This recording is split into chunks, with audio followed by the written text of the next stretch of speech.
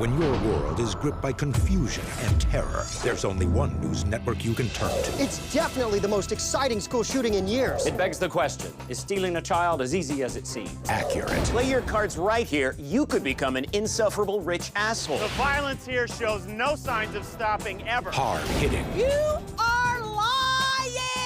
With over a century of broadcasting experience, 407 channels, 9 billion viewers across 811 countries, and cameras watching over 80% of the world's population, the Onion News Network is news without mercy. These are some of the biggest stories we're tracking on our news radar at this hour. The nation's interns are striking for more experience. A new report finds 200 million man-hours are lost each year to untangling headphones. And the Supreme Court has unveiled new matching jackets. I'm Brooke Alvarez. You've just been cleared to enter the Fact Zone.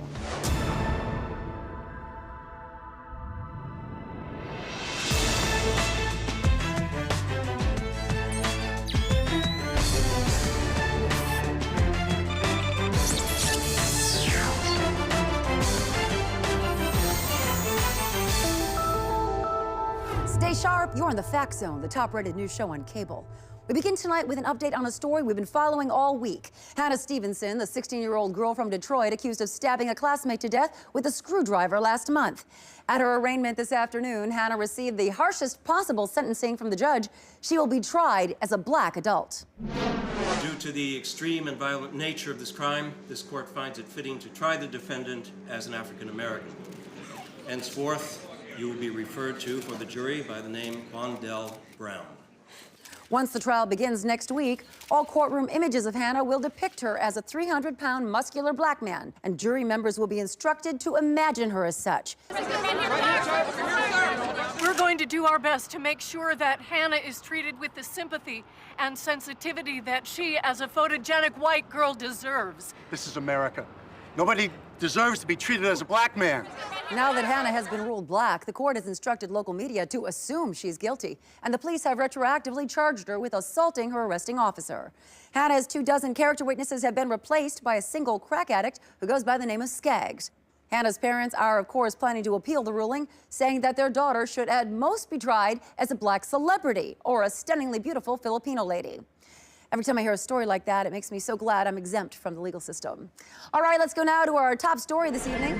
The State Department has announced that North Korean leader Kim Jong-il has agreed to suspend his country's nuclear program in exchange for the lead role in the next Batman movie. For more on this story, let's go now to our senior White House correspondent, Jane Carmichael. Jane, what exactly led to this deal? Well, Brooke, it's the result of 6 weeks of high-level talks in Geneva that began after Kim Jong-il sent Secretary of State Clinton several elaborate oil paintings he had made of himself in a Batman outfit. Oh, a clear signal that he was ready to talk. Yes, that's right, but the negotiations were very contentious. Apparently, at first, Kim said he would only shut down his reactors if he could play every part in the film. His spokesman conceded that point last week.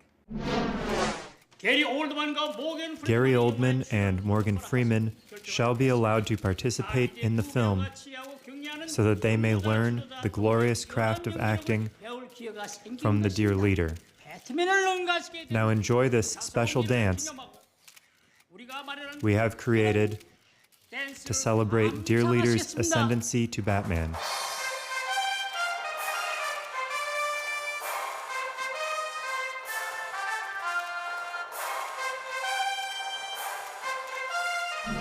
Kim also gave up his demand that the movie end with Batman fighting a monster named Nodong Jimseong, a kind of lizard creature who grows large and complacent as he drinks the blood of Gotham City's worker class. Now, Jane, I understand that Kim even agreed to reveal the locations of North Korea's notorious hidden uranium plants. Yes, that's right. He finally relented, but only if Celine Dion was cast as Alfred, and the two could record a song to play over the end credits of the film. All right. Well, thank you, Jane. You know I have some suits I'm not using anymore if you want them. Thanks, but I'm fine. Oh, never hurts to add a little bit of color. All right, for some expert analysis on this story, let's go now to the Fact Zone's first responders. When news happens, they're on the scene with analysis faster than anyone else. Hello again, first responders. Now, this deal with North Korea represents a huge shift in the Bush administration, which refused to even discuss Batman with Kim Jong-il. Is this a wrong move? Absolutely a wrong move. I mean, we need to eliminate North Korea as a nuclear threat, yes, but it's not worth meddling with something as beloved as the Batman franchise. Kim Jong-il doesn't have the body of Christian Bale or even Val Kilmer. So, David, you disagree? Yes, I mean, I think it's risky, but it could pay off. I mean, look how moving Mahmoud Ahmadinejad was in the off-Broadway production of The Cherry Orchard last year. He was phenomenal. Oh, amazing. Well, so what you're saying is we shouldn't ignore the possibility that Kim Jong-il could be fantastic as Batman. Exactly. He has extensive acting experience, and he's done several North Korean superhero films, most recently as The Glorious Laborer, where he plays a machine shop worker by day and also a machine shop worker by night. But he still doesn't have the buns to play Batman. Well, America wants its Batman to have an apple bottom. That's true, but another concern about this is what do we do if Kim Jong-il takes the role and begins enriching uranium anyway? Well, that's where I think we need to require him to shoot an alternate ending in which Batman is beaten up and then cries like a little baby. Then we can use that as leverage against him. It was a mistake not to do that. Yeah, all right. Well, you know, as part of the agreement, Christian Bale will actually be taking over Kim Jong-il's duties as leader of North Korea while the film is shooting. Christian Bale is very cruel. He is hot, but those people have suffered enough. Absolutely. All right. Thank you, first responders. As usual, you make me look attractive by comparison. The new Batman film is due out next year with Kim Jong-il's suggested title, National Batman Hero for the Betterment of Economic Self-Sufficiency. All right, we have an update now on missing Onion News Network reporter Susan Merriweather, who was kidnapped in Afghanistan last week. Her Taliban captors have just released the first video of Susan, and I'm being told, tragically, that she looks just terrible. FactZone's own Tucker Hope has those photos now over at the high-definition recon wall. Tucker. Thank you very much, Brooke. Now, we should warn our viewers at home that Susan's kidnappers have not allowed her access to a hair and makeup team, so these images are very disturbing. Oh, it is just tragic to see her like this. It is. Susan, of course, was one of our most attractive reporters, and we all remember how radiant she looked during her coverage of the 2004 tsunami. She made that tsunami, really? Yes. Unfortunately, not looking her best here, as you can see. Oh, God, Tucker, what did they do to her hair there? Well, I actually consulted with some top salons, and apparently Susan has been denied access to volumizing products, which would account for the alarming amounts of flatness you see both here and here. It is just hard to comprehend how anyone, even a terrorist, could treat a TV personality's hair that way. It is, and we all just pray that the terrorists show some mercy and give her a quick powdering before they release more images. Yeah. The tears and blood are really starting to make her cheeks look shiny. All right, Tucker, thank you so much for that report. I'm assuming you'll bring us details as they come in. Of course, Brooke, that's all I really live for. I don't understand why they had to take her instead of one of our hairy, pale print journalists. Last week, Carmine, Washington lost a true hero when firefighter Sam Kelty was tragically killed in the line of duty, saving the life of Melanie Wilkerson. On the Onion News Network's Today Now this morning, Jim and Tracy interviewed Melanie for the first time about her dramatic rescue. I'm so thankful to Mr. Kelty for saving me. Oh, he made such a sacrifice, didn't he? Now, obviously, a lot of people are hearing this incredible story and wondering, was it worth it? Will Melanie now become as great a person as Sam Kelty was, or would it have been better if she had died in the fire? Now, Melanie, nothing you've done in your 15 years of life will justify the death of Sam Kelty. What are you prepared to do to show that his death was worth it? Well, you maybe want to be a hero, Melanie, or maybe join the fire department and carry on Sam's work. I haven't really been thinking about it. You haven't thought about it. The doctor said I should focus on getting better. Have you ever saved a life, Melanie? No.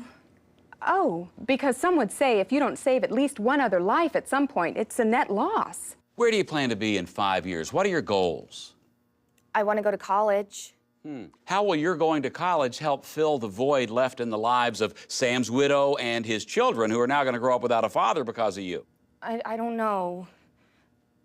My mom said there must be a reason why God wants me on this earth. Oh, so it's up to you to figure out what God wants you to do, or you'll be letting down God himself. Well, Melanie, of course, we can't know yet whether or not your life will measure up to the tragic loss of Sam's, but what we do know is that Today Now has commissioned the building of a 20-foot bronze statue of Sam to be put on your front lawn as a constant reminder of the man who gave his life to save yours. You're welcome. And here in the Fact Zone, we'll be charting Melanie's every misstep. Okay, now it's time to find out what you say.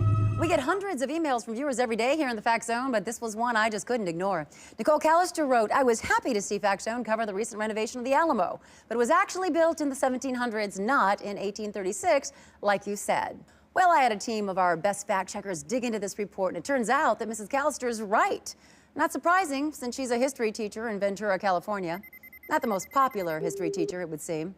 Our reporters talked to a few of her students yesterday who described Mrs. Callister as boring, super annoying, and in a common criticism, ugly. We do, however, admire your persistence in tracking down our error, Mrs. Callister. Glad you were able to fit us into your active social calendar, which our computer experts found is comprised mainly of looking at recipes online or working on jigsaw puzzles alone in your kitchen while your husband, Peter Callister, says he's at the office but is actually in a Red Roof Inn in Pierpont Bay having an affair with a woman he met on Craigslist. Of course, we both know that your fixation on the Alamo really stems from the fact that you once visited the attraction with your mentally handicapped son, Arthur, who it's clear now will never grow up to be an architect as you once naively hoped. If you have a compliment or criticism for us, as always, we encourage you to contact us on our website. All right, time for a quick break now, but we are tracking a lot more stories here in the Fact Zone, including that big scandal over French President Nicolas Sarkozy dry humping his wife on the floor of the UN. Stay with us. I just don't see why it was a problem. You're back in the Fact Zone. We have an incoming news blast for you now on kidnapped reporter Susan Merriweather. The Onion News Network has airlifted a team of hair and makeup artists to the Kandahar region of Afghanistan, where the al-Qaeda terrorists are thought to be holding Susan. They're about to be parachuted into the mountains below, where we hope they will also be kidnapped by the terrorists so that they can provide the styling expertise Susan so desperately needs. Such an important assignment. Our thoughts, of course, are with them. Now let's turn to Tucker at the touchscreen with our daily briefing. Hey, Brooke. Hey, Tucker, you just came back from the Touchscreen Correspondent Awards where you took second place, correct? Thank you so much, Brooke. It was an honor to be nominated. Well, you will always be #1 around here, Tucker, at least when it comes to the touchscreen stuff. Wow, thank you so much. Yeah. It's an honor just to be All right, here. Tucker. Okay, let's start off in Washington, where Deputy FDA Commissioner Steve Hoyer made an announcement today urging Americans to, quote, just eat a goddamn vegetable once in a while. You just buy a bag of fucking carrots and you eat them the way you'd normally eat a package of hot dogs, okay? You usually stand in front of an open fridge door shoving them in your fat face cold. Well, then just do that with a carrot. It's that fucking simple. Jesus Christ. According to AIDS, Hoyer is hoping to build on recent initiatives, including the Maybe Don't Melt Cheese Over Every Meal project and Breathe Between Bites, What Are You, a Pack of Animals program. Now over to California, where state officials are now requiring sex offenders to wear lightly tinted eyeglasses and cut-off denim shorts whenever in public. California Senator Dianne Feinstein applauded the new measure, saying, quote, now anyone who encounters one of these individuals can immediately tell he's a pervert and take appropriate action. However, the law has sparked outrage among sex offenders who gathered outside the California Capitol building this morning in protest. Well, there's nothing inherently wrong with wearing a snappy pair of jean shorts, but being told that you have to wear them, that's unconstitutional. Couldn't they have made the tank top a half mesh shirt? Some states are taking the bill further, requiring sex offenders to grow a wispy mustache, wear white high-top sneakers, and if balding, grow their hair to shoulder length. And some exciting news for Vice President Joe Biden fans. CBS has announced that the long-defunct Joe Biden Band will reunite to play this year's Super Bowl halftime show. The Vice President's band, which he describes as psychedelic rock meets surf, dissolved over creative differences shortly after releasing the 1982 album PB and Joe. But Biden and guitarist Avery Hansen have agreed to rejoin to perform such classics as The Girl in the Coconut Bikini and Having a Moon Party for the Super Bowl crowd. Sounds like a lot of fun for all you Biden heads out there. Brooke. Thanks, Tucker. You bet. I never listen to much popular music myself, just opera and disaster movie soundtracks. All right, now let's turn to some political news. A new poll shows Sarah Palin's presidential prospects are being bolstered by the public's morbid curiosity about a Palin White House. In an Onion News Network survey, 62% of Americans said that even though they don't support Sarah Palin's politics, they would consider voting for her out of a perverse desire to see what would happen if she were the president. Joining us now is Onion News Network political analyst Jason Copeland. So, Jason, are Americans really sickly fascinated enough to propel Sarah Palin into the White House? Well, it's looking possible right now, Brooke. In one sampling, 2,000 lifelong Democrats were asked, what's the worst that could happen if Sarah Palin were elected president? Don't you kind of want to find out? And more than 80% of them responded, God, I'm so sorry, but yes. Oh, yeah, they can't help themselves. Exactly. Yeah. Respondents said they also simply needed to know who Palin would put into the Supreme Court, and top guesses there included Fox News personality Greta Van Susteren, cowboy actor Sam Elliott, and Wasilla, Alaska auto mechanic Gary, no last name. Well, Oprah Winfrey actually got the bug as well. Last week on her show, she endorsed Palin and then changed her mind, saying it wasn't worth the cost, but then changed it back again, saying, you only live once. Yeah, that was some interesting television. She was so exhilarated by that. Of course, the Republican leaders have already begun to generate campaign materials for the speculative Palin 2012 run. And just today, Senator Mitch McConnell of Kentucky made a statement. He said, having Palin in office would be like a 4-year-long whitewater rafting trip. It might kill us, but if it doesn't, innocent will end up with a lot of crazy-ass photos. So. Any response from the Palin team and all this? Yes, actually. Just today, the Onion News Network approached her camp and asked her about her plans for office. And they didn't give us a statement, but they did give us a choose-your-own-adventure book that they've created. You can see in there that she could annex Mexico, change the drinking age to 14, create a federal mandate for all Americans to learn to skin animals. It's a pretty fun read. Well, I've never personally been a fan of other powerful women, but I'll be watching. Thank you, Jason. Thanks, Brooke. Reminds me of when Lindsey Graham was elected just because everyone in South Carolina thought it would be hilarious. Now, regular Fact Zone viewers know that we sometimes like to take a break from the hard-hitting headlines and bring you a snapshot of American life. So let's turn now to Onion local affiliate WONN5 from Pennington, Illinois for tonight's Eye on the Nation.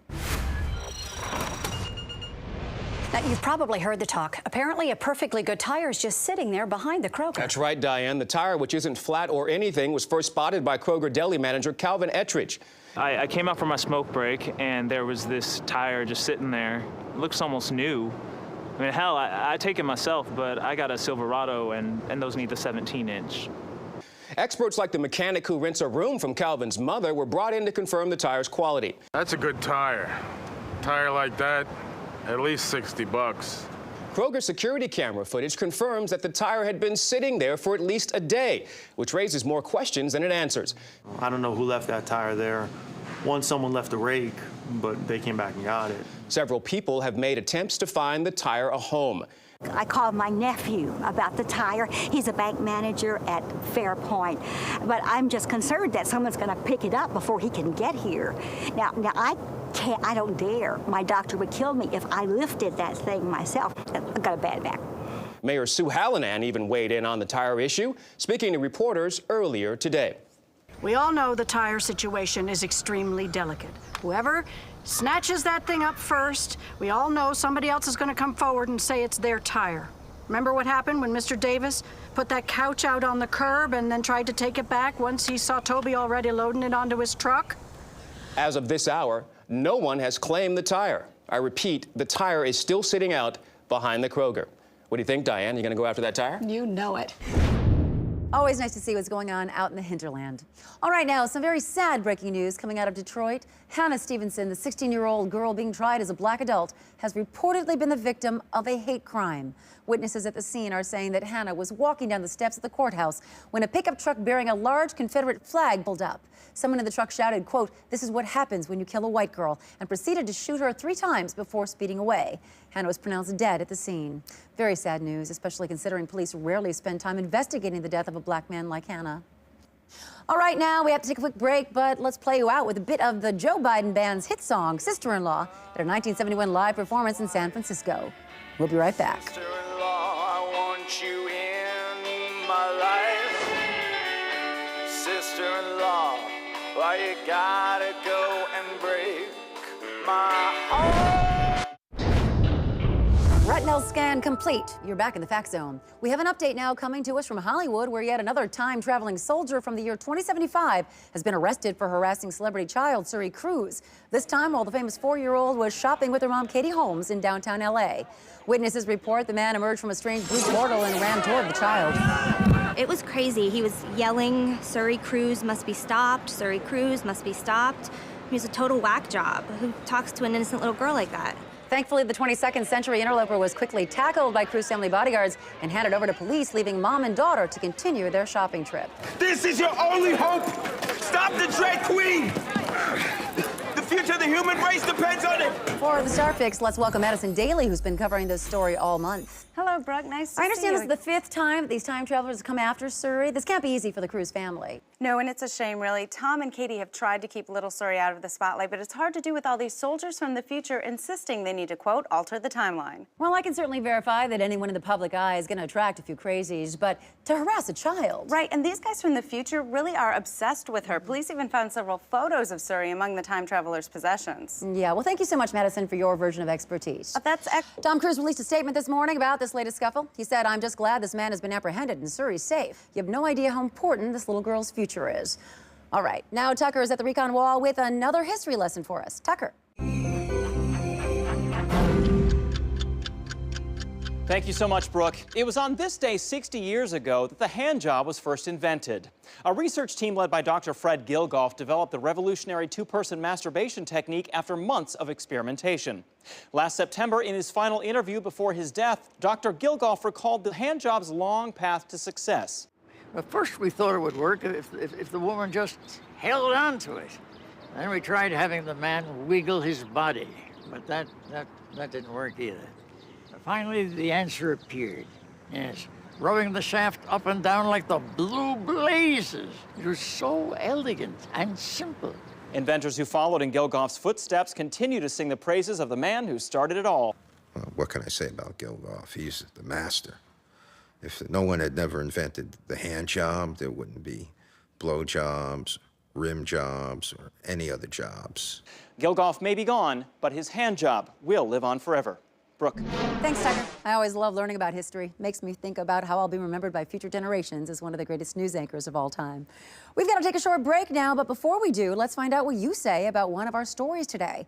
A lot of feedback is coming in from fans excited about Vice President Joe Biden's band playing the Super Bowl. Jennifer H. said, if Joe and the boys ever come through Wichita Falls again, tell them to bring back my panties. I love you, Joe.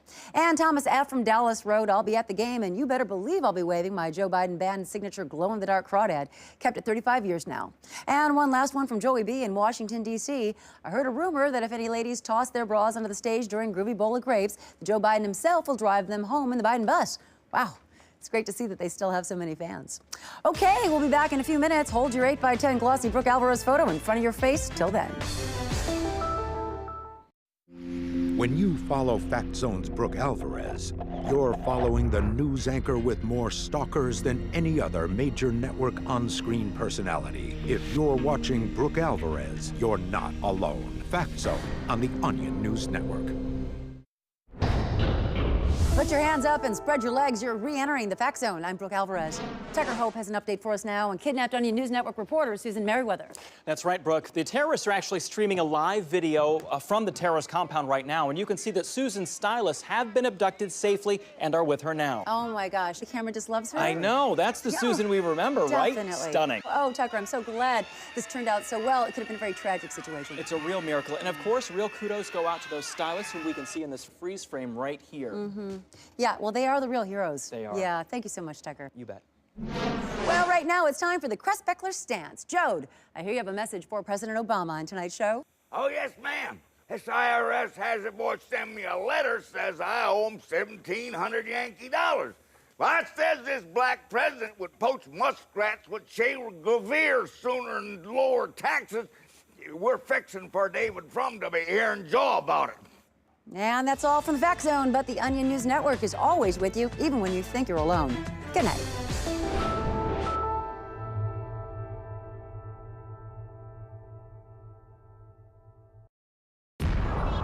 This is the Onion News Network, a 24-hour non-stop news assault.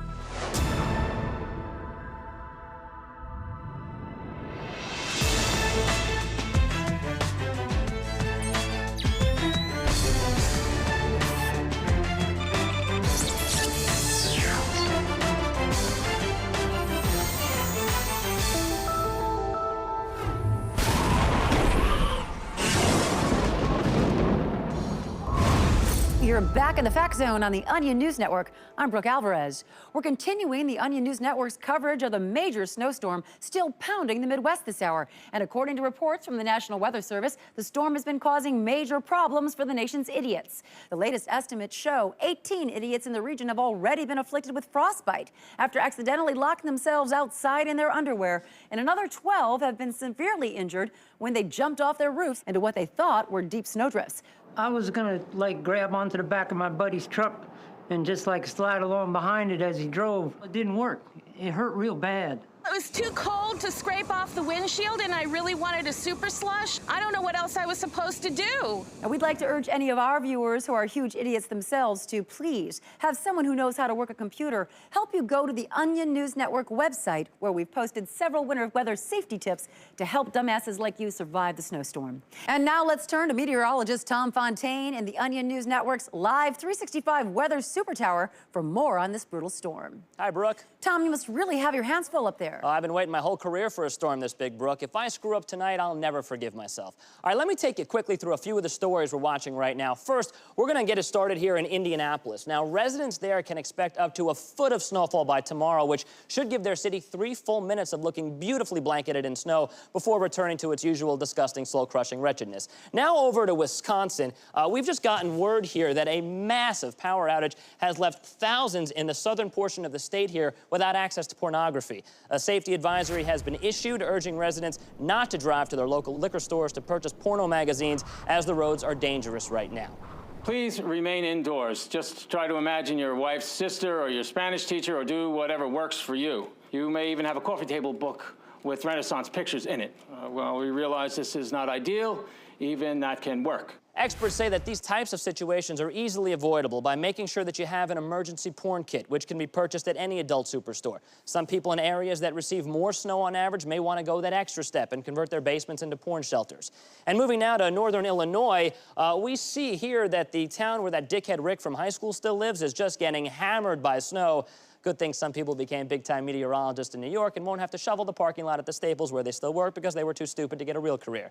And this is a really heavy, wet snow. So with all that extra weight Rick's put on since being elected most athletic in the senior superlatives, he should be careful because he might very well have a heart attack and leave fatherless those 3 dumb, ugly kids he had with that bitch Stacey Grimaldi.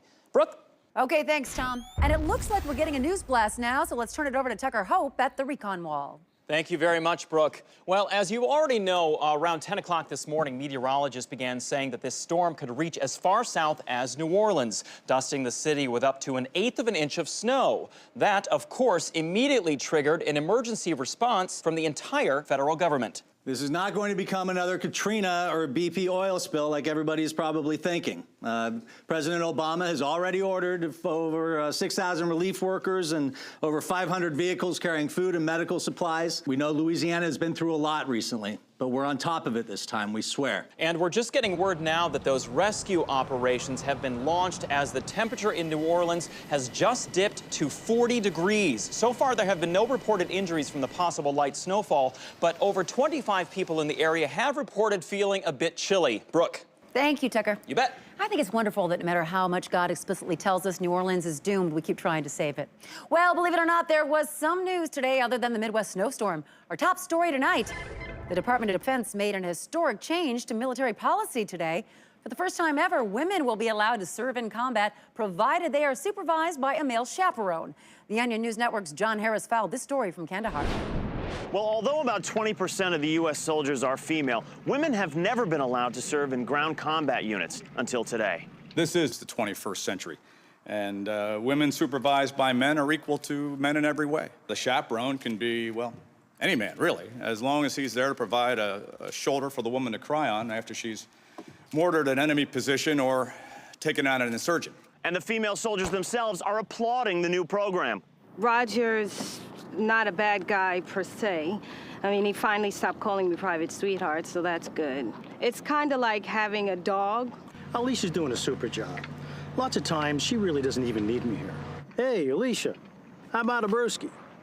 The military is currently seeking men for the Chaperone Project. No experience is necessary, and you will split the female soldier's salary with her. For these women in the military and their male chaperones, it's the end of a long march toward equality. You go, girls. From Kandahar, I'm John Harris. Thank you, John. All right, if you're not able to form your own opinion about this issue, don't worry. Let's go to the Fact Zone's first responders for some expert analysis. Hello, first responders. Hello. Well, this program has undergone some criticism because they send out the male chaperones without requiring them to undergo any kind of sensitivity training. Duncan, what's your take on that? Well, I think this is a real problem. If the female soldier is taking cover from enemy fire, but then thinks about how that makes her feel, and then wants to analyze why she feels that way, the chaperone's not going to know what to say. She's going to get upset, and they're both going to get killed. Laura Lee, do you agree with this? No, I think that the women need the extra training. They need to be taught how not to go falling in love with these male chaperones, because you know that's going to happen. Well, that's an interesting point now. But, you know, another criticism with this program, of course, is the price tag. It's going to cost the taxpayers $760 million a year to pay for these chaperones. Jason, is that worth it? Well, we really don't have any other option now, Brooke. I mean, if we take away the chaperones, the Pentagon will have to look into the big lashy doe eyes of the female soldiers and tell them they can't fight anymore. It would just break their hearts to have to do that. that. Another criticism this program is coming under is, of course, the requirement that the female soldiers have to cook dinner for their chaperones every night. Yeah, but that is only fair. If the chaperone's been saving your life all day long, the least you could do would be to make him a chicken dinner or a shepherd's pie just to say thank you. I think that there should also be a requirement that they give the male chaperone a massage if he looks tense. Well, you know, an op-ed piece down in the Times this morning did say that this program could face some of the same problems as a short-lived tether program that was tried during the Gulf War. What do you think of that? Well, that did keep the female soldiers from wandering into enemy fire and getting hurt. There were just a few kinks to work out. Well, whether they're tethered or not, I think that all women should have a male chaperone. I've had one for the past 5 years, and he has kept me safe. Well, you have a little first-hand experience with that, then. Oh, tons. Raymond is wonderful. Really? I'd be absolutely lost without him. All right, thank you so much for your great insight, first responders. And Duncan, is it true you have 4 books coming out this week? 5, actually. 5? Wow, you're a machine. I'm still working on my autobiography. I've got about 30,000 pages done so far. But keep at it. Yeah, I will. Okay, we need to take a short break right now. Keep it locked in the Fact Zone, where we are continuing to track that superstorm wreaking havoc on parts of the country. We're just getting an update that an Ohio man has miraculously survived a harrowing 3-block walk through the blizzard to get some Popeyes. Stay with us.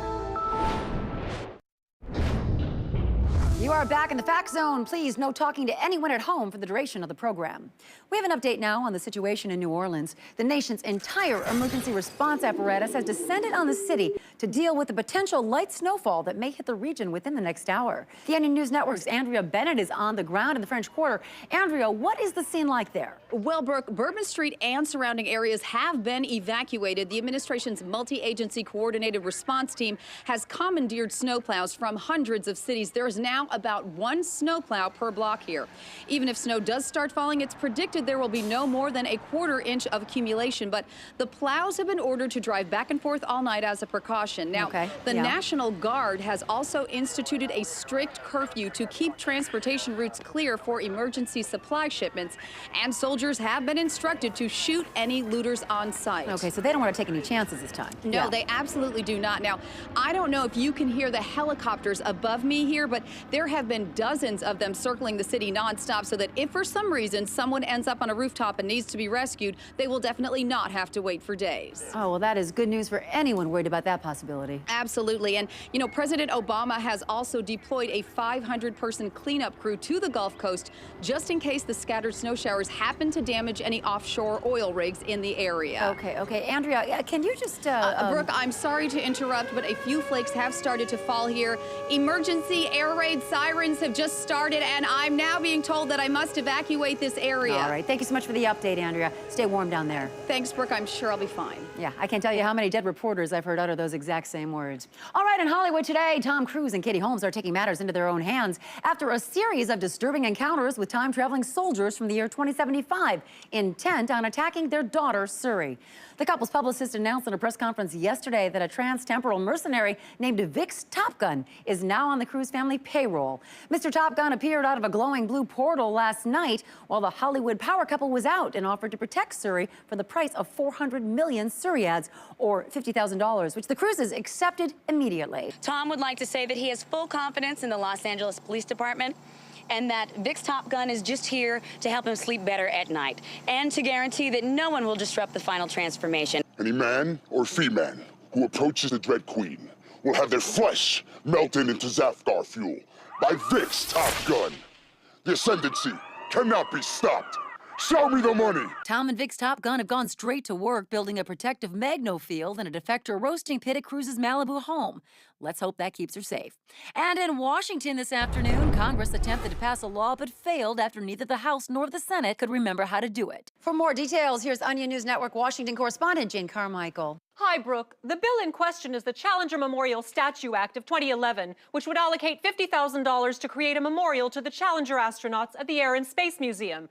The bill has unanimous support from both Republicans and Democrats, but unfortunately it's been so long since they actually passed any legislation that not one person in Congress remembers the protocol for making a bill into a law. Well, Jane, you'd think as lawmakers they'd be passing bills all the time. Well, they introduce a lot of bills, but then usually they get held up in questioning the motives and patriotism of whoever proposed them. But didn't they just pass 1 or 2 bills last year? They did, but each time they had to go to former Senator Chris Dodd to help them through the process. He was apparently the go-to guy for that kind of thing, but now that he's retired... Well, why can't they just call him? Well, they did reportedly, but he told them, quote, "I don't work there anymore and I'm not about to do charity work." At that point, several senators tried to go online to find instructions on bill passing, but then quickly became distracted updating their Twitter feeds with disparaging remarks about political rivals and checking Facebook to see if they had any new supporters. Well, it seems that Congress is in the middle of an emergency policy session to try and jog their memories. Let's just take a look at that now. As I recall, we say aye, and then as long as nobody says nay, the bill is passed into law. I know somebody hits a gavel. I concur. I also remember a gavel being involved at some point. Well, in that case, I move that we look up stores where we can buy a gavel. Let the record reflect that we have decided to figure out where we can get a gavel from. Mr. Chairman, I have a question. I think, don't you have to tell me when to talk? Oh, right. You can have the floor. Good. Now, once it's ready to be passed into law, we email it to the president, correct? I don't know. We probably have to glue it into a book where all the other laws are. That makes sense. Wait, isn't there a Library of Congress? Yeah. The book with all the laws must be in the Library of Congress. I move that we find out where this library is. Does anybody know? No. I have no idea. Dang it. Oh, it looks like they aren't having much luck. No, but they'll keep trying. Next, Congress will try saying the law on TV to see if that makes it official. And after that, they'll have all of the bill's supporters stand in a circle and shake hands with one another simultaneously to see if that works. Yeah, well, let's hope they figure it out. And remember, Jane, eyeliner can work wonders. We have to take a quick break now, but first let's check in with another of the Onion News Network's live 365 weather cams, this time from Iowa. Okay, looks like a lot of snow there. We'll be right back.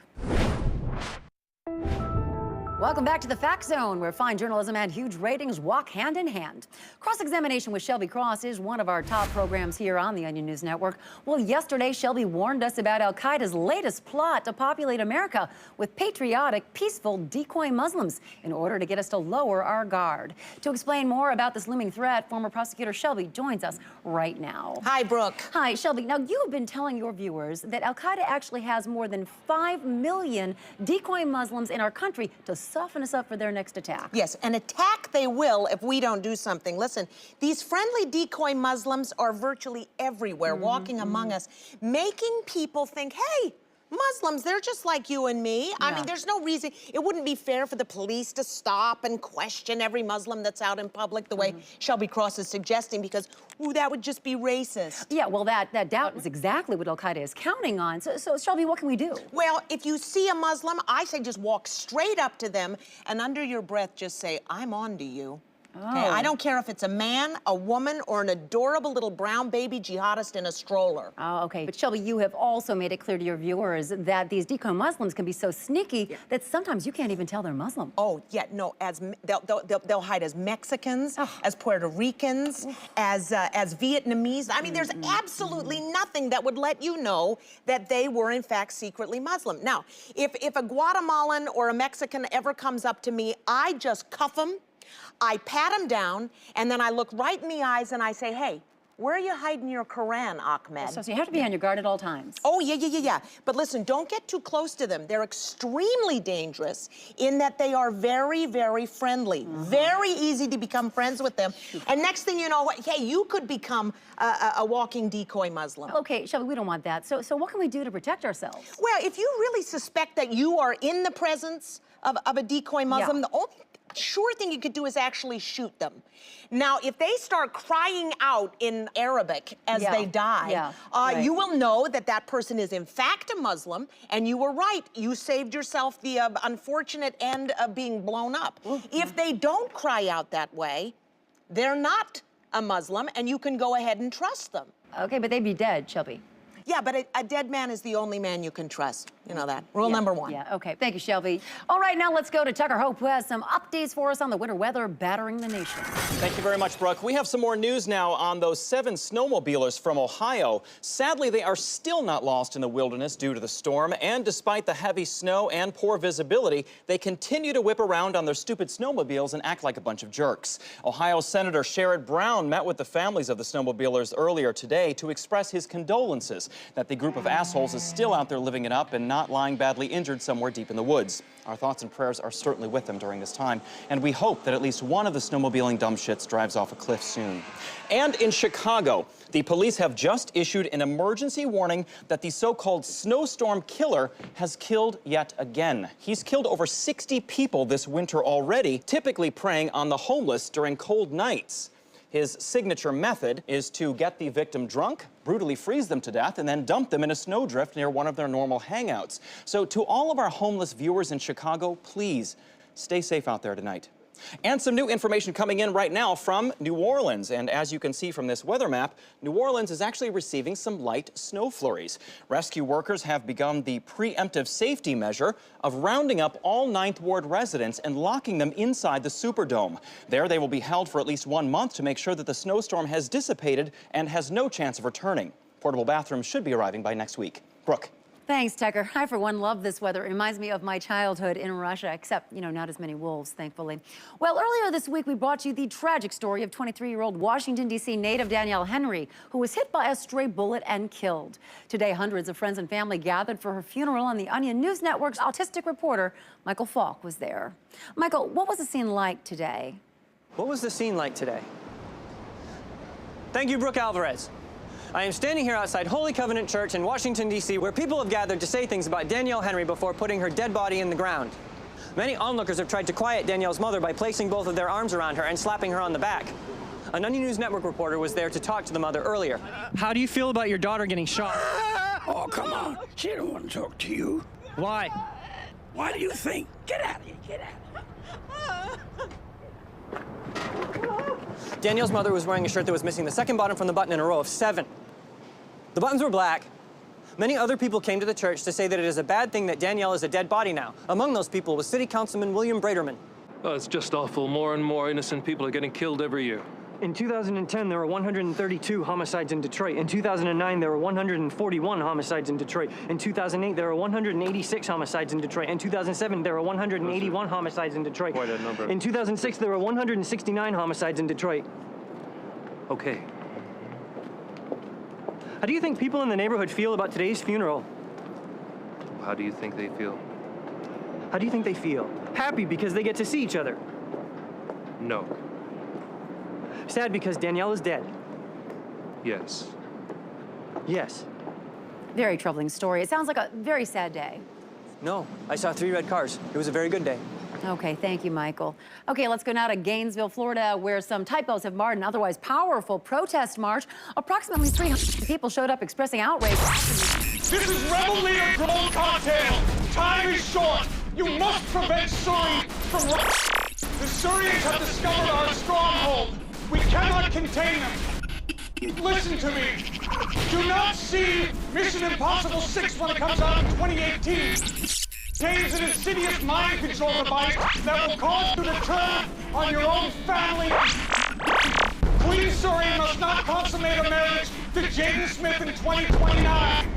It must be stopped at all costs. Well, I couldn't agree with you more. And I agree with you. Tonight on Concurrence Roundtable. You are absolutely correct. I couldn't have said it better myself. Have I told you how vibrant you're looking lately? Excuse me, can I finish before someone says something absolutely brilliant? The sparks fly as 3 experts agree entirely on solutions to the recent violence in Afghanistan. No one could even argue with that. Your logic is flawless. My logic was based on a point you made earlier. I have nothing to add to what you're saying, and I agree completely. How can someone so handsome also make such cogent remarks? Concurrence Roundtable, tonight at 11 on the Onion News Network. Thanks for tunneling your way under the fence and back into the Fact Zone. Don't forget, every night this week on the Onion News Network, tune in for our special miniseries, Dumb in America, a 5-part television event exploring the lives of America's dumbest people and asking what it means to be dumb today. Tonight's episode focuses on people who frequently get their heads stuck in things. Definitely make sure not to miss that one. All right, now I'd like to take a moment to talk about something that's been in my sights. Being a journalist is as much about what not to cover as it is about what you put on the air. So I just wanted to address the Memphis murderer who keeps sending me letters wondering why I haven't mentioned him on the air. Sir, you're really gonna have to step up your game if you want this network to report on your repeated, though I'd hardly say serial killings. It's 2011. The days when someone can strangle a few hookers and expect it covered on the highest-rated news program on cable television is long gone. Dead prostitutes? The only thing more expected would have been a string of identical secretaries with the same hair color as your ex-wife. You want a serial killer nickname? Earn it. Impress me. Do something that's never been done before. Take out the treasurer of every state assembly coast to coast. Kill 20 Swiss Olympians and make a raft out of their severed limbs. Something, anything that shows an ounce of creativity. Listen, obviously you're trying, okay? But you're just gonna have to try a little harder if you want me to pay attention. I'm not some family member of one of your victims. I'm Brooke Alvarez, the undisputed world news leader. Okay, that's all the time we have for you today in the Fact Zone, but we do have Jode Kressbeckler standing by. Hey, Jode, how about all that snow? I likes it.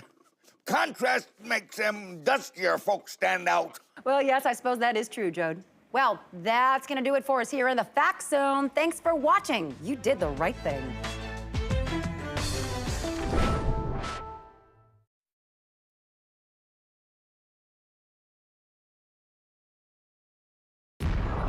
This is the Onion News Network, controlling what you see and when you see it.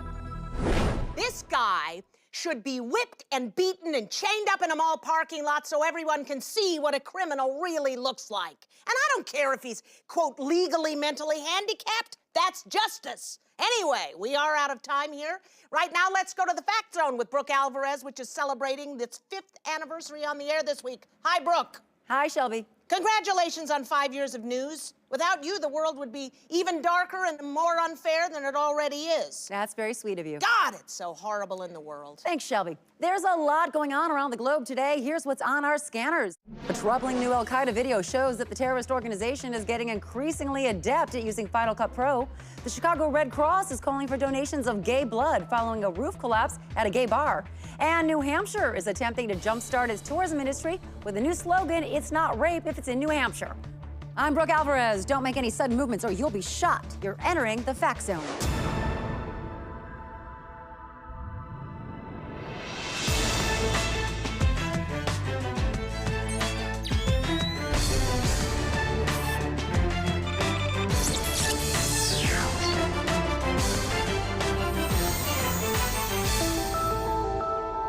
We're celebrating our 5th anniversary this week, and we couldn't have done it without all of you at home on your couches, sitting in silence, absorbing every word I say, navigating your lives around the information I feed you. I'd say thank you, but really, you're the ones who should be thanking me. Now, let's get on to our top story. Residents of Granton, Kansas are breathing a sigh of relief after a heroic student stopped a potential school shooting this afternoon. Onion News Network reporter Jeremy Lee is standing by live outside Roosevelt High School with more. Jeremy, tell us what happened. Well, Brooke, school officials are reporting that sophomore Will Tracy had few friends, dressed in black, listened to strange music, and drew disturbing artwork on his notebooks. Luckily, before he could orchestrate a school shooting or obtain a gun, he was shot and killed by Trevor Wilson, a high school football star and last year's junior prom king. Thank God. I understand this happened in the lunchroom? Yes, according to witnesses, Will walked into the campus cafeteria and sat down alone to begin eating his lunch. Chilling. Yes, and it was at that very crucial moment that Trevor Wilson took control of the situation and removed a handgun from his jacket and fired 3 times into Will. How brave. Yes, Brooke, and rather than seeking shelter or calling for help, Trevor then fearlessly walked over to Will's body and then fired 9 times into his neck and chest. Incredibly brave, facing down someone who could have easily become unhinged and violent at some point in the future. Yes. Now we have a camera phone video of the harrowing incident taken by a student. Let's go ahead and take a look at that. Oh my God, someone's shooting! Wait, that's Trevor. Oh my God, Trevor Wilson? Oh my God, he's so cute holding that gun. Trevor, wait! Trevor, come back! Thank goodness someone like Trevor was on hand to subdue Will. It sounds like Will was a real outcast. Yes, Will had reportedly been posting on an internet message board about quote-unquote stopping some of his classmates. In other words, he was a ticking time bomb. That's right. Trevor made this statement to the press earlier today. I was just thinking, don't stop. Punish this freak.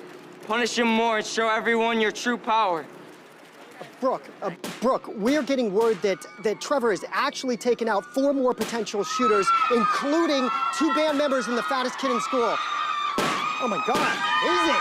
Just incredible. It's good to see young people out there following through with something. All right, now let's head over to Tucker Hope at the Recon Wall. Hello, Tucker. Hi, we've had a great time walking down memory lane this week, haven't we, Brooke? Oh, we absolutely have. You know, it's always a treat looking back at the various Tucker Hopes we've had here at the Fact Zone. Well, I had some pretty big shoes to fill after the previous Tucker Hope. Yeah, well, out of the 7 Tucker Hopes we've had, you rank somewhere near the top. Well, every day that I get to be here is an honor, and I just hope that there are many more days of being Tucker Hope ahead of me. We'll see. All right, well, Octomom Kate Gosselin and Michelle Duggar had better step aside because a new mother of multiples is stealing the spotlight. Zorla Gorgalon was living an extremely private life in Tularosa, New Mexico until last Saturday when she gave birth to 352 babies. Unlike most of her counterparts, apparently Zorla wasn't taking any fertility drugs. She told hospital staff she was, quote, just a regular human woman who got lucky. Also, unlike other multi-moms, Zorla seems to be shunning the spotlight. This morning, as the Gorgalon clan left the hospital and headed back home, Zorla refused to speak to reporters. Leave my brood alone. Now, with her husband Belox off at war, some critics have voiced concern that Zorla will be raising her 352 children alone. But most Americans are expressing support. I love her. She's a mom and she's fierce. I saw this clip of her feeding her babies. She ate about 40 pounds of raw silica and then she regurgitated into the babies' mouths. I heard that her babies aren't big criers, you know? That's amazing, like they hum in unison. This is one family we'll be excited to watch in the months to come. Now, before we move on, Brooke, in honor of your 5 years of grace and poise at the helm of the Fact Zone, I've put together this modest tribute. She's been called the most powerful woman in news, as strong as a lioness, as beautiful as a dream. For those fortunate Tucker, enough I'm going to have to cut you off there. Oh, sure. We've got a breaking news blast coming in now. We're going live via telephone with reporter Don Abrams in San Francisco, California, where we're being told that a woman is crying on a train platform in front of dozens of other commuters. We're seeing live security camera footage of the crying woman, and she does look very upset. Don, are you there? Bring us up to date on the situation. Brooke, this was just a normal train station until a few minutes ago when this woman began loudly crying and making everyone extremely uncomfortable. It started as a muffled, heavy-breathing, relatively easy-to-ignore whimper, but has now developed into full-blown sobbing. Don, it sounds like a very awkward situation there. It is, Brooke. Everyone is making eye contact with each other as if to ask, what's her deal? And no one quite knows if they should do something. I think it's safe to say commuters at this train station have not been this uncomfortable since 2004 when a mother slapped her child for dropping his juice box. Don, we're receiving a U-News cell phone video now of the crying woman. Okay, she doesn't appear to be drunk or insane. That rules out the 2 primary causes of crying in public. What else could it be? It's unclear at this time, Brooke. Maybe someone she knows suddenly died. Perhaps she just lost her job. Have you made eye contact with the crying woman at all, Don? No, I have not. I've been very careful not to do that. Every time I glance in that direction, I pretend to read a community college advertisement on the wall or look for a clock. Are you going to try to talk to her? The woman is now walking right toward me. Don, can you hear me? I'm here, Brooke. She's now standing just a few feet away from me. I have to pretend like I'm talking about something else. Yes, it was a fun party. Everyone was there. Goodbye. Well, thank you, Don Abrams, for that report. So sad to see someone expressing emotion like that. All right, we have to take a quick break right now, but stick with us. We have a lot more stories on our radar, including that report from the Secretary of Education linking the nation's falling test scores to Allison wearing that sweater. To everyone at the Fact Zone, congratulations on 5 great years. I know you could destroy my political career and my personal life on a whim if you wanted. Just crush me like a folksy eggshell. Thank you for not doing that yet.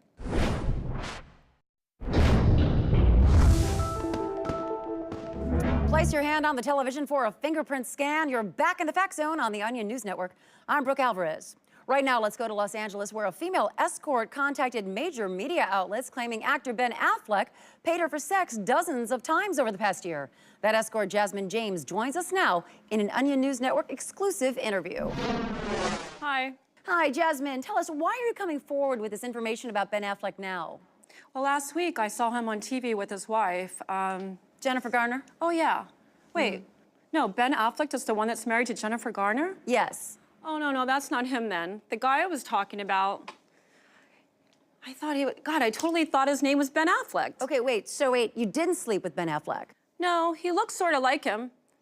Ooh, what is his name? Okay, but you did engage in sexual acts with some Hollywood A-list actor in exchange for money, correct? Oh, yeah, lots of times. He's like got brown hair and he's like really cute. Okay. And he's like late 30s, 40s. He always sort of kind of plays the handsome guy. Was that Matt Damon? No, not Matt Damon. What is his name? Okay, viewers, if you think you know whom Jasmine might have slept with, post it on Twitter. It will display it here on screen. Oh, you know what he was in? He was in a movie like about time travel. Okay, we're getting some suggestions here. Terminator, Primer? No, I don't think so. Is it John Cusack? No, this guy's more of a guy's guy. You know, he's like longer hair and he's like really into anal. Okay, was it Ethan Hawke? No. Orlando Bloom? Who is he again? Orlando Bloom, the guy from Lord of the Rings, the elf. No, this guy was like more built. I remember because he kept wanting to choke me and I kept telling him to ease up a bit, you know? Yeah. Oh, what is his name? B? B? Yeah. Was that the first or the last name, Jasmine? Last? Okay. Gerard Butler? Pierce Brosnan? I mean, I said Orlando Bloom, right? I'm covering all the B's here, Jasmine. Eric Bana.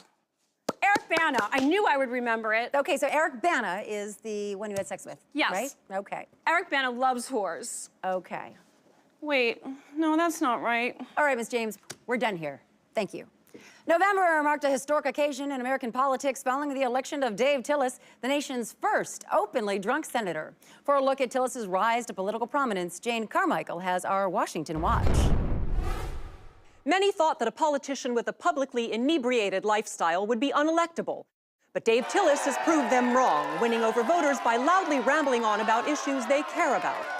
Everybody's got to know that drunks are Americans, and we love America! And we want to make it awesome! Oh my God, let's do this! Let's be a senator! I love you guys! Tillis' total fearlessness and lack of inhibition seemed to speak to voters. This week, those supporters had something to celebrate as Senator Tillis proposed his first piece of legislation, the All Bus Stops Should Have Shelters bill. Every day, thousands of Americans take the bus, and sometimes they can't make it to their home because their eyes are closing, right? Right. But does that mean you deserve to wake up in the snow? Hell no. Let's make a shelter on that bus stop, on all bus stops, for when you're sleepy. Ow! This idea is genius! Tillis said he's thankful for the opportunity to serve the nation. People see me on the street and they're like, that's Dave Tillis, and he's drunk and a great guy. He'll give you the shirt off his back. And he's my senator. In Washington, I'm Jane Carmichael. What an amazing step forward for the drunk community. And right now, we have an update coming in about multi-mom Zorla Gorgolon. Apparently this afternoon, Miss Gorgolon signed a deal with the TLC television network to star in a new reality show called 352 Mouths to Feed. And to talk to us about the new show, we've got Zorla Gorgolon herself here for her first public interview. Thank you so much for joining us, Zorla. And those are your children right there. They're already walking. They must grow to build the ship. Well, they're just beautiful. Our minds are one. My thoughts are their thoughts. Must be this way to return to FedEx sector. Now, Zorla, let's talk about 352 mouths to feed. I've been told that the network had to agree to quite a payout to get you to do the show. You requested 800 liters of radioactive cesium and liftoff clearance from the local airport at a moment's notice. You must be harvested for energy. All right, well, you saw her first, folks. Amazing multi-mom Zorla Gorgalan. All right, we need to take a short break now, but in the meantime, make sure to log on to the Onion News Network online and check out the full text of a new report that finds 90% of things are popular because people are bored at work. Don't stray far from the Fact Zone. Congratulations for 5 years of Fact Zone. As a little gift for your achievement, we donated $5,000 to the charity to end childhood obesity in your name. We know how much you hate fat children. You're back in the Fact Zone, and I'm Brooke Alvarez. Well, a dangerous new trend among teenagers is sweeping the nation and landing some in serious legal trouble. Jean Ann Wharton takes us beyond the facts. It's called toping, short for isotoping, illegally enriching uranium. A new report says 1 in 5 teens is doing it, and that has many parents worried. The sleepy town of Woodview, New Jersey was rocked last week when 6 teens were arrested for conspiring to sell enriched uranium to foreign nationals for the purpose of making a nuclear weapon. Guys come in saying, oh, I made 24 kilograms of uranium, oh, I made 82 kilograms of uranium, and it's like a big competition. The school was tipped off when football coach Ron Shipley saw some paraphernalia in the locker room. I mean, at first, I thought maybe he was just, separating some U-238 isotopes to develop a nuclear energy program or something, but you can't be too careful nowadays, Were you shocked when you found out? Well, you never think it's your kid who's going to go sell enriched uranium to a rogue nation. When Tim Drucker's parents searched his bedroom, they found a tunnel to a 74-acre underground centrifuge in the backyard. We didn't want to be the kind of parents who went snooping in his room, reading his communiques with arms dealers, anything like that. And then there's the Facebook factor. Many students have gotten in trouble when photos of so-called toping parties have wound up online. What's causing the rise in teen toping?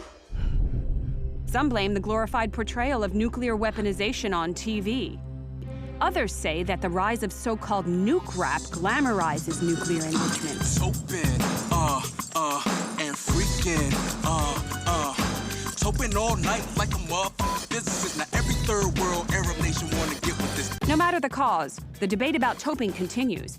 Is it as dangerous as some contend, or is it just a case of kids being kids? For Beyond the Facts, I'm Jean Ann Wharton. Scary what kids can get into these days. Reminds me what my husband, Thomas Pynchon, is always saying. A young body will ramble till it hits the wet brick and wakes up bloody nose and a faded skin.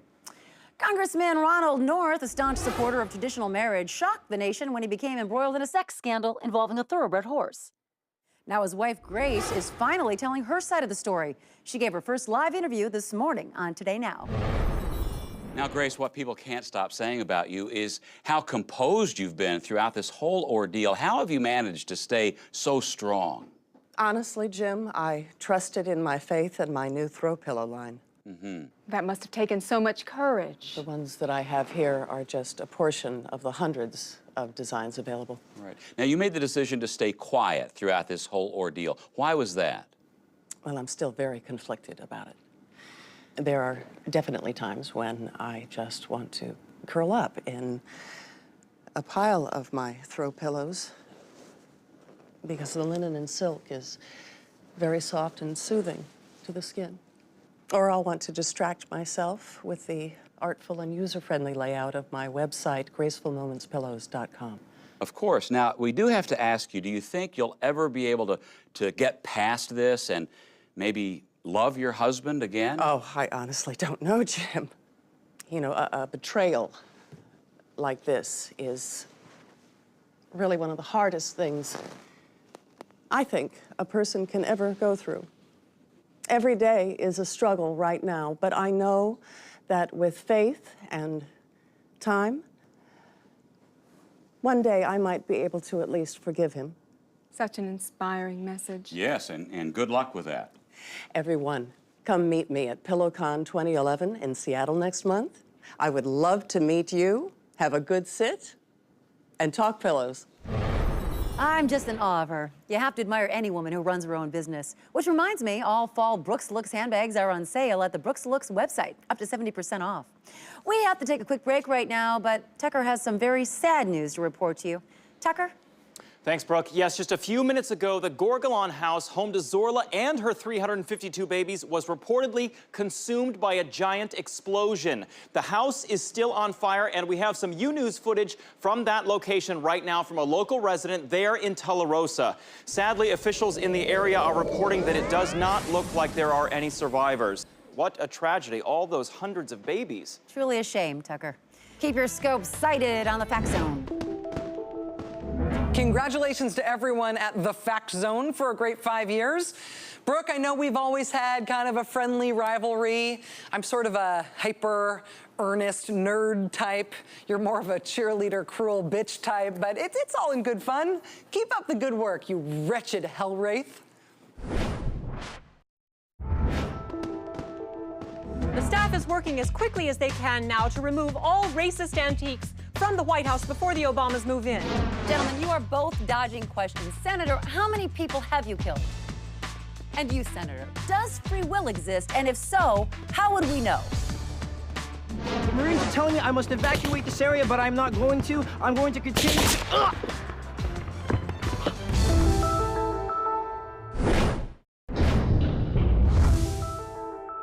We have some very urgent breaking news coming into the Fact Zone right now. The nation has descended into chaos after just moments ago it was discovered that the United States Constitution expired in 1987. The discovery was apparently made when an employee at the National Archives was cleaning the Constitution's hermetically sealed case and noticed an expiration date printed on the bottom right-hand corner of the document. Right now, the White House is attempting to quell the nationwide panic that's erupted. We urge everyone to please remain calm while we try to create a new framework for the organization of the United States government. I will take your questions now, but be advised if I don't like your question, I may kill you with this gun, as there are no laws anymore, okay? All right, we're getting reports now that rioting has broken out throughout the nation as millions of Americans have suddenly realized that they are no longer beholden to any authority. Let's go live to John Harris in New York City. John, tell us, what is the scene like out there? Pandemonium, Brooke. People taking full advantage of having absolutely no legal enforcement here on the streets. Property being seized without repercussion. People quartering soldiers in their homes. I've seen several people being taken in as slaves already. Now, apparently, the only thing separating animals and us was this single document. Are authorities doing anything there to maintain order? Brooke, there are no more authorities. We can't even call the military in because they disbanded immediately after hearing that they no longer had a commander-in-chief. Okay, now people out here are literally driving around in tanks and fighter jets randomly. Hey, don't touch the camera. No, Samantha! John? Well, as long as our entire system of government is now null and void, I may as well take this opportunity to suggest myself as a possible future leader to rally around. Allow me to state my case. With my vast breadth of knowledge and undeniable charisma, I believe I'd make a skilled and effective commander of the post-American state. Say goodbye to the cowardice and indecision of the past. With Brooke Alvarez in charge, hunger, fear, and weakness would be but a distant memory. Those who would like to join me, meet me here at the studio, and we shall begin the task of creating a mighty new empire from the ashes of the old. The future is now, viewers. I'm your best option.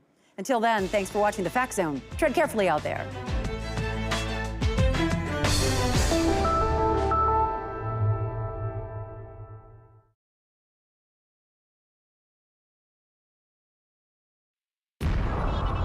This is the Onion News Network, telling you what we want you to know.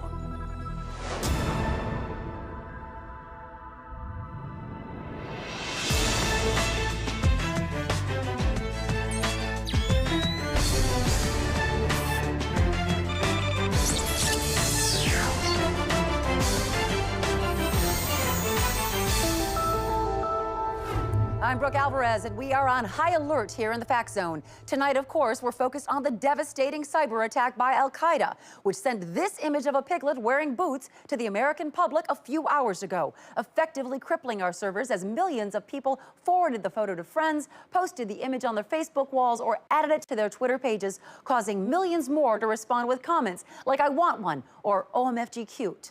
Police in hundreds of cities are struggling to maintain order in the midst of internet outages that are disabling traffic signals, ATMs, hospital databases, and hundreds of other services. Joining me now to help walk us through this is General Theodore Cotty from the Pentagon and Todd Grant from the White House. Gentlemen, thanks for taking the time to speak with us. Mr. Grant, did the administration have any advance warning on this, any chatter? Unfortunately not, Brooke. I was first alerted to the cyber attack at 4:51 p.m. today when a member of the National Security Council ran into my office with his laptop saying, "Oh my God, you have to look at this. It is so adorable." Now, General Cotty, how was Al-Qaeda able to pull off an attack of this magnitude? Well, our intelligence suggests their initial strike targeted a weak point in America's cyber defenses. 45-year-old stay-at-home mom Marianne Halberstroff of Jacksonville, Florida, who's been known to forward up to 12 chain emails and make over 40 Facebook posts about Farmville every day. So, the perfect target. Right. Within minutes of receiving the boot-wearing piglet from Al-Qaeda, she had sent it to more than 2,000 people, including her tropical fish-themed Yahoo group and everyone she was on the PTA with 6 years ago. Yes, thank God the piglet was not wearing a little hat, or the damage could be far worse. And how is President Obama responding to this attack? Well, as a defensive maneuver, he ordered the Pentagon to create a script that automatically loaded a photo of a nude elderly woman whenever the piglet photo was clicked on. Unfortunately, many citizens found it funny to send that to their friends as a prank. When we pulled it down, the nude elderly woman image was spreading 7 times faster than the piglet. All right. Now, Al-Qaeda claimed credit for the attack a few hours ago in a video released to Al Jazeera. Let's take a look at that.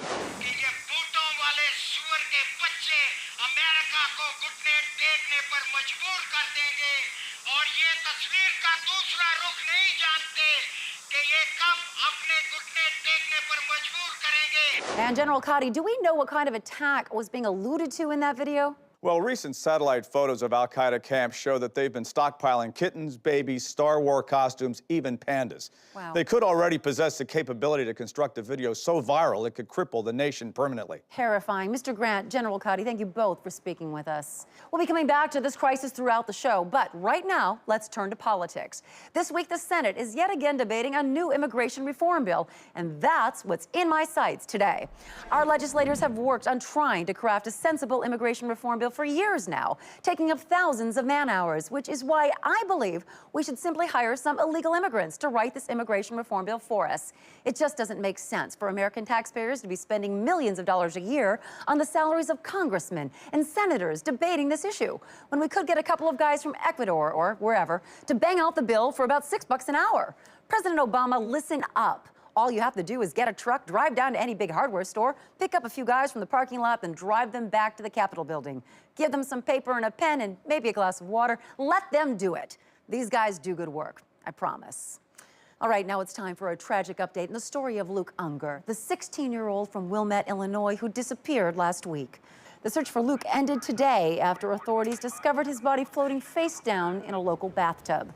42-year-old Pete Dufresne, who lives near the bathtub, told reporters he spotted the teen lying motionless in the water and quickly called police.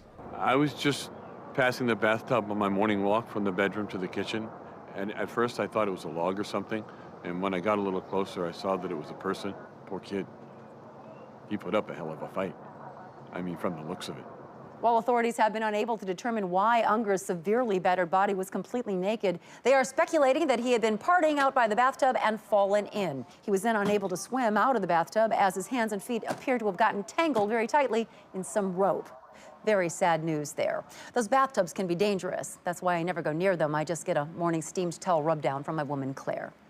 Now, before that piglet and boots attack threw everything into disarray this afternoon, Washington had been buzzing over an announcement by Senator Dave Tillis, the nation's first openly drunk politician. Pressures of public life has made me lose sight of what is really and truly important, and that is drinking. I love alcohol, and I need to recommit myself to the consuming of it. After this is over, I intend to check into the Super 8 motel off on I-95, and I'll have an entire case of wild turkey. Thank you. That is all. I love drinking. Though the drunk community has lost a leader, Tillis has paved the way for other groups. Republican Victor Sandow, the nation's first openly cocaine-addicted politician, is currently leading in the polls for a runoff election that will be held to fill Tillis's vacant Senate seat. He appeared on Washington this afternoon, earlier today. The first thing we're gonna do is take care of this Iran thing. We're just gonna get it done with. You know, fix it. Okay. Then we'll get everyone jobs. Everyone. Sandow apparently then promised to end the AIDS epidemic in Africa before stealing all the microphones from the studio. All right, there's a bit of good news, even amidst this terrible cyber attack. While everyone is being warned to stay away from their computers, viewers in New York can still keep up with my moment-to-moment Twitter updates on the Onion News Network Times Square live wall. Okay, now, as you probably know, Cross-Examination, hosted by former prosecutor Shelby Cross, is one of the highest-rated programs here on the Onion News Network. Well, this week, Shelby's helping get Americans involved in keeping their neighborhoods safe by encouraging them to get their own justice sheds. Here's what Shelby said about the campaign on last night's Cross-Examination. Everyone needs to get a justice shed. So you have a place to throw that little juvenile delinquent you caught loitering out on the street corner, or to throw those illegal immigrants you and your neighbors round up outside the hardware store. This is not rocket science, people. If you don't already have a shed, or you're not handy with the tools, hop on down to the hardware store and pick one up. The police can only do so much, people. They are bogged down with things like finding evidence to prove someone's guilty. But look, when I see somebody I don't trust, I don't have time for all that red tape. I just call up my neighbors, Frank and Terry. We get out there with baseball bats, fishing nets, and we knock that suspect out. And we toss him in our justice shed. And then it's up to us whether we call the authorities or we just start dealing out some shovel beatings. That's democracy, people. If you don't have to limit yourself to one shed, sky's the limit. We have one viewer. This Randall F. in Branson, Missouri. He made himself a maximum security shed and a juvie shed. How about that? That's the biggest benefit of the Justice Shed, people. You are in charge. Now, since I've started this campaign, I have received hundreds of thank yous from people all across this country who are much safer because they made a Justice Shed. I want you to take a look at these. Shelby, this is the 25th criminal we've caught. We just wanted you to see us throw him in our Justice Shed. Get up. Get him in there. Shelby, our justice shed was all filled up, so we created this justice cage. It's just as good. These guys, I think we caught them shoplifting, and this is my daughter's boyfriend. Shelby, just wanted to show you the justice shed we got going. My buddy's car got stolen, and someone told us it was someone wearing a blue or red shirt that did it. So we've been rounding up anyone matching that description. So far, none of them's confessed, but we're gonna start shooting some BBs in there pretty soon, and we're pretty sure one of them's gonna break. Look, if you don't have a yard big enough to place a justice shed in, go out and get yourself a justice barrel. I don't care. The important thing is to take control of your safety by any means necessary. All right, I'm just getting word now that we have an urgent news blast coming in. Details are unclear at the moment, but it appears that Al-Qaeda has launched a second wave of its cyber attack. This animated video of the piglet in boots, now wearing ballet shoes and doing a crudely animated routine to dance on the Sugar Plum Fairy, which the piglet is also singing in a cute piglet voice. This devastating video has reportedly overloaded all remaining internet servers. I repeat, the United States is now without internet service. I don't want to cause a panic, but I urge you to stockpile food, barricade your home, and mentally prepare to kill your neighbors and family members should they turn on you. We'll be back in a moment. You're back in the Fact Zone. I'm Brooke Alvarez. If you're just joining us, a terrorist cyber attack has shut down the internet nationwide. We're getting word that with no more access to blogs or social networking websites, people are now taking to the streets to broadcast their inane opinions. The new Arcade Fire track is pretty derivative. Locavore is by far the best iPhone app. Eat locally, guys. No way, man. You gotta slow smoke a brisket for at least 17 hours. And use cedar chips. We'll continue to keep you updated on this crisis, but right now we have some breaking news coming into us from Wilmette, Illinois. Authorities there are reporting a second teenager's body has just been pulled from the bathtub at 119 Sycamore Lane. This time a 17-year-old named Rebecca Roberts. We are speculating that Rebecca saw Luke flailing in the water and jumped in to save him, perhaps underestimating the depth of the water. From the looks of the cuts up and down her body, we think she may have been dragged along the bottom of the bathtub by the currents. Pete Dufresne, who lives near the bathtub, noticed the second body floating face down while birdwatching along the perimeter of the tub. Teens everywhere should learn a lesson. It's never good to try to be a hero to save your friends when they're in danger. It never ends well. Police say Rebecca's death is the 8th accidental drowning to occur in the bathtub this year. We simply don't have the resources to post an officer at that tub 24 hours a day. We put up a sign, but it keeps getting vandalized. Such an awful story. If I was less professional, I'd probably be choked up right now. Okay, let's go over to Tucker Hope at the Recon Wall for our daily briefing. Tucker. Thank you very much, Brooke. It's a frightening time to be alive, but I feel safer just knowing that I'm here with you. Let's start off in Minnesota, where yet another celebrity sex tape has surfaced. This time, the steamy tape is an audio recording of radio star Garrison Keillor seemingly engaged in a variety of sex acts. The website Radar Online posted this 7-hour-long recording on their website this morning, and we have a clip here. All these fresh things coming out of the garden, the rhubarb are ripe, and people picking rhubarb now for weeks they've been, and strawberries. Keillor has so far made no comment about the tape, which at one point includes the Prairie Home companion Naughty Boy narrating a day in the life of a turn-of-the-century homesteader while he is believed to be receiving oral sex from 2 women. Take a listen. His mother was hanging up pots and pans after the noon dinner. The day was Friday. Don't stop. She would sweep the floor with a broom. Keep going. Let's go to St. Petersburg, Florida now, where the FDA has linked the deadly E. coli outbreak there to several employees not washing their hands after using the bathroom. FDA spokesman Steve Hoyer addressed reporters this afternoon. Take a look. I would like to, urge the American people to go ahead and wash their hands after handling their own feces. Because honestly, and maybe you don't know this, it's not safe to eat human feces. Wherever you are, wherever you're sitting, get up and go wash your hands with soap. And now moving on to Alabama, the safety of genetically modified food is once again being called into question after an ear of corn begged for death. Kill me, please. Kill me. It hurts. Kill me. St. John, the corn's creator, released a statement assuring the public that there was no danger to the food supply, and it reads, just because the corn is sentient and in constant pain doesn't mean it's unhealthy or unsafe to eat. Just ignore the corn. Brooke? Just goes to show you, Tucker, that people will complain about anything. Yes, they will.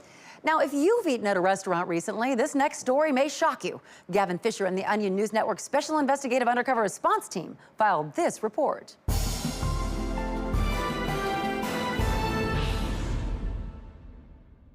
Every day, millions of Americans eat out at restaurants where seemingly nice waitresses charm and enchant them with their warm smiles and playful small talk. But are these waitresses truly nice, or are they using their feminine wiles to manipulate you, the customer, into leaving larger tips? We decided to put one subject to the test, Lindsay Kolb. Lindsay happens to work at the cafe I frequent often. She always appears to be exceedingly attentive to me and consistently remembers the way I take my coffee. But does that mean she thinks our relationship is special, or is this how she treats every customer who sits at one of her tables? The Special Investigative Undercover Response Team decided to find out. Our surveillance team installed dozens of hidden cameras inside the restaurant to gather as much data as possible. When I entered the restaurant, Lindsay seemed eager to see me. Hey there, you're back for more torture. What torture? The food. Oh, a joke. But when I took a quick reading of her body temperature using the Seared heat meter, it was not elevated like mine was.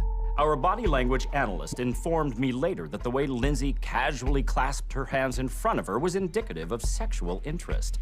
However, just 11 minutes after taking my order, Lindsay reproduced the same posture for this person, as well as this brutish-looking truck driver who managed to stall her at his table for a full 22 seconds longer than me. Confusing? Yes. Very, very confusing. We finally decided to deploy 2 undercover operatives to infiltrate the staff and procure concrete data on the matter. Hey, do you know that customer out there with the blue shirt on? Yeah, Gavin. He's a regular. I think he's into you. You like him? Who are you? Are you new? Where's Tom?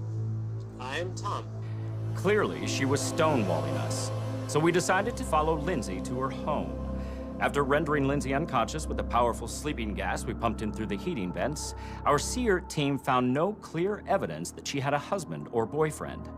We'll keep an eye on Lindsay and her type until we find out why she won't return phone calls when she's not seeing anyone. For the Special Investigative Undercover Response Team, I'm Gavin Fisher. Thanks, Gavin. We're getting an update now on the cyber attack on America coming into the Fact Zone Live. Police are now attempting to control the crowds gathering in major urban centers by using lasers to project the Piglet and Boots image onto buildings and clouds. The cuteness of the Piglet is stunning the majority of them into a silent stupor. And now we have our Fact Zone quick poll question of the day, asking whether you think the St. corn should be granted its wish to die. All right, the Fact Zone will be back in a moment.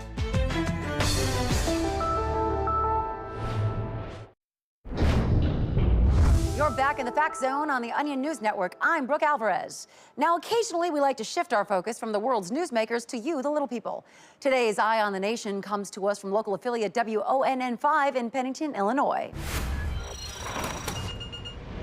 Hundreds of people turned out today to congratulate local hero John Dillo on receiving a Purple Heart and Bronze Star for his service in Afghanistan almost 20 years after he shit his pants in the middle of a social studies lesson in Mrs. Barnes' 4th grade class. That's right, Blake. The courageous action he took to protect his fellow soldiers after he was shot by insurgents is getting him even more attention than when classmates asked, "What's that smell?" Pointed directly at him and shouted, "Oh my God, Dillo shit his pants."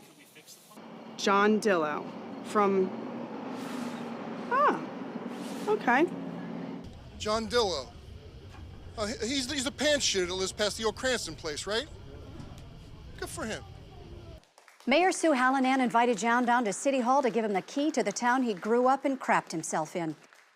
We're all so proud of you, John. No one would have imagined that the little boy who had to carry his underpants in a plastic bag and borrow a pair of old gym shorts from the nurse would accomplish so much. But John isn't just a respected soldier. The man who once shit right down the leg of his jeans into his sock donates his time and money to the American Leukemia Society. Oh, that Dillo's a great kid. He's the kind of guy I would want my daughter to marry if he could walk 10 feet without shitting his pants. Despite his injuries, Dillo says he's eager to get away from Pennington and go back to the fight. Well, congratulations, John Dillo. I know we'll see you shit out some great things in the future. Hear, hear. Amazing. That John Dillo is such a hero. I had to tweet a compliment about him. All right, we have another story out of Wilmette, Illinois, where 2 teens were dredged out of a bathtub earlier today. The bodies of 22 local teens have just been discovered in a basement less than 30 feet away from the perilous bathtub that claimed the other 2 lives. From the looks of the remains, police believe the high school students were spelunking in the underground area, lost their footing, and got stuck down there with no way of getting out. Concerned citizens are urging teenagers to exercise caution if they find themselves in a dangerous area like the basement of 119 Sycamore Lane. Well, if teens want to hang out, they should choose a safe place to hang out, like maybe the bedroom of 119 Sycamore Lane. I mean, they have soft cushions there and carpeting. Very, very sad that these teens' deaths weren't caught on camera. Would have been great for all of us. All right, Tucker, are you ready to take us back in history? Ready, willing, and able, Brooke. Today we travel back to a time when dancing wasn't just something you did when you were blackout drunk at your girlfriend's cousin's wedding. If you were a young hep cat on this day in history, 75 years ago, chances are you were doing the Lindy Hop, a dance that finds its roots in the virulent anti-Semitism that was all the rage at the time. Named for the Nazi sympathizer Charles Lindbergh, the Lindy Hop was originally invented as a way to terrorize Jewish shop owners. Dwayne Willis was young enough to see the dance's birth firsthand. Oh, sure. Well, you grab your best girl, go down to the kosher deli with your little Victrola and start swinging around in the air till you're destroying everything in sight. After the dance spread to dance halls and big band clubs, dancers started developing new moves to express bigotry toward Jews. Some of the most popular steps at the time were the fret, the money counter, and of course, eating babies. Eventually, the Lindy Hop waned in popularity, but this little dance with burning hatred at its heart will always be a part of American history. Brooke. Thanks, Tucker. The world outside is harsh and foreboding, so stay right here in the Fact Zone. After a week-long search, 20-year-old honors student Melissa Clark has been found dead, brutally murdered by... Hey, I found the body of the missing sorority girl. Let's do the autopsy. Yeah. The Onion News Network News Patrol. Now you've got all your favorite characters. Look at this. Cool. Right in the palm of your hand. I'm gonna run a marathon with no legs so I can inspire others. Now with pundit figures. It's all a symptom of loosening morals in this nation. And introducing the remote-controlled 2004 hatchback. Perfect for your mom who drowns her kids in the trunk of her car playset. Awesome! Onion News Network News Patrol action figures. Get the facts and the fun. There you are. I was getting worried. We have a new development on the cyber attack on the nation coming in now. Apparently, Al-Qaeda has just apologized to the American people for the attack. That's right. Al-Qaeda has sent an e-card to major news outlets, and Tucker has it here over on the recon wall. That's right, Brooke. I have it right here. Looks like it says we're sorry, and let's take a look inside. Some babies. A lot of babies. Yeah. Oh. And I think that there might be a video attached. हमारा इंतकाम बदखों की मार्च की सूरत में देखेगा हमारा इंतकाम जारी रहे Oh, how cute! Okay, Brooke, my producers are telling me that millions of people are searching Duckling Parade right now. Tucker, the ducklings have a friend. It's a dapper gentleman bunny. Oh, this is too cute. I've got to tweet Thomas. No, I don't think that's a good idea. No, it's just going to take a minute. It's no big deal.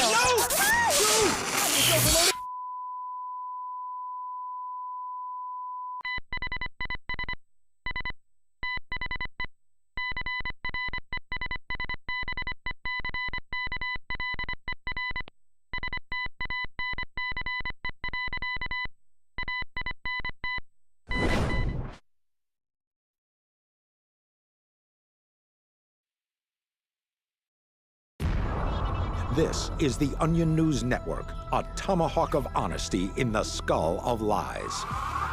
Here are a few of the stories we're tracking right now in the Fact Zone. A new federal law will require credit card companies to tell customers exactly how screwed they are. The Department of Education has announced their new cost-cutting one teacher per school program, and a new anti-obesity campaign by the American Heart Foundation has a simple message. The more you eat, the harder it is to get drunk. I hope you're not a Chinese spy, because I'm letting you into the Fact Zone.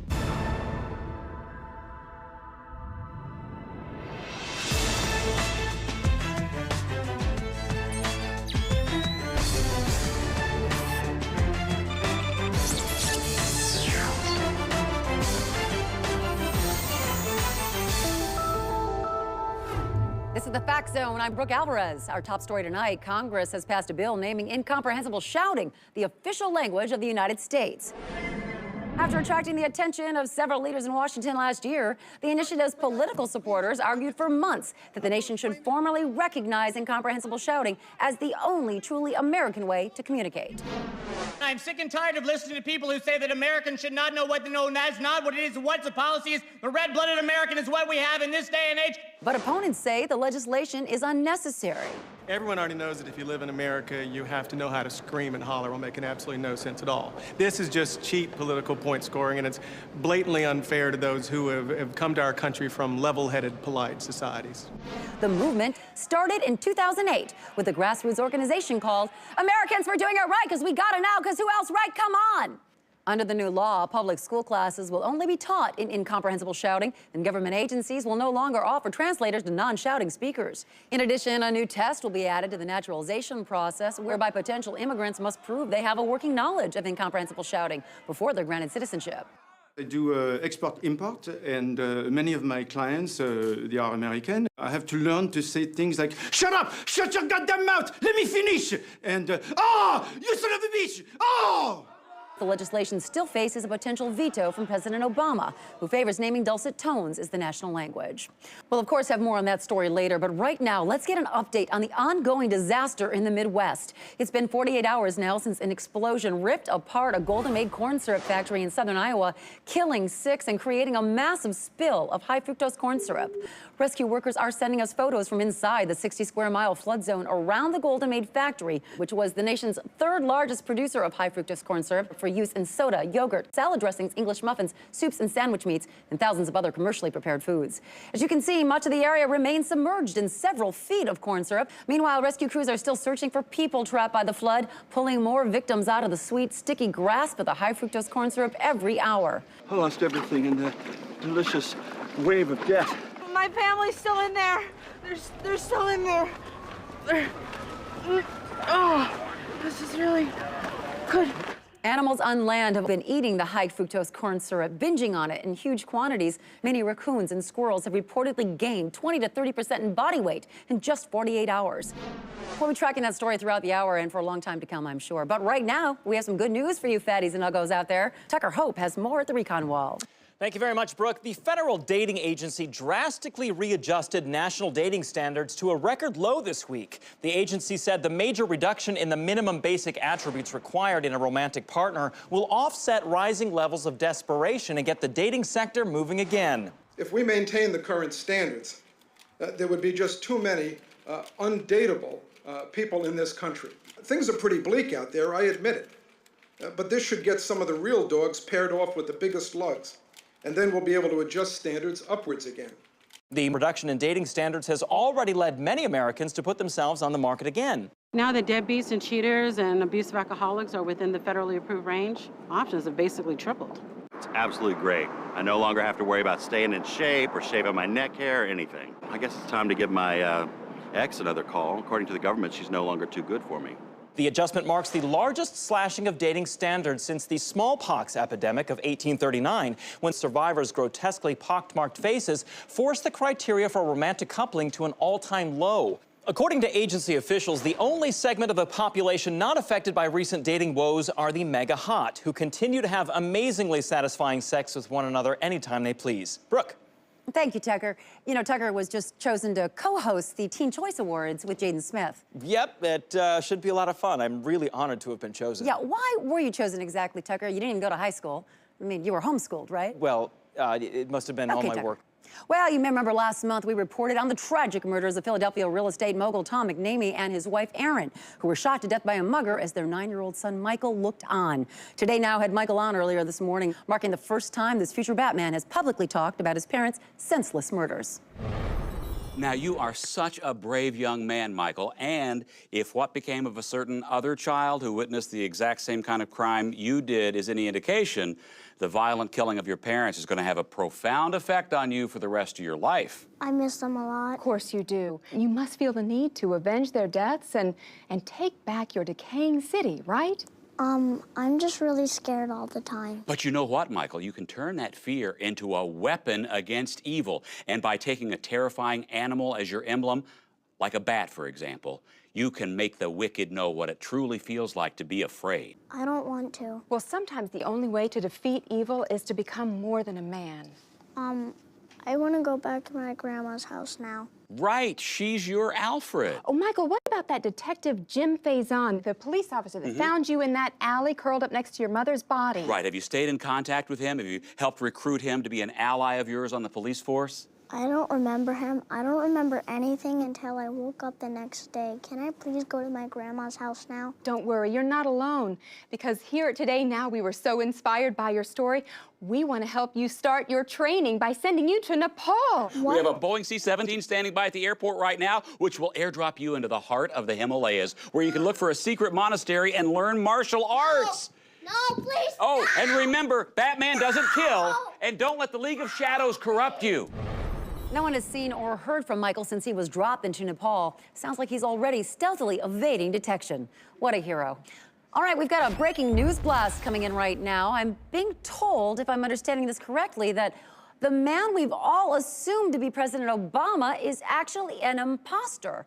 The real Barack Obama has been found locked in an attic in Bethesda, Maryland, where he apparently has spent the past 2 years chained to a radiator while look-alike waylaid all his plans for the nation and all but destroyed his public standing.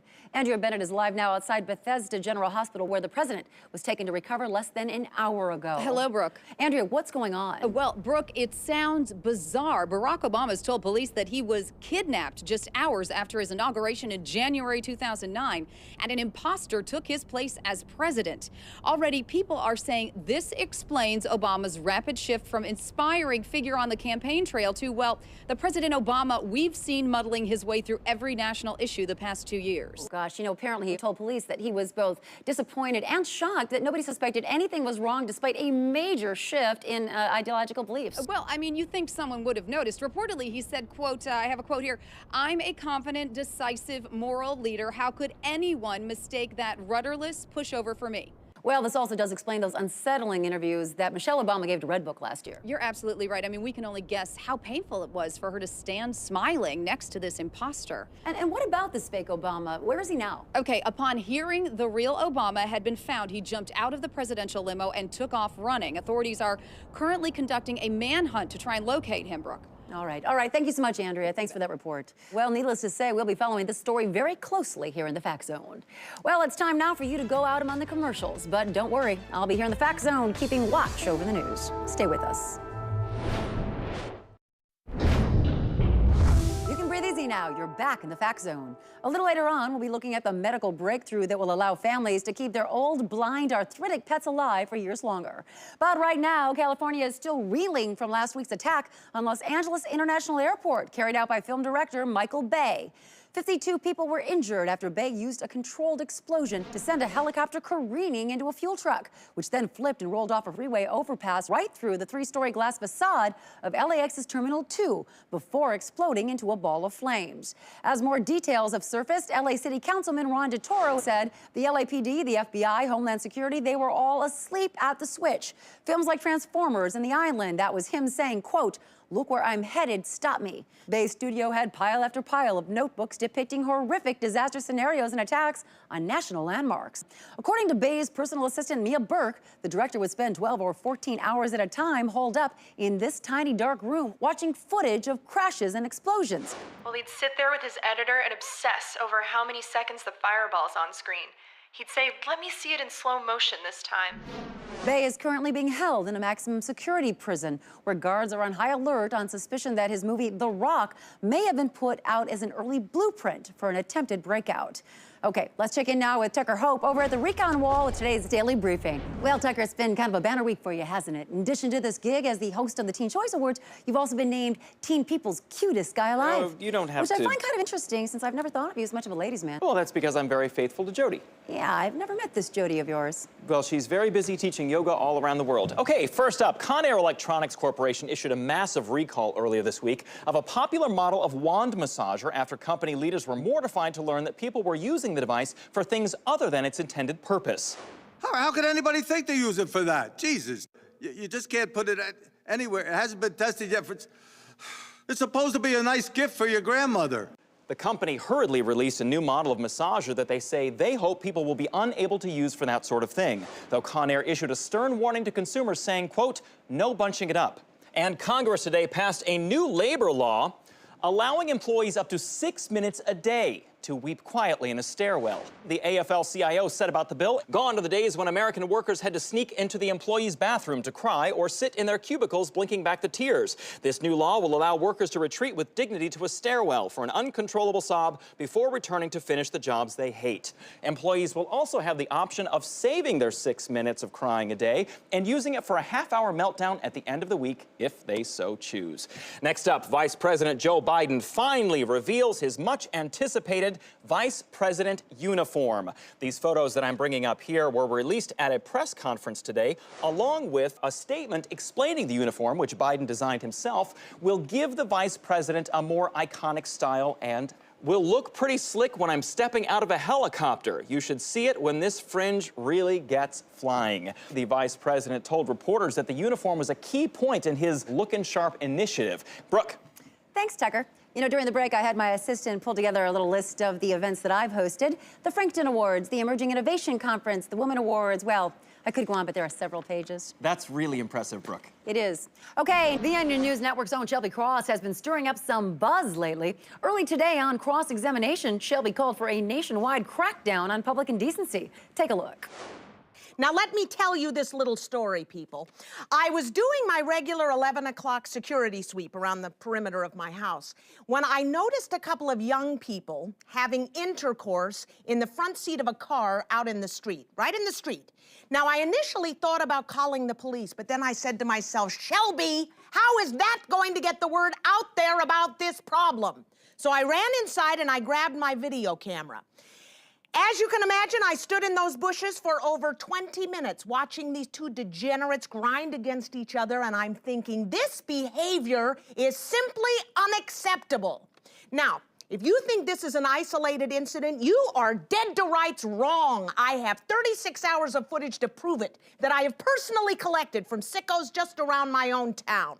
For example, I saw perverts having sex in swimming pools clearly visible from the roofs of adjacent buildings, on boats that anybody could see with a telescope, at night on the beaches where they can easily be watched by anyone hiding behind a fence wearing their night vision goggles. It's simply disgusting.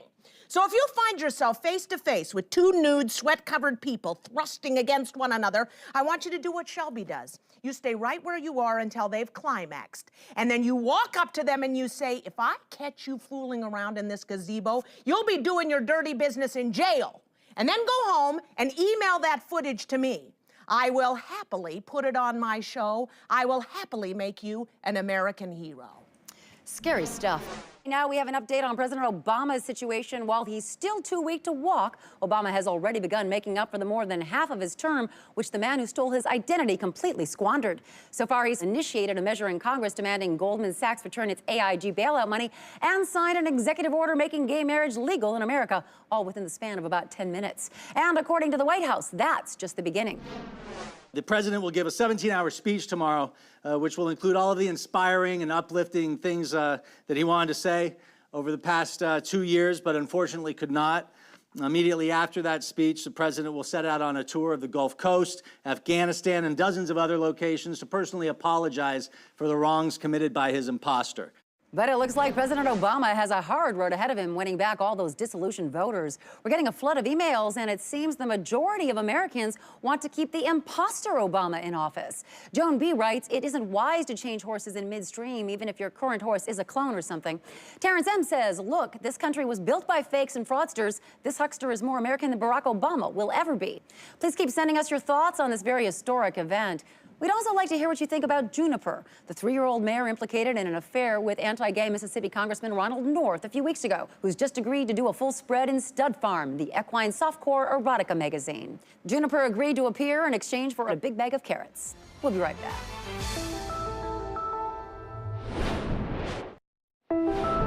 By federal legislation, this program is now available in incomprehensible shout dubbing. Press the ISD button now on the thing and call the cable person out to access the do, you stupid jerk! Ah! You've safely found your way back to the Fact Zone. Rather than focusing on the big front page stories that define our lives, let's now turn our unblinking eye on the nation toward you, the little people. Today's Eye on the Nation comes to us from WONN5 in Pennington, Illinois. Well, today was an historic occasion in Pennington. That's right, Diane. The entire town turned out to honor Paul Webster, the area's one gay man with Pennington's first ever Gay Pride Parade. Paul, a 33-year-old hardware store owner, was too shy to ask for a parade, but that didn't stop almost 2,000 residents from showing their support for his homosexuality. Mayor Sue Hallinan organized the parade and even chipped in some of her own money to pay for decorations. Well, I was channel surfing one day and I came across a program about the Gay Pride. Next time I went to the hardware store, I said, Paul, we're going to throw you a parade. And he just said, oh, please don't do that. I don't want that. I beg you. He just didn't want us to go to the trouble. That Paul. Apparently, Paul was so modest that he practically had to be dragged out of his house and into the pink limo that took him to the parade, where the whole town was ready to support him. You beautiful, gay, sexy bitch! You just go for it, girl! You work it out! You're fierce! You're the bomb! You're the gayest, most beautiful thing I've ever seen! He doesn't want to ride on the penis float. He gets motion sickness, so we're going to have him hold the reins instead. After the parade, The town whisked Paul to an information fair held at the local VFW Hall, where Paul was given pamphlets and DVDs about prejudice, AIDS, meth abuse, and other issues of importance to Paul. I think Paul felt real supported when the whole town stood next to him while Nurse Jill was giving him that AIDS test. And Pennictonians have already decided on a fairy tale theme for next year's parade. Oh, that'll be great. And if Paul has a boyfriend, they can both be dressed up as kings. Terrific idea. Nothing worse than seeing taxpayer money spent on something as frivolous as joyful celebration. In another corner of the heartland, Oklahoma announced that it will be taking a new approach to the hot-button issue of abortion. The state legislature passed a bill today making it legal for doctors to just pretend to give a woman an abortion and then send her on her way. On his radio call-in program today, Wendell Mack called the new law a win-win method for reducing the number of abortions. Let's listen.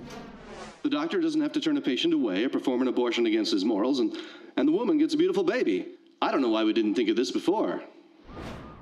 For some lightning quick expert analysis on this issue now, let's go to the Fact Zone's first responders. Paula, let's start with you. Is this law a good idea? Well, if this plan is really going to work for Oklahoma, they have to provide doctors with the proper training to perform fake abortions, and that means acting lessons. Exactly. You don't want a doctor performing a fake abortion and hamming it up. I mean, he can't be like, and now I'm removing the contents of the uterine wall. She's going to see right through that. Absolutely. Yeah. I mean, these doctors have got to be 100% believable when they pat the woman on the arm and say you can go home, but don't have any alcohol for 7 months as you heal, or, abdominal swelling is normal, whatever it is. Right. She's got to really buy that stuff. Well, an article in the Oklahoma City Journal yesterday morning actually suggested that the state go ahead and hire out-of-work actors to portray the doctors. I mean, they're already trained. As long as the woman doesn't recognize the doctor from the local community production of Nonsense, it should work. But Duncan, you're forgetting about the baby's health, which is why so many doctors plan on getting the women in for their bi-monthly prenatal checkups by telling the women that they have cancer. Oh, that's smart. Right. Well, they've got to do something to explain away the morning sickness and the dizziness she'll be feeling. And as the stomach grows, they'll say that it's a tumor that's getting bigger and bigger, but that it's inoperable, so that the women should take the next few months to eat as much as they'd like, as these are their last few months on Earth. See, I think that's a great solution, and people can complain as much as they want about how much doctors make. They really do earn it. Yeah, guys, there has been some talk, though, about the babies born from these unwanted pregnancies. What about them? Oh, my God. Once a woman looks in the eyes of this child,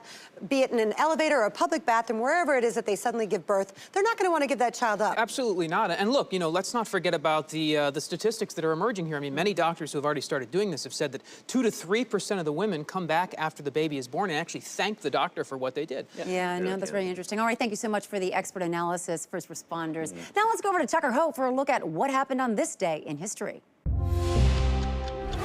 Now here's something you certainly don't hear every day. And that's because it was on this date in 1929 that fashion designers finally figured out how to eliminate the embarrassing slide whistle sound made when trousers would fall down around a man's ankles. For centuries, the history of pants had been inextricably linked with the sound of slide whistles. Historian Bruce Thompson says by the early 1920s, many had come to believe slacks simply could not be manufactured without the accompanying sound effect. Menswear scientists had hit a wall. They had become national heroes after silencing the bow tie. But men's slacks remained a sonic mystery. It was not until the early 1950s that the true culprit behind these slide whistles was discovered. Marxist revolutionaries who wanted to humiliate Americans. The communists would hide behind tables and behind bushes with a whistle, waiting for someone's pants to fall. All Americans had to do was rid the population of commie sympathizers in a series of violent raids, and the whistling was gone forever. And that's this day in history. Thanks, Tucker. Well, we need to take a quick break right now, but first, here are the results of our Fact Zone Insta poll asking how the Conair Company could improve upon their recalled compact wand massager. We'll be right back.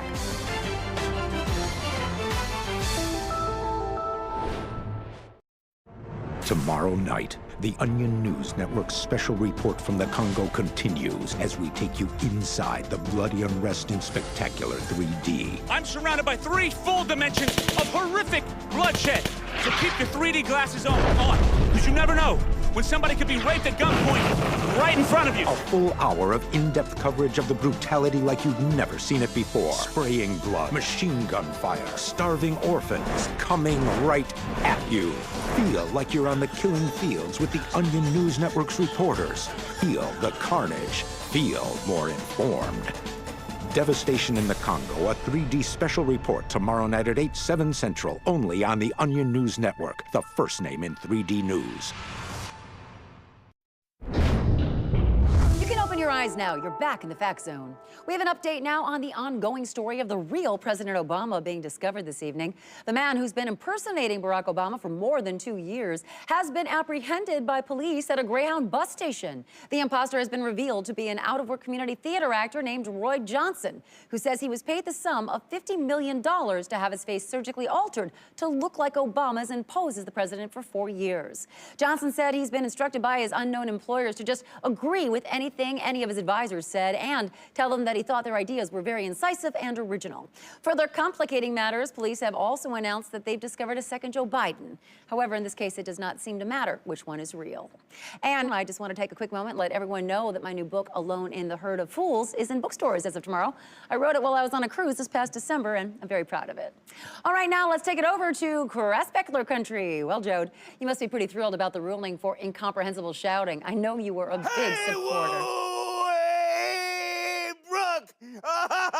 I'm happier than a whore on fat Tuesday! All right, Jode. Well said. Good night from everyone here at the Fact Zone. Be safe out there. They're all against you.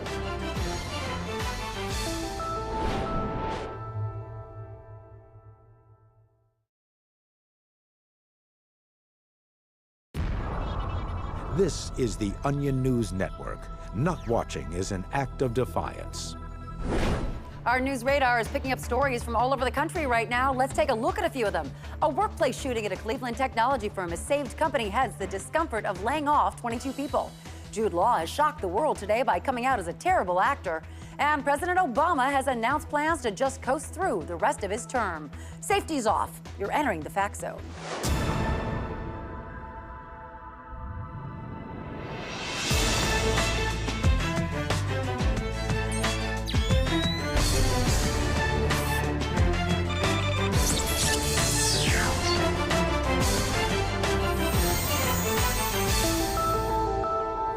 I'm Brooke Alvarez, and your brain is about to be broken and then reassembled in the Fact Zone. Of course, our top story tonight is the continuing massive instability on Wall Street. Investors are reeling after the Dow dropped 1,000 points today, following a shocking report from the Associated Press that humans are fallible, imperfect creatures, quote, frail and prone to error. Stocks plunged across the board as jittery investors rushed to withdraw their funds from all flawed mortal enterprise. Onion News Network financial reporter Sam Campus joins us now from the Money Room. Sam, how bad is it out there? It's bad, Brooke. Even blue chippers like aerospace and oil stocks took major hits right out of the gate this morning when traders realized they're no more than the flimsy machinations of a faltering species floating in an infinite sea of uncertainty. And things only got worse as the day wore on. That's right. The true panic set in when Federal Reserve spokesman Arthur Levin told reporters the Fed would be incapable of intervening in the crisis because it, too, is controlled by the trembling hand of man. I don't know. I don't know anything, all right? I just stand here talking and talking, and I don't know if anything I've ever said is right. And that caused an immediate 200-point tumble we saw right around 1 p.m. That's right. And it was then that Timothy Geithner walked out of the Treasury building screaming, "We're all defective," and immersed himself in a public fountain to, quote, bathe away his arrogance. And I also understand, Sam, that as of this hour, many investors are just stumbling around Wall Street dazed. We've got some footage of that right now. I'm an ape. I'm a fool mimicking God's actions. I would have jumped out the stock exchange window, but I didn't know if that was the right decision. So I'm just standing here waiting for somebody to tell me what to do. Why don't I put the money in Walmart? Why don't I put the money in Microsoft? Why don't I load the money into a goddamn cannon and shoot it at the moon? Does it really matter? No, it doesn't. Now, some people are saying the sell-off is uncalled for, like finance guru Jim Cramer. He said, quote, "Don't be afraid. Man's fallibility is part of God's plan, so therein our flawed nature becomes perfect." Well, I'm afraid most analysts aren't quite as bullish on the value of mankind. And, of course, Cramer has been wrong before, like in 2008 when he predicted the market would not react to news that numbers are completely made up. Well, yeah, that's true. Okay, thank you, Sam. Personally, self-doubt is something I just don't understand, but it does look like a real crisis out there. Well, the presidential election is still more than a year away, but it looks like there's a brand new star emerging in the Republican Party. Mike Brandt, a small businessman from Owensboro, Kentucky, whose earnest desire not to run for public office has propelled him to the front of the pack. Hey, look, I think there's some kind of misunderstanding here. I don't know anything about politics. No, really, look, I don't want to be a politician, okay? I can't. Brandt caught the attention of the National Republican Party after he called the government totally useless at a local city council meeting last week. Conservatives across the country have praised Brandt's straight talk and lack of interest in government as key qualifications for high office. A post on the blog hotair.com praised Brandt, saying, quote, anybody who wants to be in politics is obviously already hopelessly corrupt. We need leaders like Brandt who fight tooth and nail to avoid becoming leaders. Brandt's anti-Washington stance has gotten Republicans so excited that hundreds of volunteers are showing up at Brandt's home, ready to campaign for him and unwilling to leave. Don't touch me, okay? I just want to get my papers. Very charismatic. I can imagine voting for that guy if I believed in voting. Something I do believe in, though, is the fact that Tucker Hope is currently over at the Recon Wall with today's Daily Briefing. Thank you very much, Brooke. That actually means a lot to me coming from you. Let's start off in Washington, D.C., where President Obama has warned the American people today not to embarrass him when his European friends come to visit this weekend. Slated to host French President Nicolas Sarkozy and his wife Carla Bruni beginning Friday, the president implored Americans to please just let him do the talking and not act like a bunch of classless idiots. The president requests that you don't talk to the French about how you went to Paris when you were in college because they won't care. And don't try to talk to them about wine, because the French know so much more about wine than you will ever know, okay? The president is also urging all movie theaters in the United States to play only independent art films to make it look like that's something we're into. And a bombshell New York Times article this morning reported that Osama bin Laden may currently be hiding near the set of the hit Pakistani TV show Bin Laden Live. U.S. intelligence obtained a copy of the press release from the Pakistan Television Corporation describing the show as, quote, Pakistan's most watched daytime program with Quranic readings and the hit fatwa of the day from everyone's favorite militant Islamist. The memo contains a vast amount of evidence about bin Laden's whereabouts, including TV listings, billboards, and magazine interviews, which seem to indicate he may be hiding out on the set where the program is filmed before a live studio audience every day at noon. And back to Washington, D.C. right now, where Deputy FDA Commissioner Steve Hoyer announced today that the U.S. was, quote, on its own, and that the FDA was not going to hold its hand like a goddamn child anymore. Take a look at this video here. I don't give a rat's ass. Cram ding-dongs down your face. Eat them 5 at a time. Eat out of the garbage can, okay? Stand in front of the microwave with the door open running. Here, eat all that fake orange shit. Go ahead. All the fake trash that you guys shove in your pie holes. Eat that shit. Go get cancer. According to aides, Hoyer will be taking some time off to live on a small organic farm in Peru. Brooke? Thanks, Tucker. I can empathize with Commissioner Hoyer. It's not always easy trying to talk sense into millions of people.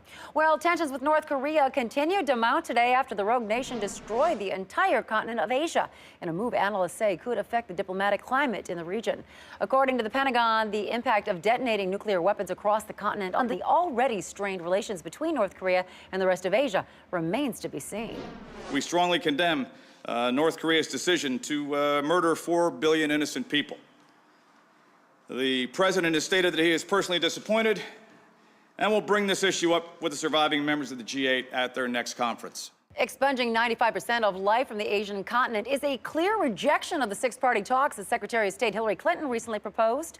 Chinese President Hu Jintao has yet to speak out about the attack, continuing a long pattern of his nation's inaction toward North Korean saber-rattling. Further complicating things are North Korea's ambiguous statements to the Western media. 우리 조선인민공화국은 아시아를 무너뜨렸습니다. We have now destroyed Asia. 이제 이번 목요일은 유럽을 그리고 Europe is next, with missiles to be launched this coming Thursday, then North and South America in April. It's been reported that North Korea still possesses dozens more nuclear warheads, something that will certainly come up when the UN Security Council meets next month. Well, cleanup crews are continuing their efforts today to contain the massive high-fructose corn syrup spill, now covering an estimated 200 square miles. Stanley Brown, the CEO of the Golden Maid Corn Syrup Company, responsible for the spill, has found himself at the center of a firestorm of criticism recently. Mr. Brown joins us here now in the Fact Zone. Hello. Mr. Brown, your company continues to claim that this massive high-fructose corn syrup spill is really not as bad as the media is saying. Is that right? That's right. The fact is, corn syrup is natural. It comes from corn. It's nutritionally the same as sugar. So I do think people are really overreacting. Okay, but Mr. Brown, this corn syrup is actually killing plants and wildlife. 30 people have drowned in it so far. Now, hold on. Those are some pretty wild claims. This is what we know. High-fructose corn syrup is just fine in moderation. Now, if people eat more than the recommended daily allowance, either because because they're trapped beneath the wave of it or because they love the sweet taste. That's their decision. Okay, so you're saying that your company's not responsible for the drownings? Look, there hasn't been one study done on the effects of being completely submerged in high fructose corn syrup. So at this time, we can't say for sure what killed those people. So you're still maintaining you're being victimized by the media? Well, we are. Just last week, papers were running attack stories with photos of me spending time with my family. Spending time with your family. Well, Mr. Brown, you were riding a wave runner right through the flood during rescue efforts. I guess I just don't see what all the fuss is about. Corn syrup is a delicious, all-natural source of nutrition. Being immersed in it sounds like heaven to me. All right, thank you for your time, Mr. Brown. Thank you. Well, we need to take a break now, so it's a good time to email us and tell us what you think about James Spader's new social networking site where you can become friends with James Spader. We'll be back in just a moment. I suggest you use the break to get a hold of yourself and figure out what you're doing with your life.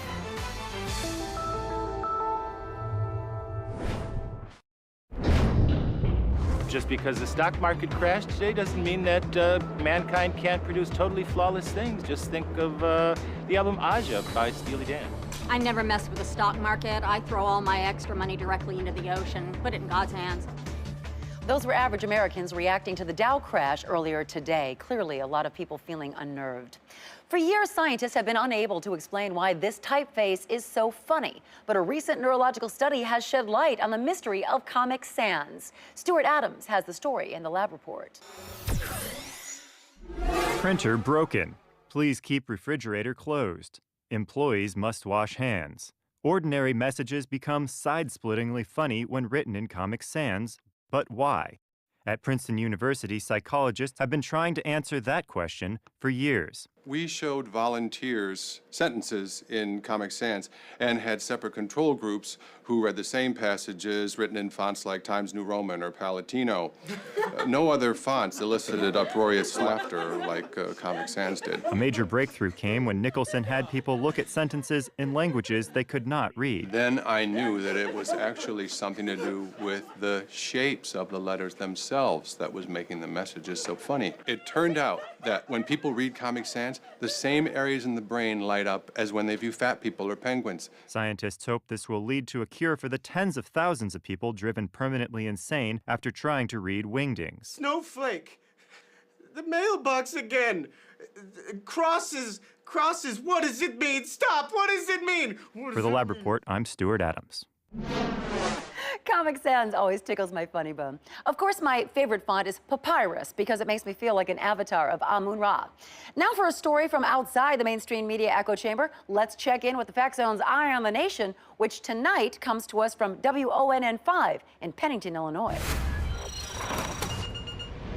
Well, for all those skeptics out there, you were right. The string of recent UFO sightings here in Pennington have turned out to be nothing more than a hoax carried out by aliens. Everyone can breathe a sigh of relief. That's right, Blake. The unidentified flying objects we've all been worried about were just a prank perpetrated by our local immature extraterrestrials.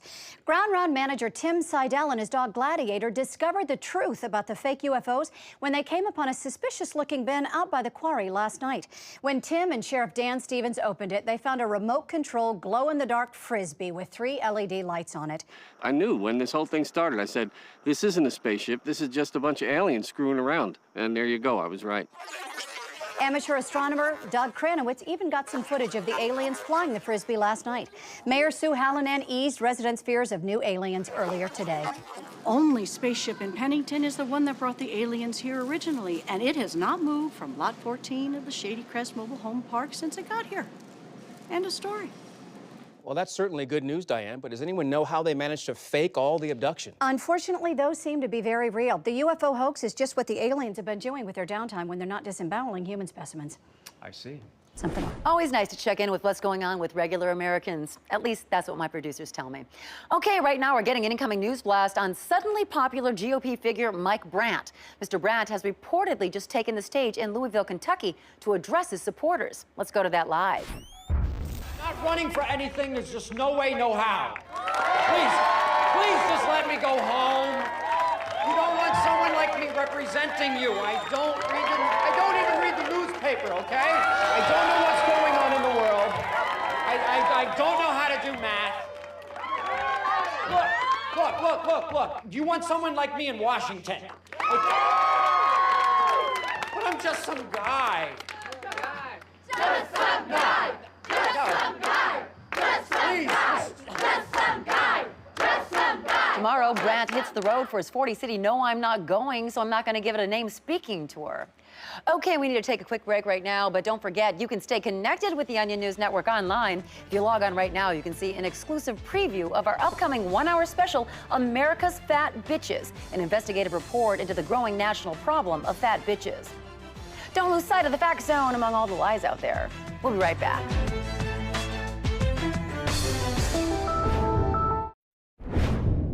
Your handsome face is back in the fact zone.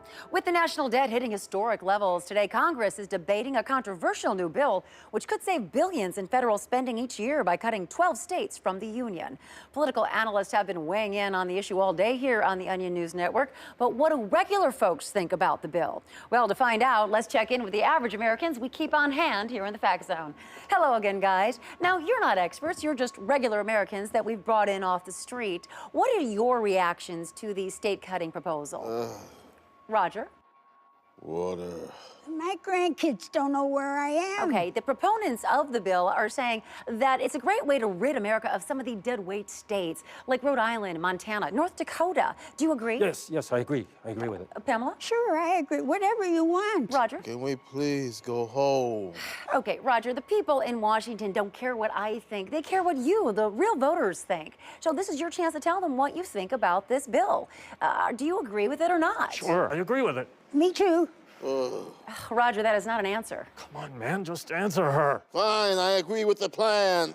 Uh-oh, see, now the sensors are indicating that you're lying, Roger, and that's not allowed. We need real answers from real Americans here. Come on, man, just answer. You're making it worse for everyone, Roger. I don't like it. There you go. Okay, so basically 2 out of 3 regular Americans are for the state-cutting proposal. Great. Now, guys, this is a very important story, obviously, but we also recognize that there are other issues that are important to you right now. What are some of those, Lewis? I guess the economy, jobs. Okay, good. Economy and jobs are important to Lewis. Roger? Less pay. Less pain. Pamela? Killing you and escaping. So basically, a wide range of issues here. Listen up, Washington. This is real America talking. Thanks so much, guys. I am going to kill you. I swear to God, I am going to find we'll a check way back in and with them I and am see how their opinions have changed once they've had their feeding. But now, here's a truly inspiring story. For years, Amanda McCormick of Reno, Nevada had only one goal in life: to sleep with NBA star LeBron James. Jim and Tracy over at Today Now talked this morning with Amanda about her amazing journey. Amanda, when did you first know your dream was to sleep with LeBron James? Well, I first saw LeBron play basketball on TV when I was 18, and I was like, he's so hot. I'm totally gonna do him. Wow. I scrimped and saved for 9 months. Like, no manicures, no Taco Bell, until I could afford a plane ticket to Miami. I read how LeBron has this promoter friend who owns a club there, and LeBron hangs out at it all the time. So I was like, I'm gonna go there and I'm gonna ride that man. Amazing. But at the club, LeBron, of course, was in the VIP section, and this huge friggin' bouncer guy wouldn't let me in. Oh, no. Yeah, so I stood there for like an hour bugging the bouncer guy. I was like, dude, come on. Wow. Now, did you ever feel like giving up? No way. Yeah, by this point, you'd come so far. I mean, you couldn't stop. Right. So finally, I was able to convince the bouncer to let me in by giving him my iPod. And I walked right up to LeBron, and I was like, I'm gonna make you scream, Poppy. And that's when he took over and made your dream come true? Well, no, because he was like, no thanks. So I started sending him over more drinks and more drinks. Amazing. Oh, my goodness. And finally, I saw him get up and go into the VIP bathroom. And I was like, this is it. Like, this is my moment. And was it? No, he still wouldn't do it with me. So I started hitting myself in the face. I told him that if he didn't do it with me right then and there, that I'd tell everyone he beat me up, and then he'd be in big trouble. And it totally worked. We had sex right there on the counter, right by the sinks. That's just incredible. You must be so proud of yourself. It must have felt like you'd conquered Kilimanjaro. Oh, you mean the promoter guy? Yeah, well, I ended up blowing him too, but whatever. I had sex with LeBron James. I can only hope my daughters grow up to have as much tenacity as you. I almost slept with Daryl Hall in 1978, but I fell off the fire escape trying to climb into his hotel room. Sadly, that was the end of my dream. Now, as you know, here in the Fact Zone, as on all programs on the Onion News Network, we take pride in bringing you accurate, unbiased news. And that's why we feel it's our duty to highlight particularly egregious examples of irresponsible journalism, such as the misleading story Fox News' Shepard Smith reported this week about Clyde, the incredible cat who found his way back home after being lost for more than 3 years. Take a look. Clyde the cat has had quite the journey, disappearing from his home on the island of Tasmania 3 years ago when he was just 1. Right off the bat, Smith misinforms viewers about the most rudimentary detail of this inspiring feline's extraordinary tale, Clyde's age at the time of his disappearance.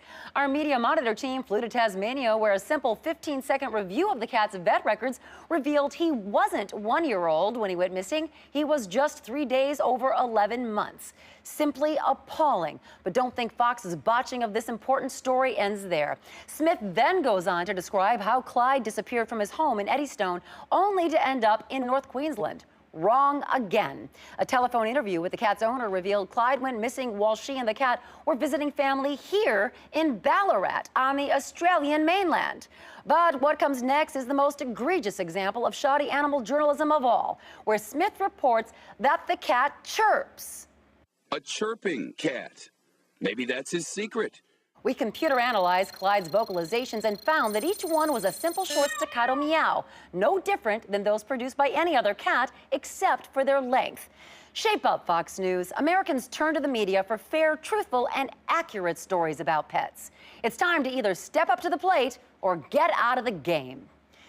We need to take a short break, but first we do have an incoming update on rising Republican star Mike Brandt. He's reportedly gone missing. He was being driven from his speech when he jumped from the car and went into the underbrush, in a move which analysts expect to increase his approval rating as much as 10%. We'll be right back. Keep it locked on the Fact Zone.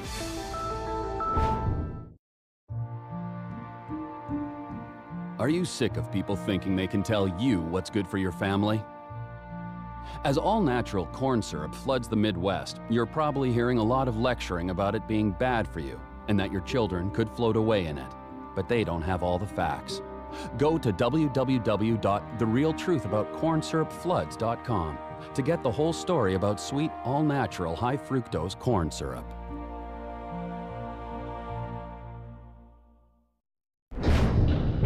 Welcome back into the arms of fact. We've just received some good news now on the stock market crash. The past few minutes have seen a massive surge in after-hours trading following a show of unfettered hubris by Federal Reserve Chairman Ben Bernanke.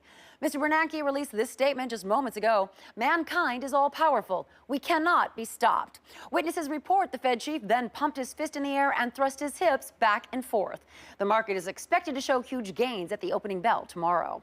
Okay, that's all the time we have in the Fact Zone, but over on the Kress-Beckler stance, Jode Kress-Beckler has a very special guest right now, rising GOP star Mike Brandt. Well, that's right, Miss Madam. Friends old Jode come up on him, crawling through some blackberry bushes down there in Louisiana, and they roast him up with some sisal twine we can chaw spell. Wonderful. Your bindings ain't too tight, is Listen, they? please just bring my family back home safely, okay? Look, Sarah, Milo, Alice, I will find you, okay? Please, just let my family go. Stop prepping them for interviews. Please. This young buck's gonna be president of America, or king of what's left. I'll shoot my pecker off, and that's on my predication list. All right, Jode, I'm sure it'll be a fascinating conversation. Well, that's all the time we have here in the Fact Zone, but that doesn't mean you've got free reign to watch whatever you want. You still belong to us. Good night.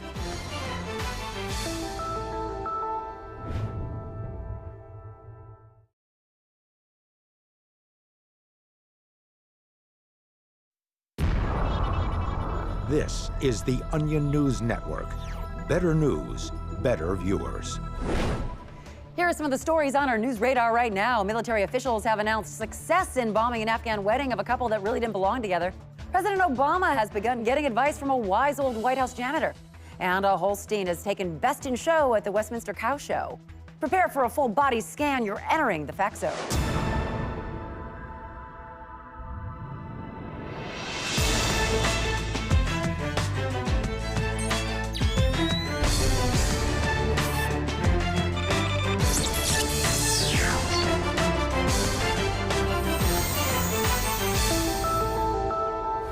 I'm Brooke Alvarez. Let's get right to our top story tonight. Congress today reauthorized funding for Facebook, the massive online surveillance program run by the CIA. According to Department of Homeland Security reports, Facebook has replaced almost every other CIA information gathering program since it was launched in 2004. After years of secretly monitoring the public, we were astounded so many people would willingly publicize where they live, their religious and political views, an alphabetized list of all their friends' personal email addresses, phone numbers, hundreds of photos of themselves, and even status updates about what they were doing moment to moment. It is truly a dream come true for the CIA. Much of the credit belongs to CIA agent Mark Zuckerberg, who runs the day-to-day Facebook operation for the agency. The decorated agent, codenamed the Overlord, was recently awarded the prestigious Medal of Intelligence Commendation for his work with the Facebook program, which he has called, quote, the single most powerful tool for population control ever created. Among the biggest successes of the Facebook program is Operation Farmville, which the CIA credits with pacifying as many as 85 million people after unemployment rates rose dramatically. Other features, such as the suggested Friends window, have been instrumental in allowing government agents to infiltrate deeper into the friend networks of suspected dissidents. For some expert analysis now on the story, let's check in with the Fact Zone's first responders. Jason, you have written extensively about the Facebook program. Why is it so effective? Well, one of the key reasons is that the CIA has been so thorough in convincing the nation that constantly sharing information about everything that you're doing is somehow desirable instead of deeply unsettling. You know, but critics are saying that with the national debt being so high, is this really the time to be spending even more money on spy programs? Well, actually, the Facebook program saves the CIA money. That's right.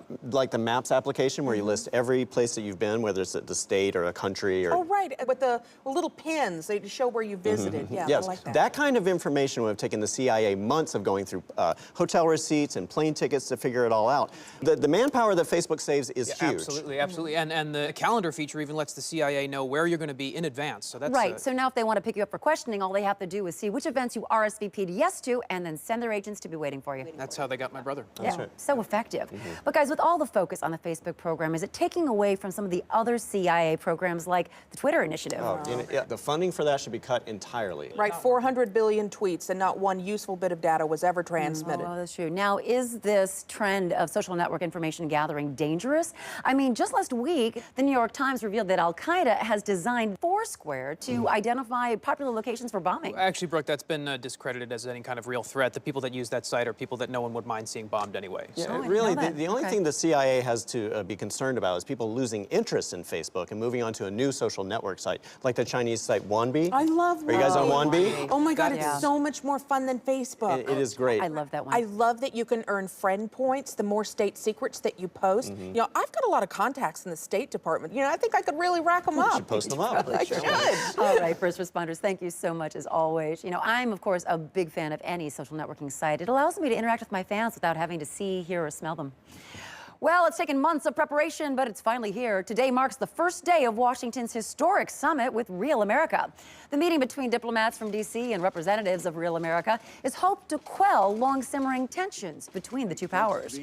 We've got a long way to go until we're as close with Real America as we are with allies like Canada or the UK, but this is a starting place. Washington is going into the talks with one goal: to convince the Americans to halt their near constant barrage of negativity against everything Washington tries to do. America, on the other hand, is seeking a formal apology from Washington for failing to accomplish anything at all since the Civil Rights Act of 1964. I'm looking forward to traveling to Real America and trying some of their regional delicacies like Velveeta cheese and box juices. We in Washington simply wish to extend an olive branch and offer the Real Americans a friendly hello. Or, as they would say in their native language, how y'all doing? As a gesture, Congress also allocated $1,500 to buy, quote, comfy sweatpants and tracksuits for some representatives. Apparently, that is the traditional garb of Real Americans. I backpacked through Real America once when I was just out of college. I count that among the 3 mistakes I've ever made in my life. All right, let's head over now to Tucker Hope at the Recon Wall for today's daily briefing of other important stories that we're watching. Tucker. Thanks very much, Brooke. Let's get right to it. I'm going to take you to New York, where State Senator Matthew Osgood is under fire from colleagues for accepting an insultingly cheap bribe. Osgood allegedly promised an FBI informant lucrative state contracts in exchange for $3,000. New York officials were, of course, outraged. $3,000 is a crime. Matthew Osgood brought shame on New York, a glorious state that shouldn't be sold out for any less than $250,000 in a large boat. And across the country, proponents of gun rights are celebrating today following a Supreme Court decision to uphold a citizen's right to carry a gun at head level in public. While critics have long claimed the practice is dangerous, gun advocates say holding a gun at head level at all times is necessary for self-defense. A man can't feel safe unless he knows his gun is pointed at every other man's temple. I'm a single mom, so I can't take chances with my baby's safety. The NRA is hoping that this ruling will push the courts to recognize other gun owner rights, such as the right to put a gun in someone's mouth while crushing their throat with his boot. And in some more Supreme Court justice news, the Beltway is buzzing after Stephen Breyer was spotted crying yesterday outside of a doctor's office, leading to a frenzy of political speculation that the Associate Justice might have an incurable disease which would require President Obama to nominate someone new to the nation's highest court. D.C. wonks have vowed to be more careful than last year when they misdiagnosed Justice Kennedy's head cold as possible tuberculosis and Scalia's food allergy as the German measles. Nonetheless, a Washington Post columnist predicted that if it's AIDS, Breyer could potentially serve another 5 years. But if it's lung cancer, Obama will have to make a new appointment before summer. Brooke. Thanks, Tucker. So what's your guess for Breyer? I'm going to go with lymphoma. I was going to say cardiovascular disease, but I think you're probably right, Brooke. It's probably lymphoma. Tucker and I love to play this game. Well, we need to take a short break right now, but you can always stay connected to the Onion News Network online. Right now, on our website, you can see the full text of the Labor Department's new jobs report that's revised the unemployment rate upwards to 72% after finding that millions of Americans were listing podcasting as a job. Stay with us. You're back in the Fact Zone. I'm Brooke Alvarez. Thanks for staying with us. We'll repay the favor with valuable information. As you know, I make it my business to fight for those who can't fight for themselves. Here's what's in my sights tonight.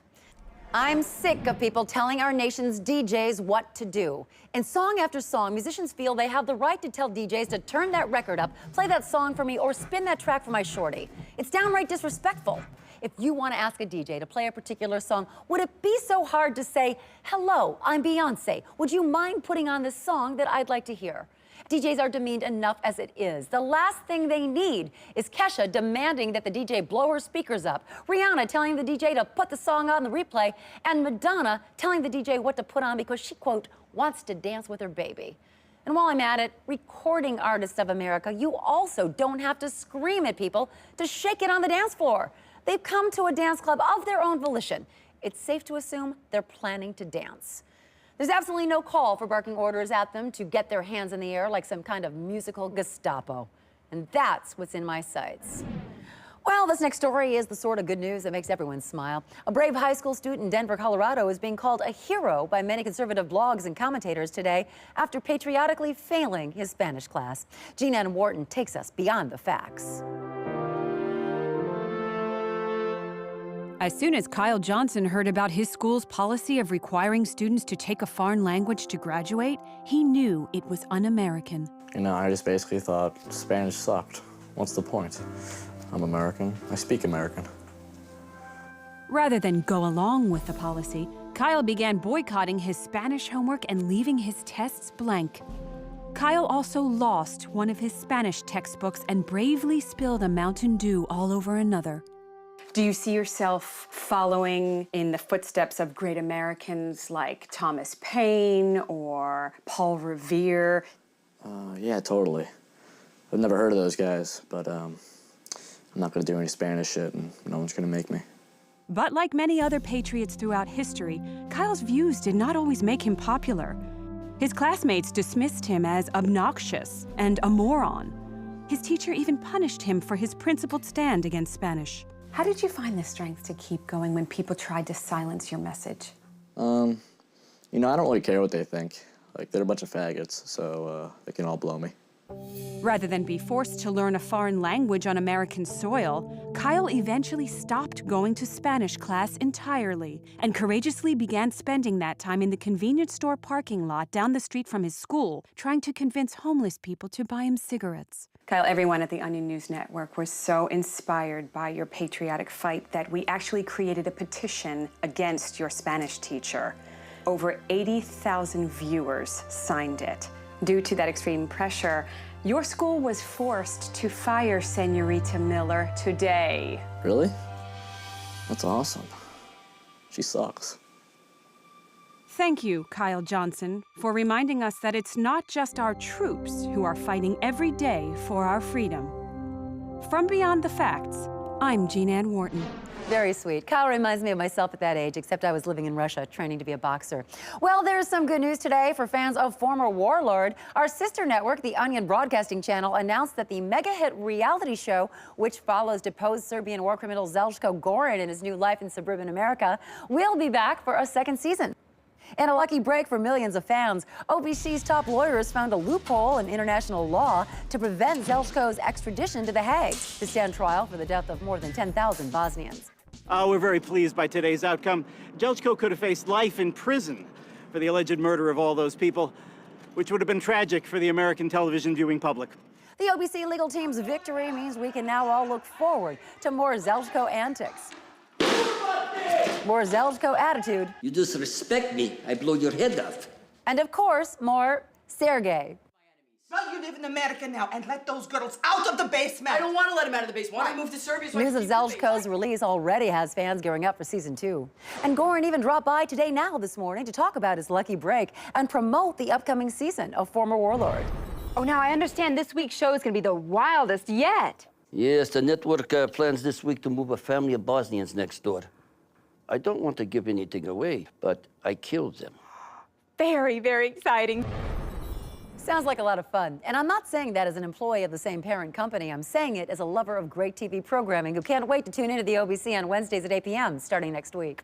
And we're getting an update now about those ongoing diplomatic meetings between Washington and Real America. Apparently, talks have broken down completely. The Onion News Network's Jane Carmichael joins us now live from Wizard Bowling Lanes in Ewing, Virginia, where the summit is taking place. Jane, what's going on? Brooke, representatives of Real America stormed out of the negotiations a few moments ago after a heated argument over the issue of taxes. Essentially, Real America does not want them while Washington does. Historic sticking point. That's right, and the talks really seem to have spiraled from there. A representative from Real America apparently brought up the 2008 bailout of the financial sector after its gross negligence and toll booths, claiming both were unfair and, quote, suck balls. Oh, those are harsh words, Jane. And how did Washington respond? Well, they said the Real Americans were misunderstanding how the fees were being used and then directed them to a website which they said explains their budgeting procedures and allocations. However, the Real Americans complained the website is basically useless since it is written in a Washington language that is incomprehensible to most Real Americans. Yeah, that's very unfortunate. By then, things were very heated. The Real Americans began demanding more holidays, specifically more eating holidays like Thanksgiving and Christmas. There was loud agreement with this from the Real American camp. The representatives from Washington then just started repeating over and over that they heard the Real Americans and felt their pain. Oh, no. And that's when all decorum went out the window, Brooke. There was screaming, threats of violence, a scuffle broke out, and Senator McCullough was injured after being bitten by Real American Representative George Petkin, a carpenter from Tucson. Very, very sad that it's turned into this kind of thing, Jane. Yes, it is. All right, Jane Carmichael with a great report on the latest happening with that. Thank you, Jane. We'll come back to you for further updates. We have to take a quick break now, but before we go, here's tonight's Fact Zone Trivia Challenge. Who was the 11th President of the United States? And we need to know for later in the broadcast, so please email Tucker Hope directly. Now, don't go anywhere, or the bomb we put in your skull will detonate. We'll be right back. You're back in the Fact Zone, the last stronghold of truth in a land of deception. Don't forget, tomorrow night, right here on the Fact Zone, we'll be talking to the new president of Botswana, who's vowed to use the powers of the presidency to escape Botswana. But right now, we have some breaking news coming into the Fact Zone live. 3 Midwestern states still suffering the effects of the recent high-fructose corn syrup spill appear to have been hit with another tragedy. A fire at a Clifton Farms barbecue flavoring plant is spewing massive plumes of toxic hickory-flavored smoke over much of southern Iowa. These satellite images are just coming in now, and that reddish-brown haze that we're seeing there is thick, suffocating barbecue flavoring. So far, we've only gotten a few viewer photos from inside the affected area. It looks almost impossible to see through the deadly, zesty haze. But we're being told that it smells like a delicious backyard grill out, but in fact contains such high dosages of salt and preservatives that it's deadly. Authorities say, tragically, that 18 people have already succumbed to rich, smoky deaths. The Onion News Network's Don Abrams joins us now via satellite phone from just outside Leon, Iowa, near the perimeter of the cloud. Don. Yes, I can hear you, Brooke. Well, what is the scene like out there? Scrumptious but awful, Brooke. Every breath you take here, your throat is coated with the taste of Worcestershire sauce, cayenne pepper, brown sugar. Hundreds have collapsed from the lack of oxygen inside the lusciously spicy yet honey-sweet cloud, and many are suffering from what medical experts here on the ground are calling sauce lung. All right, we're getting some footage now of rescue crews evacuating survivors from the cloud. It looks like a pretty horrific scene out there. Yes. Now, we know that there's still a lot of the high fructose corn syrup on the ground there. Yes, it's making things much worse. The smoky barbecue flavoring is mixing now with the standing pools of sweet corn syrup in ditches, yards, creating a mouth-watering yet deadly glaze for ribs and chicken legs. This is leading people to exit their homes in an attempt to baste cuts of meat, and many are losing consciousness. All right, well, our thoughts are with you, Don. Just stay safe out there. The barbecue cloud is the worst food-related disaster in this country since the 1997 Chili's flavor explosion, which leveled 6 square blocks of Irvine, California, leaving 58 people dead. And in medical news, a survey of the nation's hospitals discovered a disturbing rise in incidents of a deadly medical condition called shaken man-child syndrome, which affects men in their late 20s to 30s who still live at home. For more, let's go to Stuart Adams with the lab report. If you're the parent of a man-child, you know how frustrating it can sometimes be. The piercing sound of his video games waking you up at 2 in the morning, his insatiable hunger and inability to cook anything for himself, the messes he makes. Psychologist Dr. Natasha Mills says that for some parents, the stress can be overwhelming. Something will set them off, such as their man-child will tell them that they don't know how to tie a tie even though they're almost 30. They'll start shaking them and yelling and saying, "What the hell is wrong with you? Why don't you get a real job instead of working part-time at a board game store?" The results of shaken man-child syndrome are devastating. Trauma caused by the brain colliding with the inside of the man-child's skull can lead to cognitive disabilities, making it even more unlikely he'll finally marry the girl he's been having a long-distance online relationship with for 6 years. Or it can even lead to death. It's extremely upsetting. These man-children are carefree, happy. They have some of their lives ahead of them. There is hope, however. Many states are now forming man-child protective services agencies to educate parents about the issue. He's not spilling cereal all over the couch or leaving his beard clippings in the bathroom sink intentionally. He truly does not know what he's doing. For the Lab Report, I'm Stuart Adams. All right, let's head over now to Tucker Hope for a look at what happened on this day in history. Tucker. Thank you very much, Brooke. It was on this day in 600 BC that the first settlers landed in Japan seeking a place to freely enjoy tentacle rape pornography. At the time, the Japanese lived in mainland China, where they faced persecution from a government that found their love of watching teenage girls forcefully violated by squid monsters to be distasteful. A brave villager, Katsushika Jimmu, knew his people would never have peace to masturbate to horny cephalopods until they had their own country. He led the Japanese to build a ship, and they loaded it with food and tentacle porn to sustain them over a difficult ocean voyage. After many days, they discovered a vast, pristine island and named it Japan, which translates to mean tentacle-caressed cervix. Jimmu was crowned emperor and proclaimed, "It is the unalienable right of all free men to masturbate to illustrations of crying girls tied up in bizarre bondage being penetrated by multiple dripping tentacles. This land of Japan shall live forever and be a refuge for such perverts." These days, the youth are more into animated demon rape. But tentacle porn still has a very important part of Japanese life, even today. The Japanese flag represents a vagina torn apart by a monstrous, pulsating tentacle. Also of note, it was on this day 5 years ago that the last historian who knew what the War of 1812 was about died.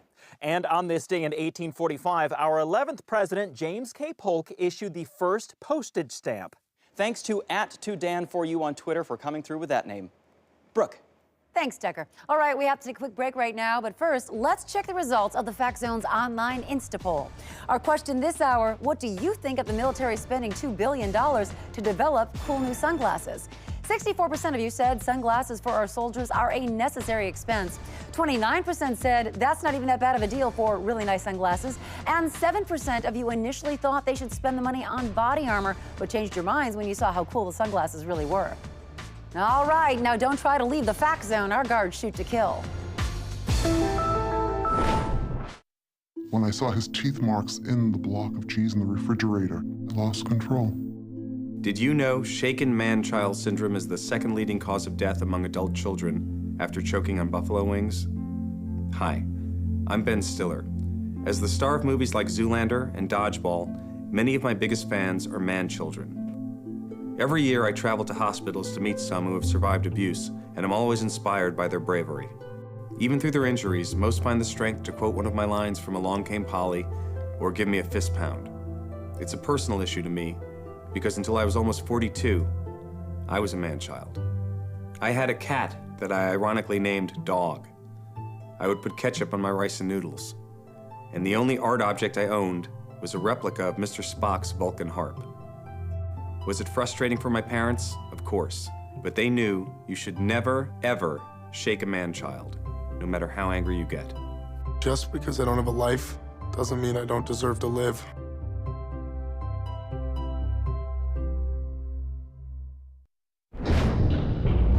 Prepare to be scrubbed with disinfectant. You're re-entering the fact zone. We're getting an update now from Ewing, Virginia, where talks between Washington and Real America broke down earlier. Our sources are telling us that an envoy from corporate America has just arrived on the scene and brought both parties back to the bargaining table to solve the dispute. It's important during these political disputes to remind everyone who is actually in charge. Corporate America is looking forward to a swift and profitable resolution to their talks. Well, that does it for the Fact Zone, but keep watching the Onion News Network, where the Kressbeckler Stance is coming up next. Jode, I hear that you're doing some endorsements these days. Hell yes!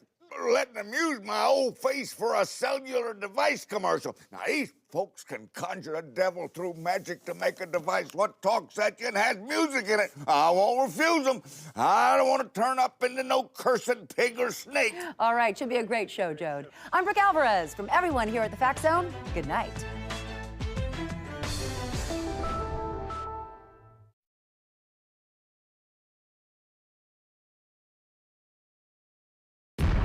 This is the Onion News Network, now with more attack satellites than any other network.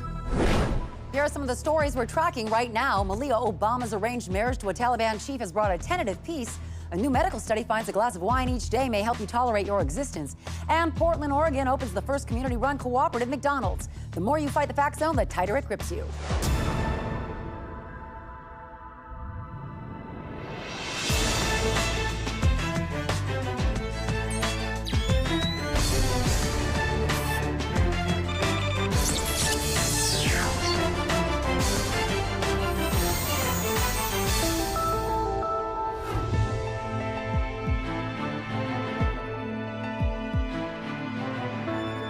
Welcome to the Fact Zone. I'm Brooke Alvarez. Right now, we're continuing the Onion News Network's coverage of the death of the American dream. The end came at 12:14 p.m. this afternoon when the last person in the nation to believe that America is a land of boundless opportunity, that is Edward Tuffy, a bar owner in Pennington, Illinois, quietly let go of the dream while watching television and eating cereal on his couch.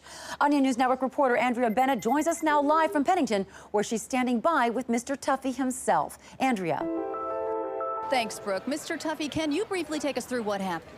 Well, I run this bar, Tuffy's Tavern. Been there 15 years.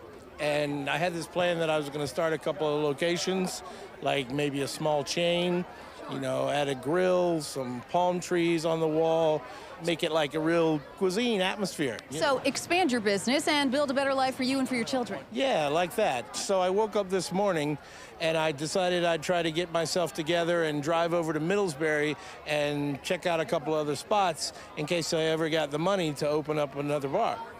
And then I was flipping through the channels of the TV while I was eating my breakfast, and I started watching that movie Eraser. With Arnold Schwarzenegger, Vanessa Williams. Yeah, and I forgot how good it was. And I started watching that, and then I started watching this show with these doctors, and they were talking about these sex problems. And then I realized that it was noon, and I hadn't even put my pants on, and there was not a chance in hell that I was ever going to start a chain of bars. So that's when the American dream died. Yep. And then these reporters started calling me, and before I even got out of the shower, there was all these TV crews here. So did you feel anything when the American dream died? Nah, not really. Kind of hungry, I guess. All right, Mr. Tuffy, what's next for you? Well, I got to get back to the bar. Tommy doesn't know how to use the register. All right, thank you so much for taking the time to speak with us. Now, let's talk to a few other Pennington residents about their reaction to the American dream dying. Sir, what did you think when you heard the news? Well, as long as we keep the bald eagle as our national symbol, I'll be happy. Bald eagle's pretty sweet. Okay, thank you for that. And what about you, sir? What are your thoughts? Well, you know what? As long as we can still drink without our shirts on, I didn't really care about Tuffy's American dream. All right, and ma'am, what about you? Were you shocked to hear that the American dream had died? How did you feel about this? Well, no, but truth is we're still really proud of Tuffy being a role model for all those lackluster Americans that have given up their dreams. You know, I was going to make him a plaque, but then I was like, why bother? All right, that's the story here in Pennington. Back to you in the studio, Brooke. Thanks, Andrea. Well, Mr. Tuffy's abandonment of his bar and grill plan marks the end of a long decline for the American dream.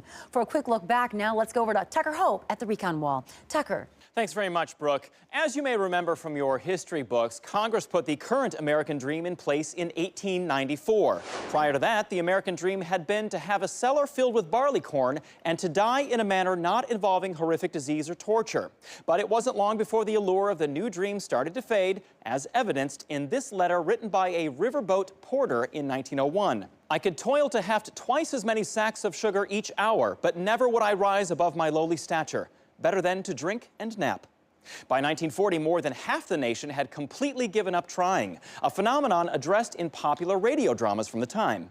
Jimmy, I've been working on this here ranch since before you were born. Wow. Yep, I'm too lazy to go out and do something that might make me happy. Ah, jeez.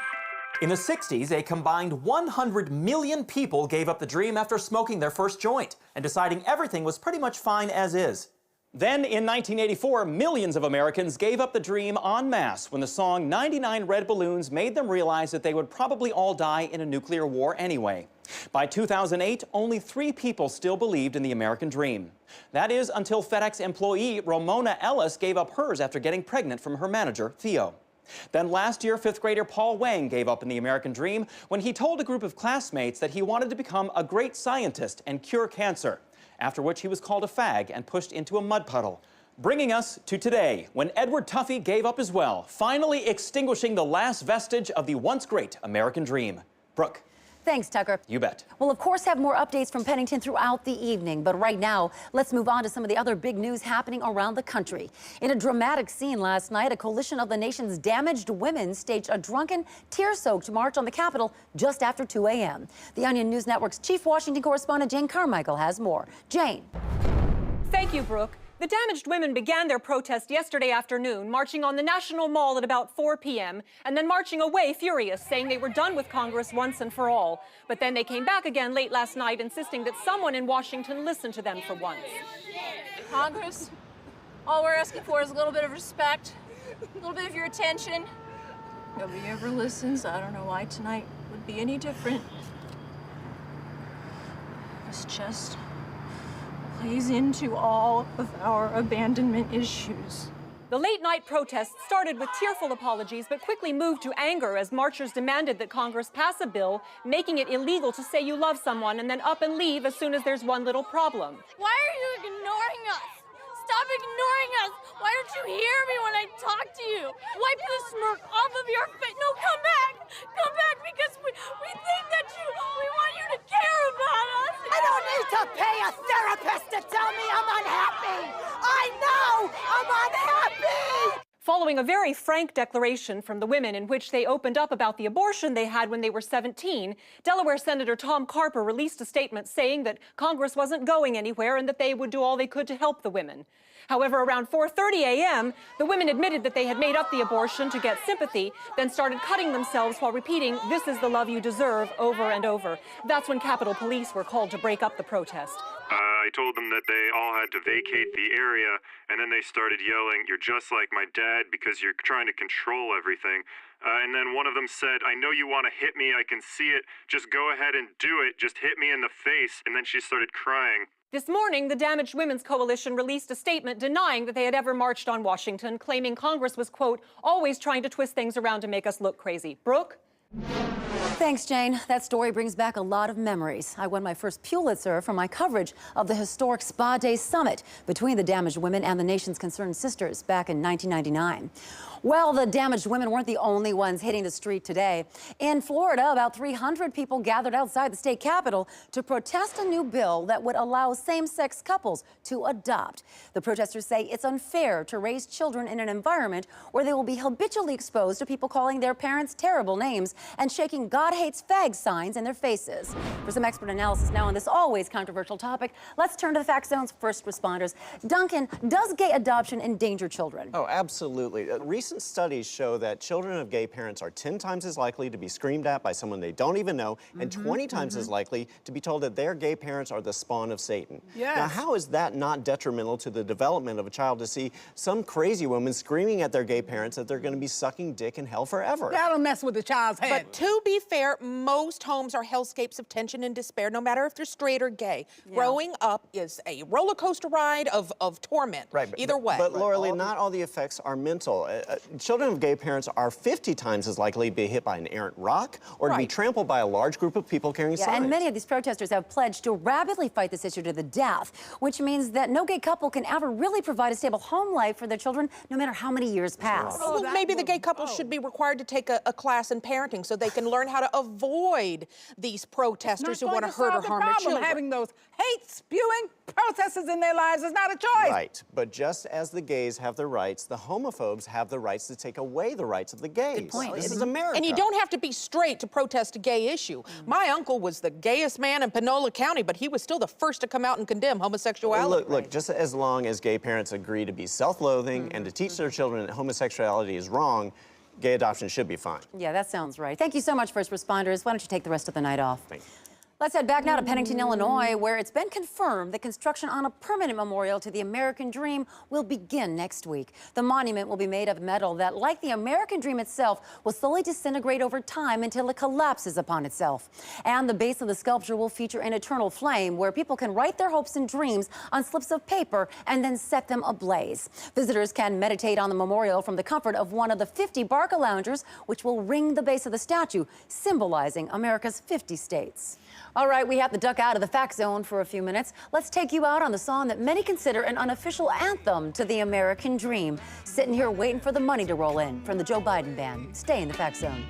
Just waiting for the money to roll in. Just waiting for the money to roll in. Roll on.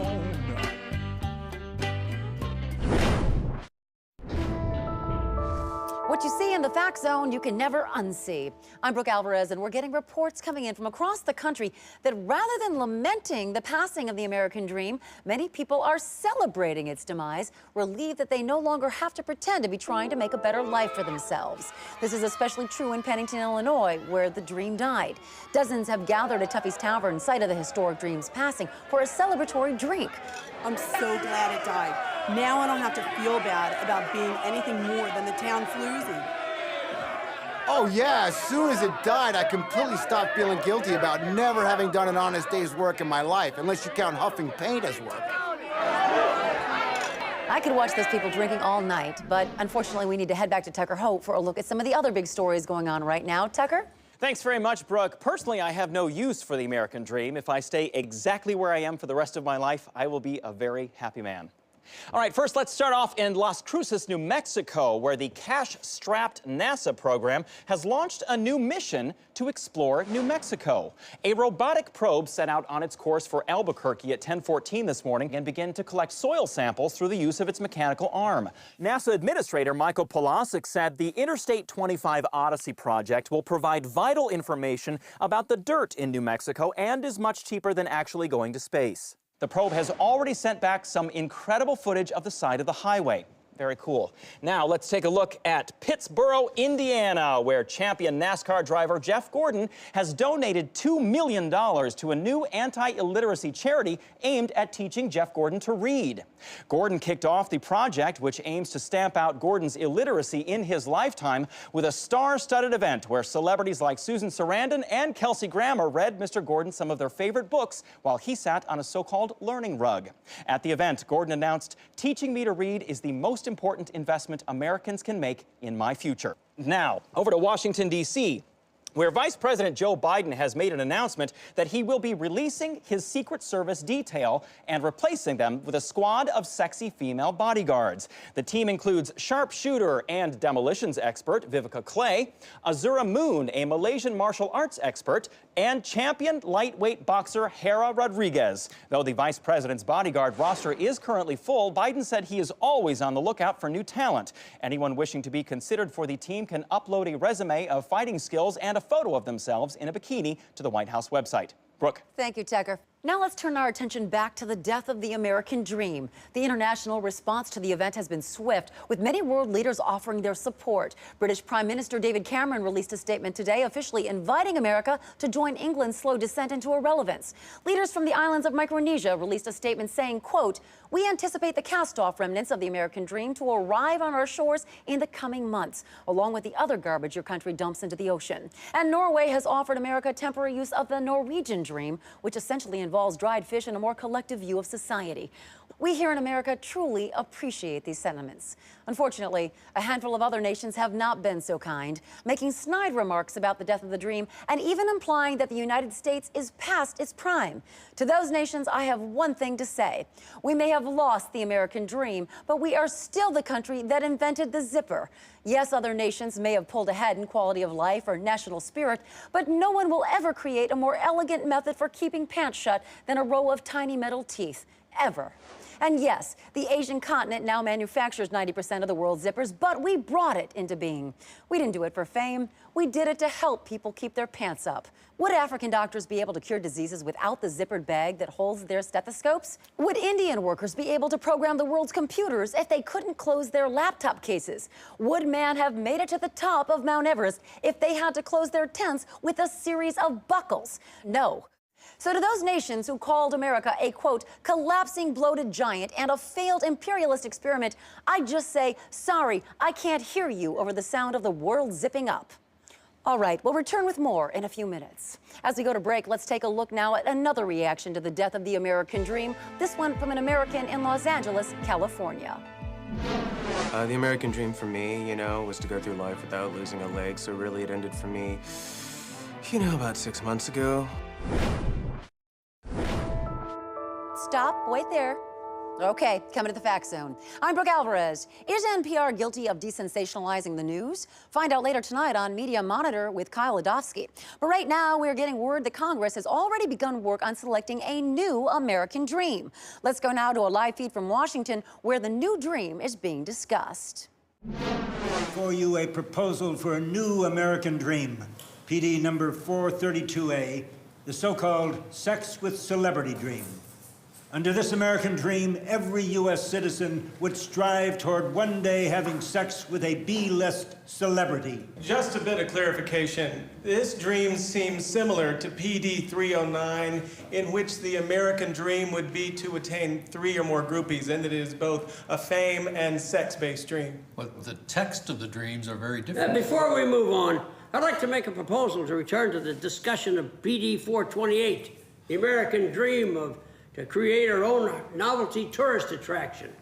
Now, I believe a dream in which every American strives to have the world's largest chair or a wax museum or a huge sculpture of a dinosaur made from welded together farm tools would both be inspiring, and it would drive up international trade. Motion denied. I've always dreamed of riding in a submarine. Oh, Congressman, I don't think that dream is shared by all Americans. I couldn't disagree with you more, Mr. Chairman. Do we really need a dream right now? Couldn't we just coast for a while? All right, we'll have much more on that later. But right now, let's turn to the dire situation in Hollywood, where a devastating freak accident at Sony Pictures Studio has resulted in 34 Katherine Heigl movies being released at once. Onion News Network reporter Brian Scott has more. Brian. Thanks, Brooke. A frantic scene in Hollywood today as studio officials scramble to contain a massive stream of Katherine Heigl films pouring into theaters. At present, 19 romantic comedies, 14 screwball roms, and 1 attempt at art house indie credibility featuring the 32-year-old actress have hit unsuspecting theaters across the country. Sony Pictures reps claim that the disaster was caused by a night shift janitor who forgot to secure the Heigl vault after cleaning it. They released a statement earlier today. saying, quote, "We understand that exposure to this amount of Katherine Heigl is dangerous for anybody, even someone who doesn't hate her. We promise to do everything we can do to get the level of Heigl films back down to a much more manageable 3 or 4 per year." Industry experts are warning that one Katherine Heigl film in particular, Venus and Mars, co-starring Bradley Cooper, may be especially hazardous. Triage centers have been set up in parking lots of movie theaters nationwide, like the one behind me. We're doing the best that we can out here, but the movies are just coming out too fast. Fool Me Once with her and Justin Long. Across the Pond, where she falls in love with Hugh Grant. This Nervous Nelly movie where she wears glasses. They're all wreaking total havoc. Emergency rooms have already reported a 700% increase in self-blindings, and mental health wards are seeing huge numbers of new patients suffering from severe post-Heigl stress disorder. But movie critics who've had to view every one of these films have been among the hardest hit. Roger Ebert even posted an erratic plea for help this afternoon on his blog at the Chicago Sun-Times. To help these victims and others recover from the nearly 68 hours of Katherine Heigl's face and voice, FEMA has begun distributing emergency DVDs of the existential Coen Brothers film, No Country for Old Men. FEMA is also implementing an emergency plan they developed back in 1993 after Columbia Records simultaneously released 14 Toad the Wet Sprocket albums. Brooke, back to you. Thanks, Brian. Ms. Heigl made a statement to reporters this afternoon saying, "This is absolutely tragic. Believe me, no one recognizes how terrible and grating I am more than me. I have to live with it all day, every day." I've got to say, Katherine Heigl was nothing but nice to me at the Women Awards. Before we go to break now, let's take a quick look at the FactZone's viewer tracking module to see just how our viewers around the nation are responding to the news that the American dream has died. Our real-time satellite images show that 58% of our viewers are going about their days as usual, like Chris Irvine here in Macon, Georgia. You see him there walking his dog Arthur, as he does every day at this time, suggesting that the news has not had that much of an effect on him. However, some of our eyeball cams are showing a different story. Here's a feed from the camera we implanted in the cornea of Teresa Adler of Glendale, California, when she thought she was getting laser eye surgery. At this very moment, she's checking her bank account, perhaps to reassure herself during these very unsure times. Very interesting. All right, we have to take a short break right now, but for your safety, don't leave the Fact Zone.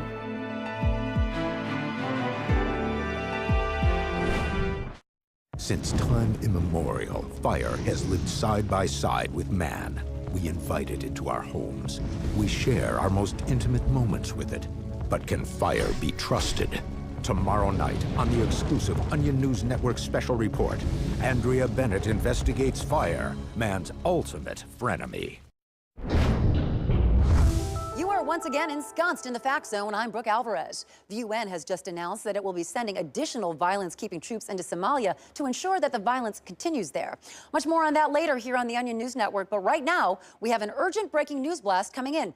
President Obama has just signed an official order decreeing that the new American dream will be to own a tricked-out motorcycle. Again, this is official, folks. The dream of every American citizen, the driving force behind all that we live for as a nation, will be the pursuit of owning a very cool-looking motorcycle. Let's go live now to Washington, where Deputy Press Secretary Todd Grant is making a formal declaration of the new American dream. Shortly. In the meantime, the president released this statement. The promise of America is that all citizens, regardless of race, class, or creed, might one day be able to twist a wick on a sweet V-twin hardtail. Raging dual exhaust systems, double block headers, chrome forks, these are the kick-ass motorcycle components that we will one day pass to our children and to our children's children. To those who may doubt whether America remains the greatest nation in the world, come see us atop our screaming hogs, blazing across the scorching pavement like badass road Vikings hungry for a fight. Then you look. I must say, I had hoped that the new American dream would be trouncing those weaker and poorer than you with venomous insults until their minds dissolve into insanity, but this dream is also good. I'm being informed that in an effort to create quality programming that reflects the nation's new priorities, the Onion News Network has canceled the Kressbeckler stance. So now I'll turn you over to our newest program, Motorcycle, Motorcycle, Motorcycle. From all of us here at the Fact Zone, good night, and may you reach your perfect bike.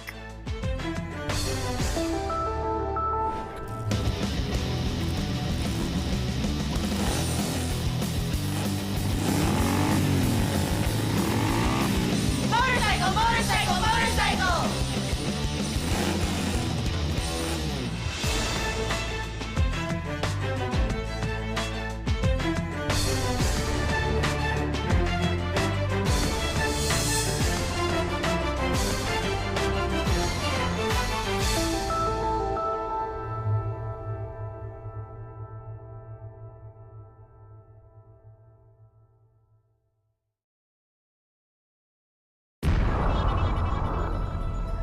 This is the Onion News Network, a tornado of truth decimating the mobile home of lies.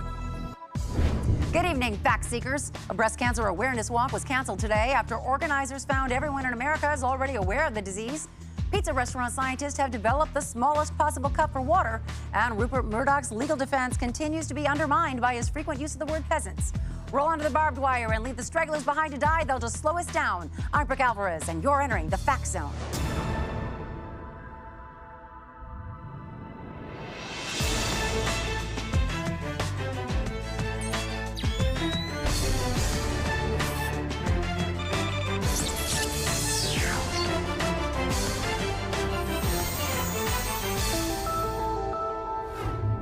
Good evening. Tonight, all of America is following the search for abducted one-year-old Kate Harris. And no one has been following this case more closely than the Onion News Network's own Shelby Cross, who literally has not slept since baby Kate was abducted 72 hours ago. She keeps taking what she calls her vigilance pills. We'll get the latest on baby Kate from Shelby later in the show. But right now, I thought I'd take a moment to address some rumors that have been circulating online. Yes, it's true. Thomas Pynchon and I have indeed divorced. While it has been many years since I've been single, I'm sure I'll be able to find someone who lives up to my standards, which include a naturally hairless chest and fluency in a minimum of 16 languages. On that note, I'd like to invite our viewers tonight to enter a Twitter contest we're holding.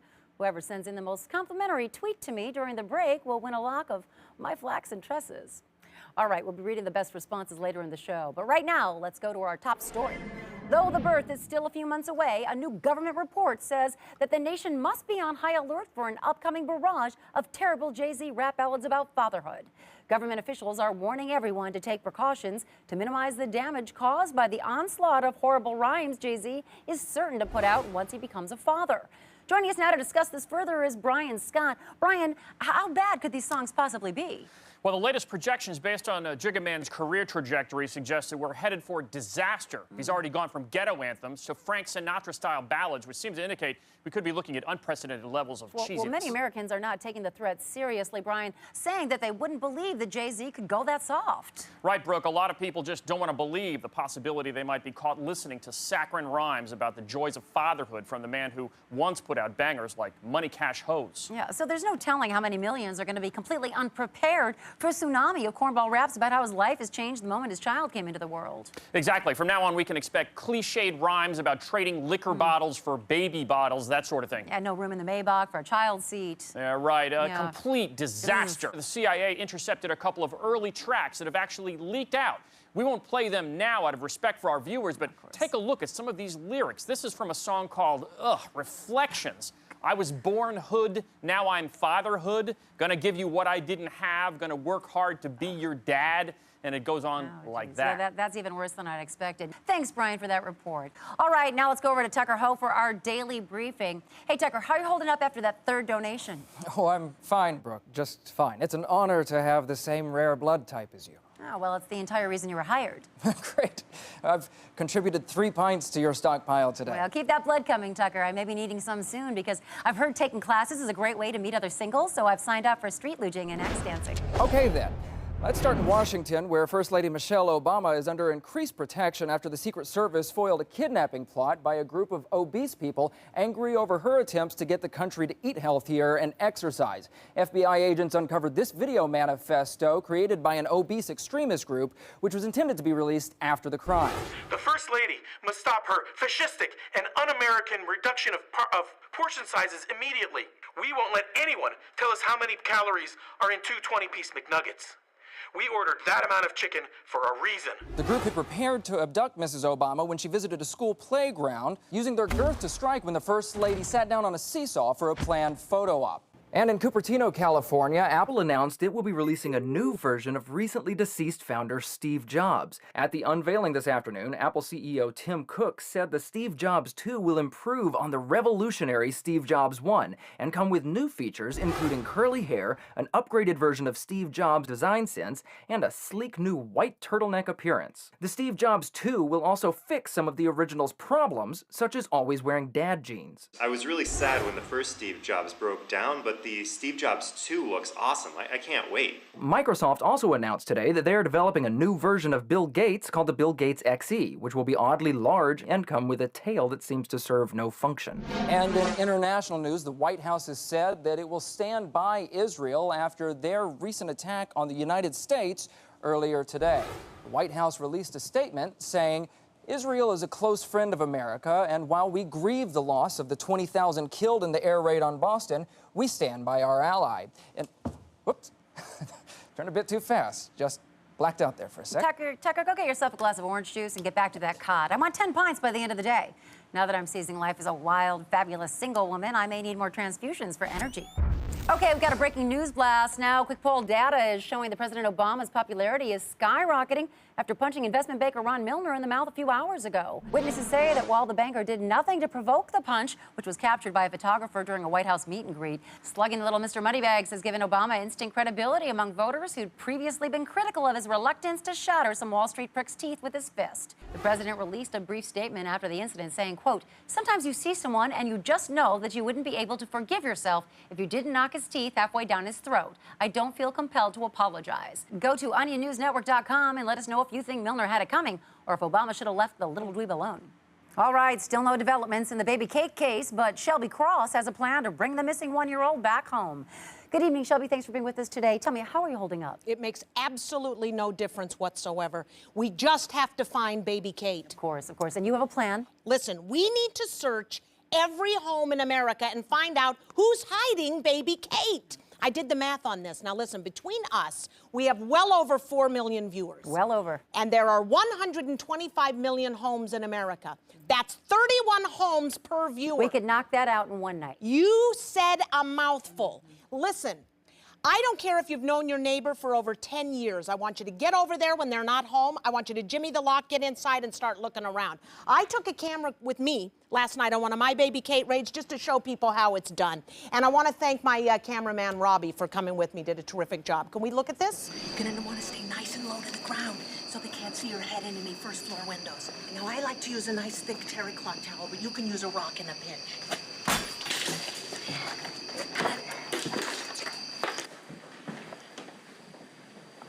Baby Kate? Remember, baby Kate could be anywhere, so you have to search every nook and cranny.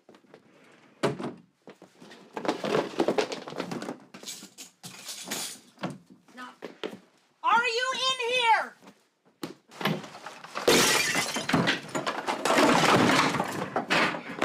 Oh. I think this house is clean. Let's roll, Robbie. Well, it's easy enough. I could do that. Of course you could, Brooke. Now listen, for anybody out there, if you find baby Kate, what to do? I want you to tuck her into one of those cross-examination abductee rescue bags. I sell these on my website. Email me with the subject line, I've got baby Kate, and then just wait for me to come to you. This is far too important to involve the police. Now, I also want you to check your own house. Your own house? Yes. What if your spouse or one of your children abducted baby Kate? What if you abducted baby Kate in a fit of psychotic temporary psychosis? This kind of thing happens. I checked my house last night, and then I checked it again this morning, and then I lit it on fire to make it perfectly clear to any kidnappers out there, you are not welcome to hang out in my house when I'm at work. Wow, Shelby, thanks for being on the show today. Oh, my pleasure. Wow, that Shelby Cross is an American original, whatever that means.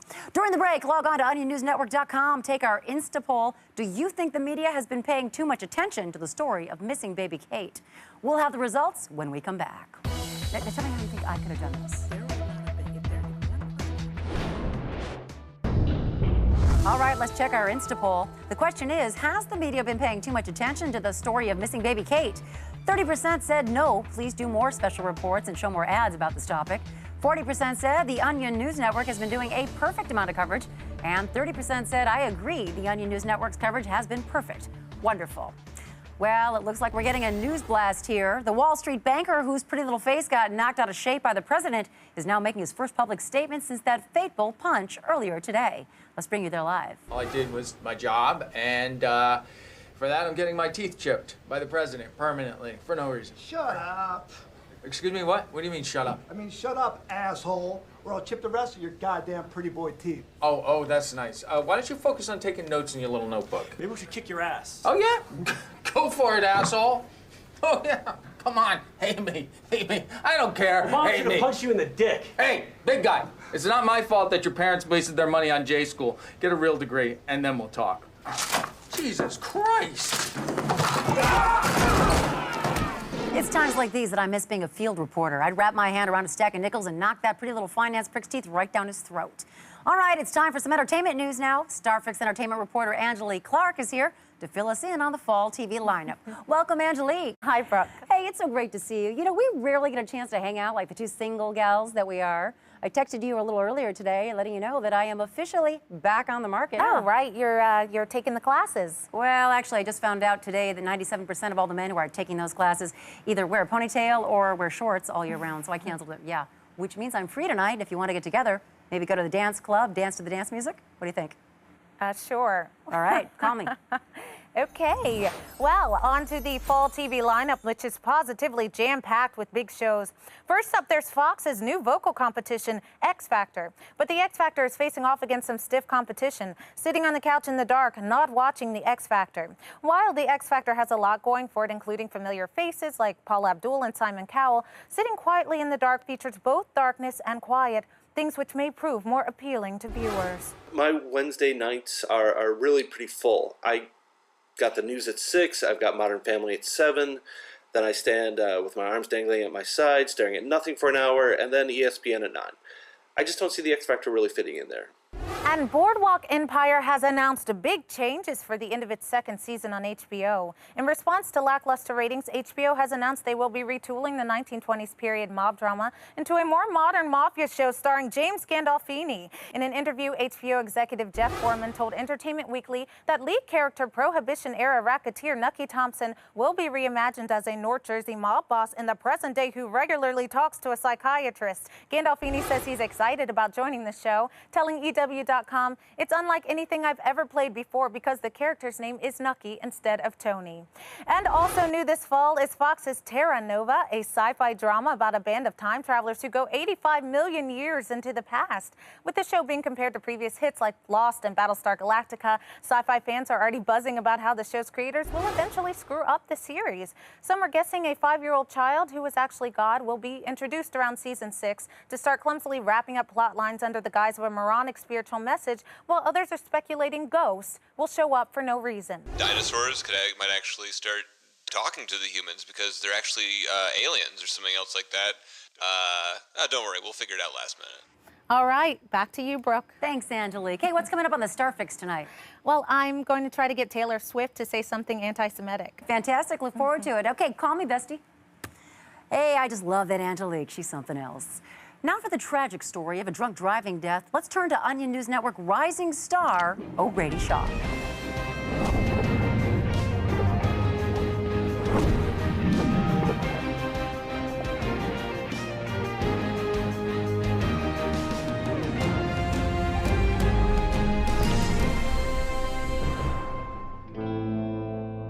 Amanda Eklund's classmates say she was one of the kindest and most generous students at Montgomery High.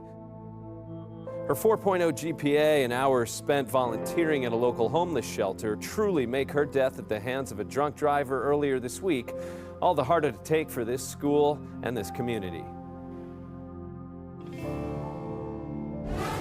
I just keep asking why. Me too. Why? Why Amanda? Why not us? I never knew Amanda, but everywhere I went, there were touching reminders of the caring friend she would have been to me had I known her. The halls where we would have talked about our classes. The student lunchroom where we might have shared a piece of pepperoni pizza, which might have been her favorite food. I know it's mine. Well, it wasn't easy coming back to school. Now that Amanda's gone, but we did it because that's what she'd have wanted us to do. Because that's our Amanda. But you didn't know her. Don't say that. I was already exhausted after the emotional roller coaster ride at the school, but I knew there were more victims to be with. Amanda's family. That's her senior photo. She was class president. She was so talented. It's just not fair. It's just not fair. Well, I guess that God must have had some reason for taking her away. Right now, I can't even Excuse imagine. me. I need a minute.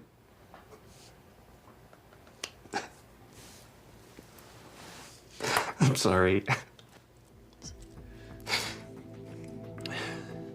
Can I keep this?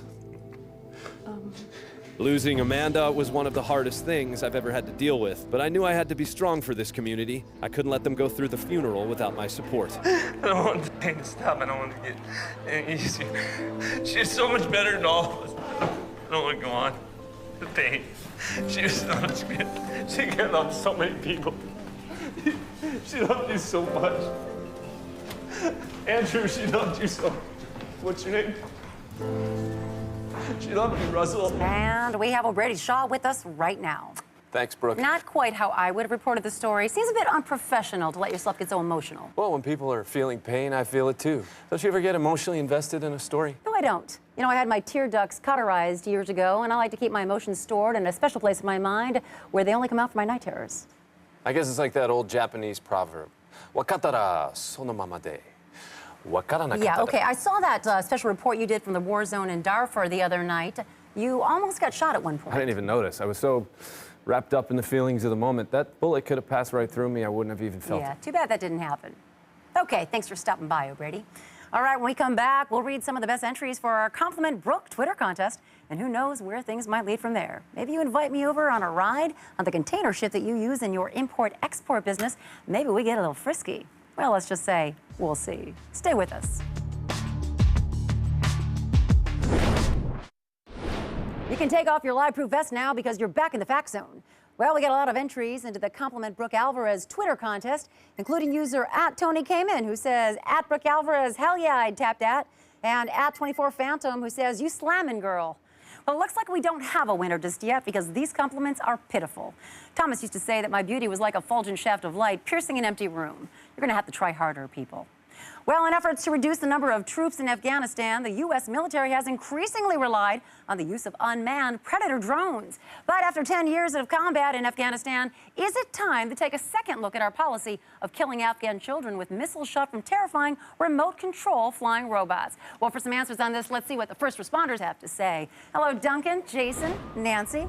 So, first responders, could dropping bombs on Afghans without warning from terrifying robot airplanes that fly themselves actually hurt America's efforts to stabilize Afghanistan? It's complicated. No, not at all. Actually, I think we need to stay the course. You don't change horses midstream, and you don't stop firing missiles from unseen death droids soaring high above the clouds just because a couple of schools get blown up. I disagree with that. I mean, accidentally bombing children with our super army of automated missile-firing bots may have worked great at the start of the war, but conditions on the ground have changed. I mean, we have got to find another way to obliterate this population. What about flaming bulldozers or 50-foot-tall tanks? Yeah, because, you know, military experts do credit thundering death upon the hapless heads of Baghdadi farmers screaming like capricious gods with turning the whole Iraq war around. Oh, okay, so maybe using a silent, hovering, genocidal computer is unavoidable at wartime, Perhaps. but let's do what we can for these civilians. I mean, why not name the drones Billy or Steve to make them seem less dispassionate? That is a terrible idea. Billy is a horrible name for a drone. And Steve is even worse. Keith? Steve? Well, you know what? Some experts have suggested making robots that are more visually reassuring.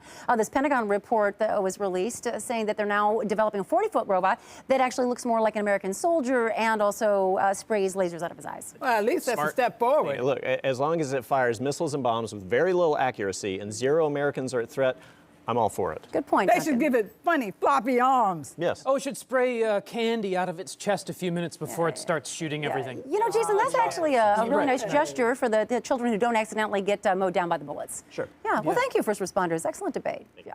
All right, now it looks like we have more breaking news from the White House.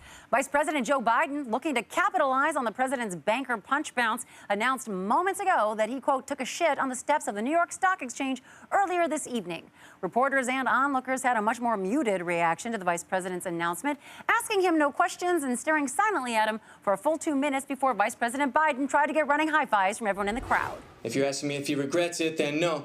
The vice president doesn't believe in regrets. We've seen an immediate flood of responses over Biden's act on Twitter. So let's go over to Tucker now to see what people are saying. Tucker? Well, Brooke, so far Americans have expressed somewhat conflicted approval of the vice president's actions. We've received tweets from viewers saying, good for Biden, I guess. Don't know what I think about this, but all right, sure, and ew. What? All right, thanks, Tucker. And I must say, you're looking a little less pale.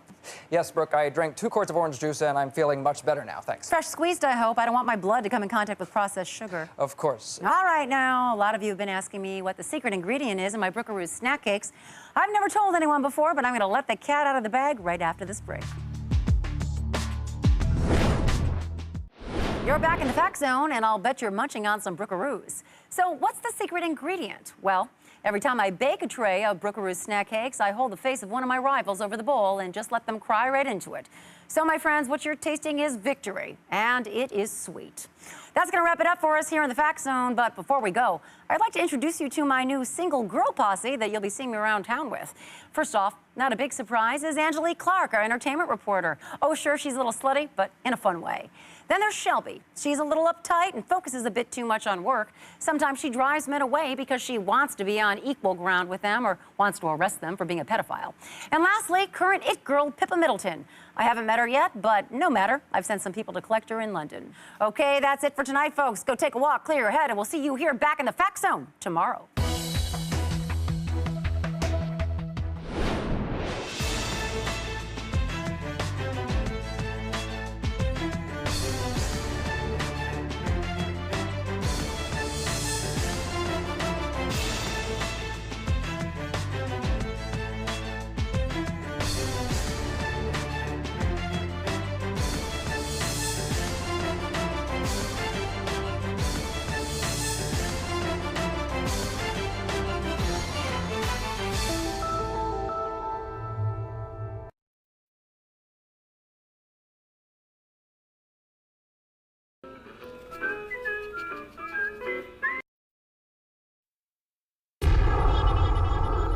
This is the Onion News Network, a lighthouse of logic on the foggy shoreline of madness.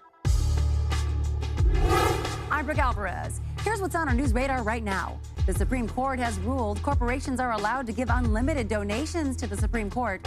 A new report has found the number of times annually that Americans drop salsa on their bare balls is way higher than anyone cares to know.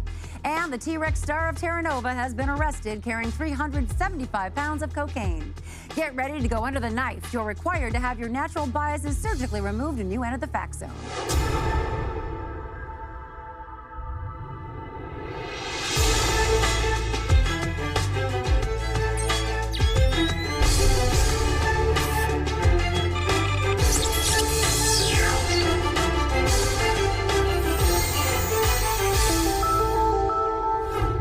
I just love that opening sequence. I actually composed that theme song myself after it came to me in a dream. Only dream I ever had. Well, as always, I'll be tweeting throughout the show tonight from both my personal account at Brooke Alvarez and my novelty account at Lots of Yaps, where I pretend to be one of my 5 corgis. It's very funny, especially if you like dog humor.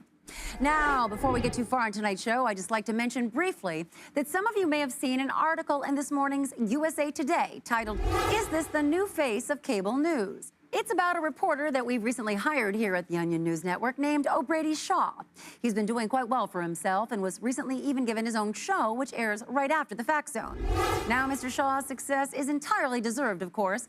He has a lot of great journalistic skills, like being very photogenic, and I think he can read. But I must take issue with USA Today's reporting. Mr. Shaw is by no means the new face of cable news. The face you are looking at right here, mine, is and will always be the face of cable news. So get your facts straight, USA Today, and stop printing your dumb paper. It is awful. Moving on now. A new candidate entered the race for the Republican presidential nomination last night, and political analysts are saying he might have a better shot than any of the current contenders. His name is John Clarkson, a former congressman who fell into a coma due to a car accident shortly after he was elected 8 years ago. John hasn't spent years in Washington playing the same old political games. He's been right here, in this bed, kept alive by machines. John has the strength to lead this country through the challenges ahead. His spinal column is shattered, but he still has more backbone than anyone in the White House. His supporters say that while Clarkson is not a traditional candidate who can speak and move, they're drawn to his stance on the issues. Clarkson rallies have also been drawing crowds of supporters who often sit in silence for an entire hour as Clarkson lays motionless on stage. It's been great just to be able to sit outside and enjoy the nice day without all the yelling and the clapping. I haven't felt this relaxed in years. I blackmailed a lot of politicians before, but never went in a coma. Could be an interesting challenge. All right, the Onion News Network is always working on new technological innovations to help bring you the news even faster. And tonight we're introducing one of them right here in the Fact Zone. Our own Tucker Hope has had his regular touchscreen recon wall replaced with what's called a touch-free brain wall. That's right, Brooke. This helmet reads my brain's electrical impulses and transmits them to the monitor automatically, like this. Oh, hello, Brooke. Very nice, Tucker. I can do a lot more. All hail Brooke Alvarez, Queen of the Facts. I love that one. We can even bring up O'Brady Shaw. Tucker, do something useful with the brain wall. Stop playing around. Of course. Sorry, Brooke. I'll be using it later in the show. Thank you, Tucker. Later. I'm sorry, Brooke. All right, so nice of the network to give us that brain wall. Don't forget, later tonight on the Starfix, U.S. Customs agents find a severed elf head in Bjork's luggage. Angelique Clark will have that full story. If you're watching, Angelique, please call me back about that eel trapping thing. I think it could be fun. We're best friends. Okay, earlier this week, Shelby Cross, host of the Onion News Network's Cross Examination, investigated whether women's self-defense classes might actually be dangerous. Take a look.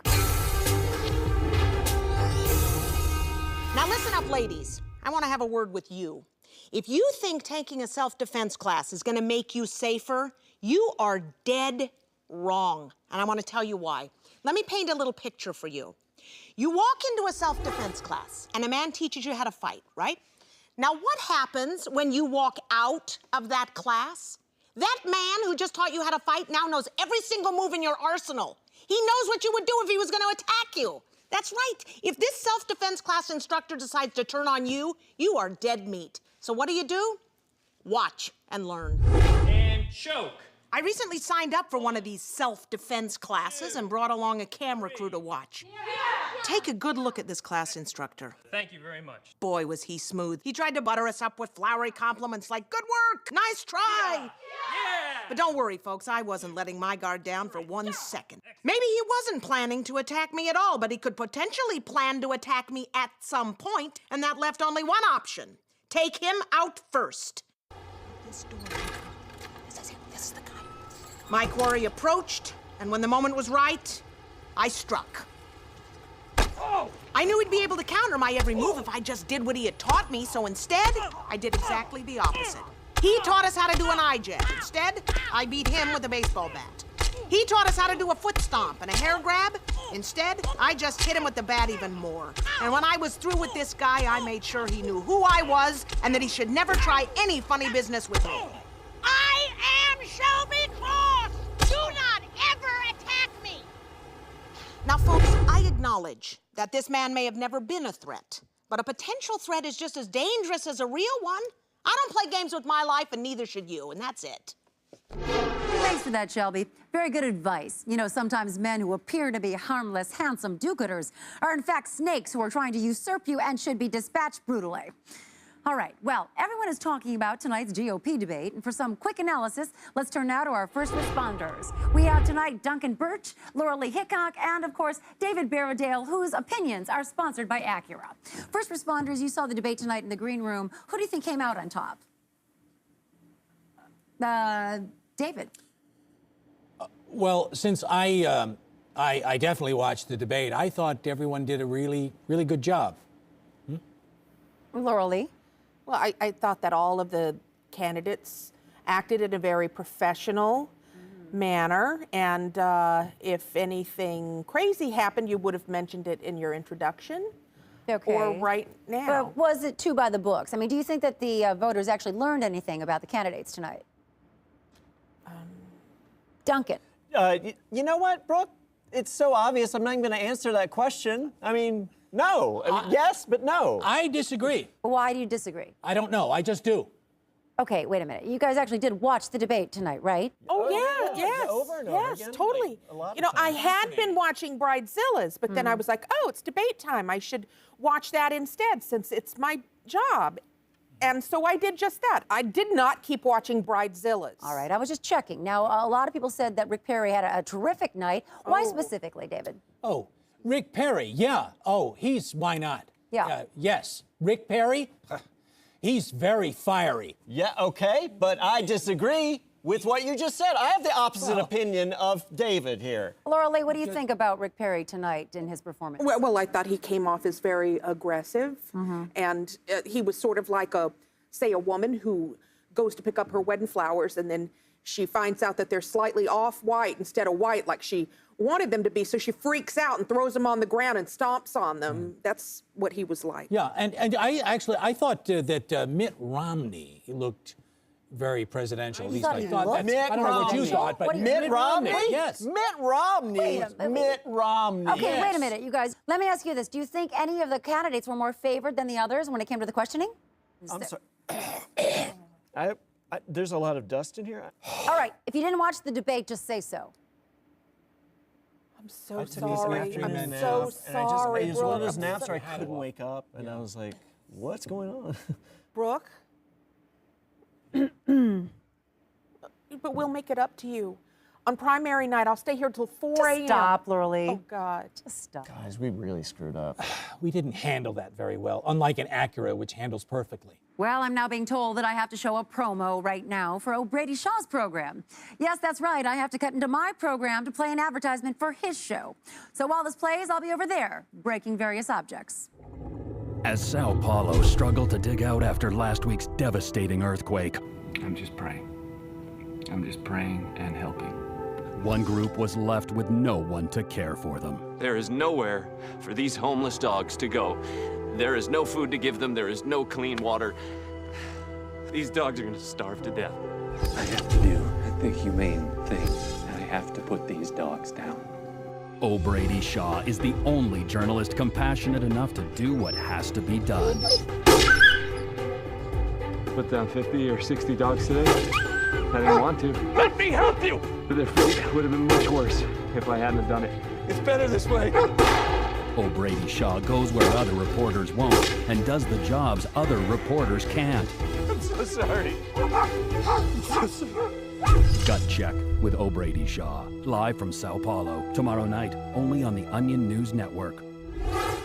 Interesting. Might be worth watching to see if any of those dogs get a chance to turn the gun on him. I know my corgi certainly would. All right, we have to take a short break right now, but before we go, here's our Fact Zone trivia question of the day. Which Onion News Network personality has received more awards than anyone on the planet? Tweet your guesses to me and I'll reveal the answer right after the break. Stay inside the Zone of Fact. It's not a lie zone or an assumption zone. It's a fact zone, and you're back in it. I'm Brooke Alvarez. Before the break, I asked you which Onion News Network personality has received more awards than anyone on the planet. At Joey Bones 23 tweeted, Def O'Brady, he's so slammin'. No. At the Brooklyn Boys said, gotta be O'Brady. That guy's got more talent than anyone else at the Onion News Network in his pinky toe. Excuse me, talent? I think you're mistaking ab muscles for talent. The answer, you fools, is me. I've won 15 Excellence in Cable Journalism Awards, 4 Women Awards, and 1 Olympic bronze medal in curling, to name only a very few. And now, let's go to Onion News Network's autistic reporter, Michael Falk, for a report on 4 American troops killed in a battle with Taliban forces outside Kabul.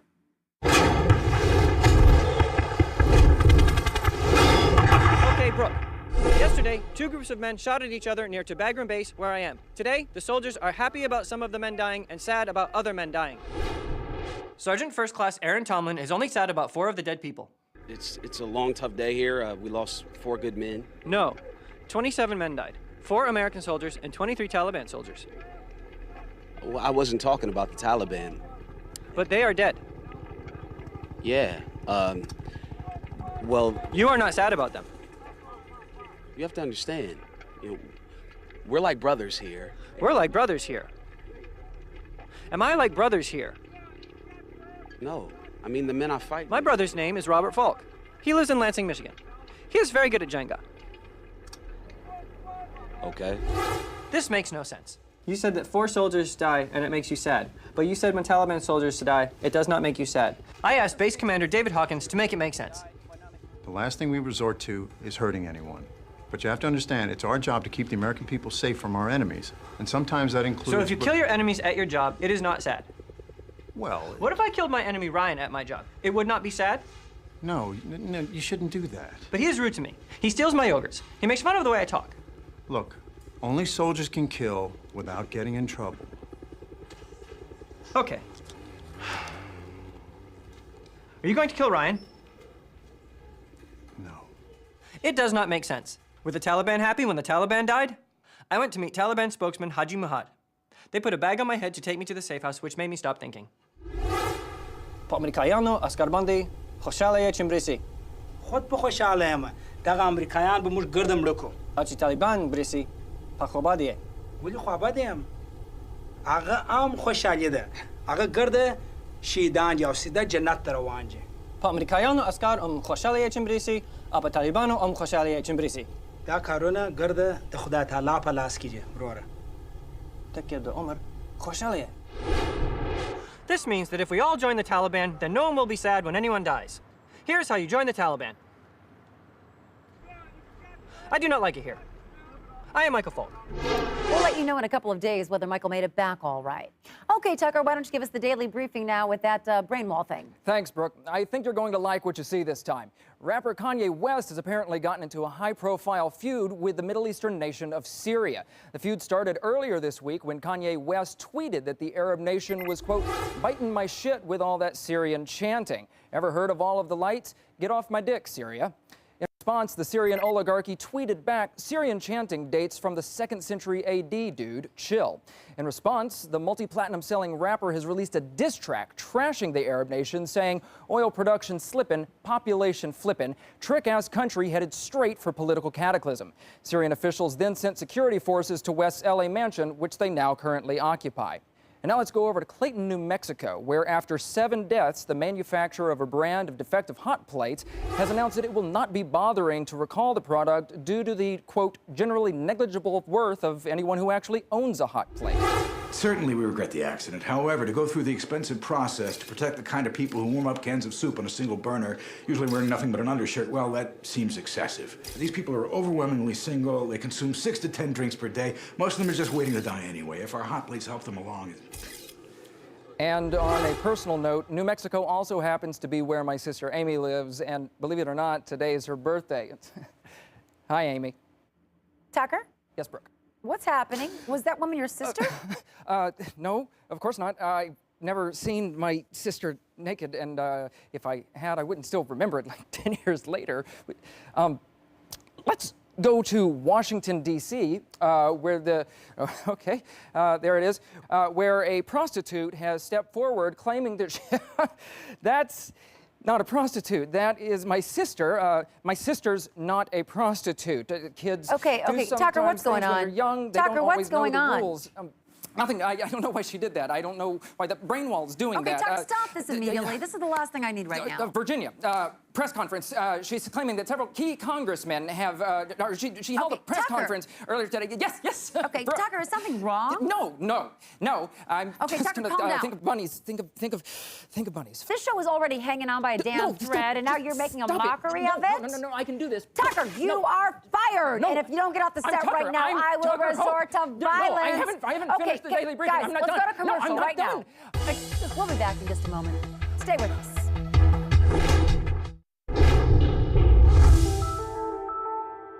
Welcome back to the Fact Zone, loyal viewers. I apologize for that brief outburst earlier, but I am feeling much better now. Nothing calms the nerves like flexing your power over an underling. So let's go back to our daily briefing now with Tucker Hope over at the Recon Wall. Tucker? Thanks, Brooke. In an effort to expand on Michelle Obama's Let's Move campaign to improve the health of the nation's children, Vice President Joe Biden has launched his own fitness program aimed at American women. Instead of reducing childhood obesity, Biden's program focuses on American women between the ages of 18 and 45. Stating that America's lack of hot bods and beach babes has reached near crisis levels, and imploring Americans to get more toned, tanned, taut, and tasty.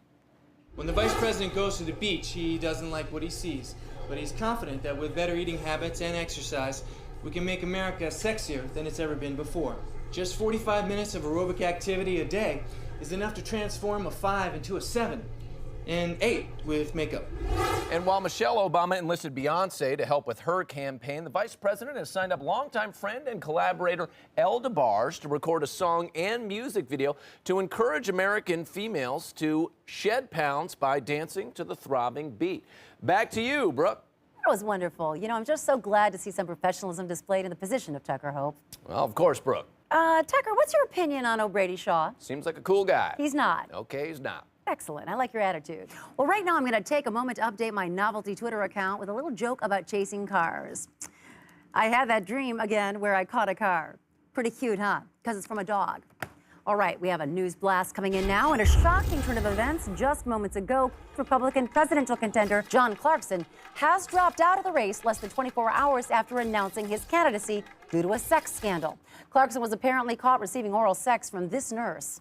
Tucker Hope is over at the recon wall and is tracking voters' reactions online. So what are you seeing, Tucker? Well, Brooke, it's a lot of surprise, disappointment, and anger. People are tweeting things like, "This is so sad. Only his wife should have been having any sexual relationships with him." You'll see one coming up here from a gentleman in Scottsdale. Windpants Zero says, "This just goes to show that all people in comas are perverts." And our own Fact Zone Insta polling is showing that people who had been supporting Clarkson are now throwing their support in a split fashion between Mitt Romney and this large rock, which just joined the race yesterday. So clearly a crushing defeat for a man who many thought had a chance to one day be wheeled into the White House and propped up in a sitting position in the Oval Office. And of course, no comment yet from Clarkson, who is still in a coma. Brooke? Very sad. Thanks, Tucker. No problem. I got to say, I think I just knocked that out of the park. Not bad for my first 15 minutes on the job. Well, no bragging, Tucker. You should have learned that in Tucker training. Yeah, my B. Still getting the hang of this. No. No saying my B either. Gotcha. Okay. We have to take a quick break, but when we come back, we'll show you our Onion News Network snapshot of the day. I've seen it, and it's a good one. There's a bunch of fact gunk clogging up your news gutter, so clear it out. The Fact Zone will be right back.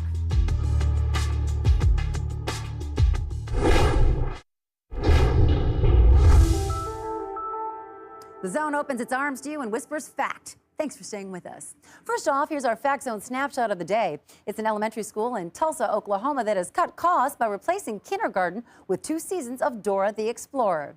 And before we go tonight, I've been asked to check in with O'Brady Shaw, who's still on the scene in Sao Paulo where that disastrous earthquake struck. Hi, Brooke. The situation here in Sao Paulo is really grim. Yes, I know. 127 people are confirmed dead. Close to 500 are missing. The quake had a magnitude of 8.9, and its epicenter was 2.5 miles outside Sao Paulo. Yes, that's right. And the president of Brazil, Dilma Rousseff, who happens to be the first woman to hold that role, expressed her condolences 4 minutes and 22 seconds ago and declared a state of emergency in the area. Yes, that is correct, Brooke. And right now, rescue crews are working around the clock, and the United States has just said it's going to send $2 million in the aid Brooke, to... what are you doing? Just showing you how it's done. Can I finish my report? I don't know, can you? What are you doing? What are you doing? Why don't we get back to the story? Why don't we get back to the story here? This is so unnecessary. This is so unnecessary. Okay, I am going to go, and I'm going to go try and help save some lives, Oh, and then I'll really? check Just back gonna in with you leave later. in the middle of a report? That is so unprofessional. I would never do that. What? I apologize on behalf of O'Brady for his extremely rude behavior. You know, I think he may be drunk or on club drugs or something. The police should look into that. Well, that's all for the Fact Zone tonight. Until next time, please don't forget to abide by the terms of your Fact Zone confidentiality agreement. I'm Brooke Alvarez. Good night.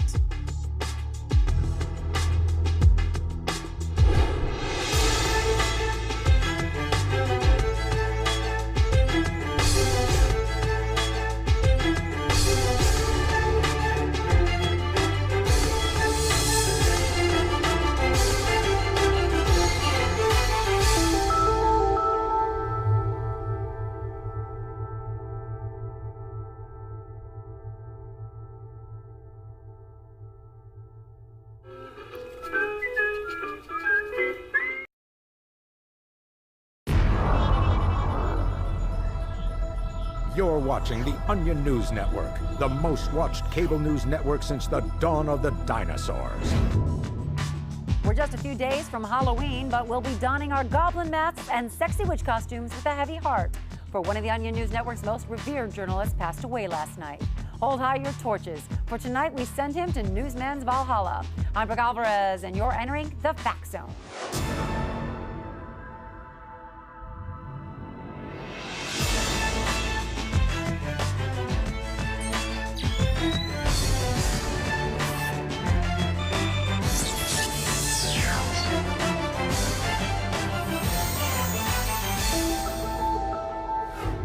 Good evening. We begin tonight by paying tribute to one of the greatest journalists of the 20th century. As you've no doubt heard, last night we lost an irreplaceable member of the Onion News Network family, legendary newsman Brandon Armstrong. Armstrong started as a cub reporter at the Onion newspaper during the 1950s, making a splash with his dispatches from the civil rights movement. He was one of the few reporters on the scene when Saigon fell.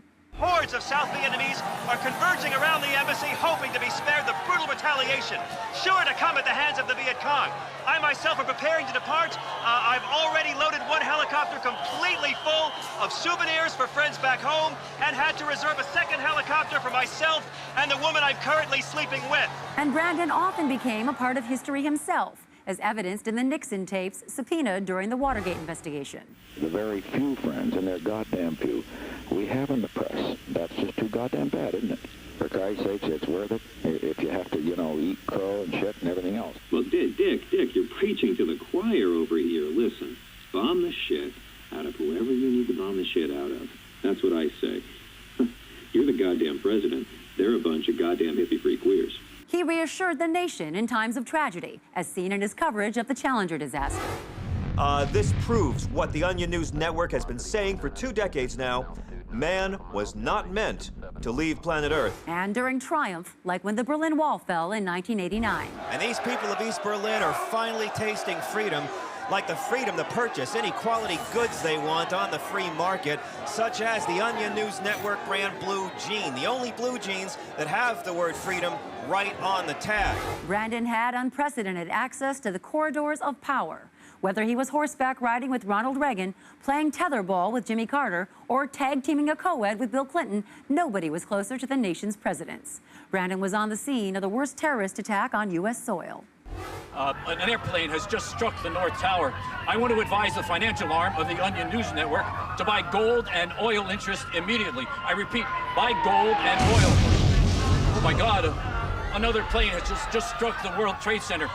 For the love of God, drop tech stocks now, or we're all going to take a bath on this thing. Sadly, Brandon was killed last night in a brothel fire in the Czech Republic while finishing work on part 412 of his 500-part series on the Eastern European sex trade. He really cared about those girls.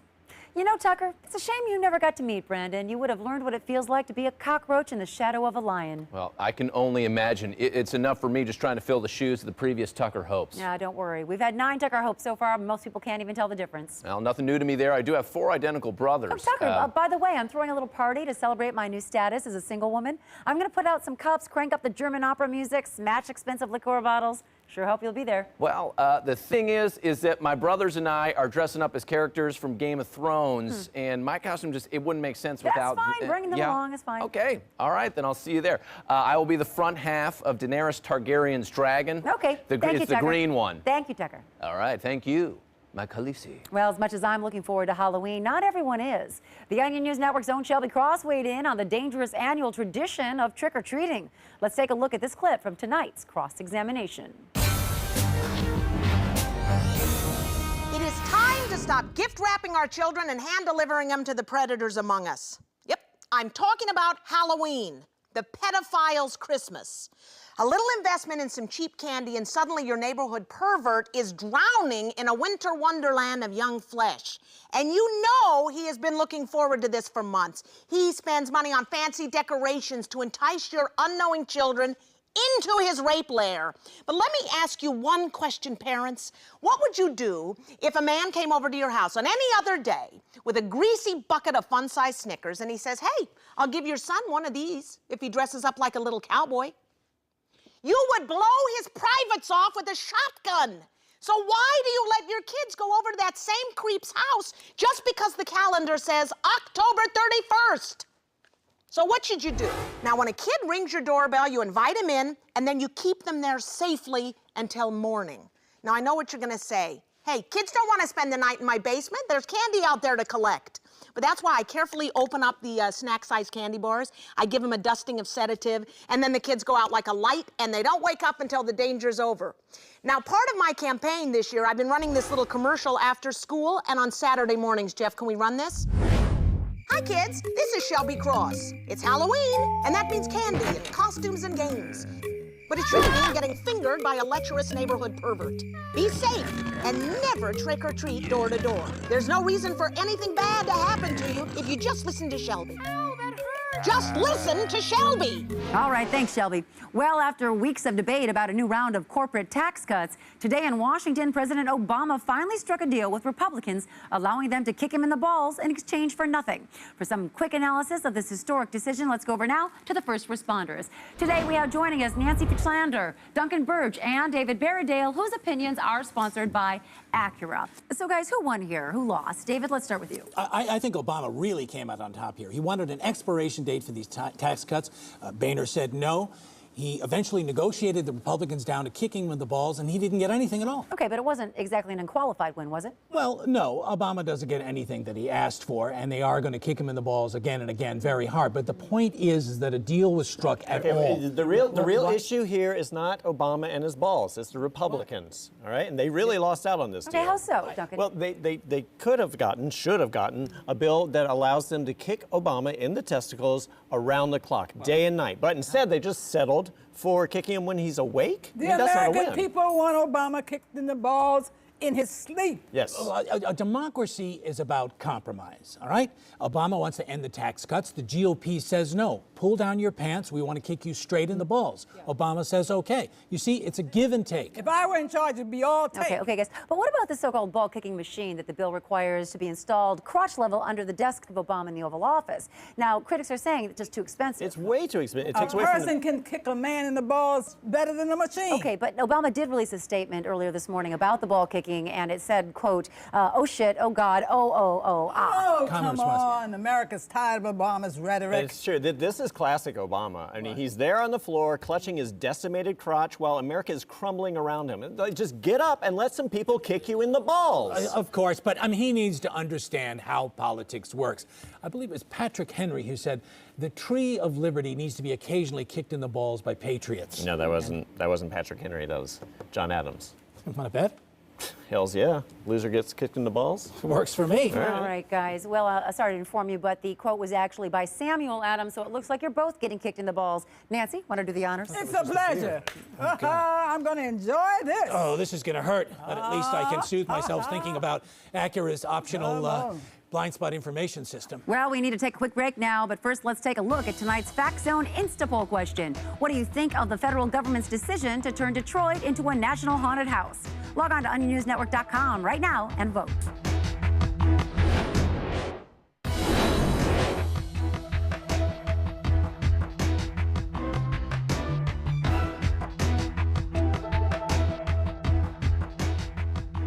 You're back in the Fact Zone. I'm Brooke Malzberez, and we have a...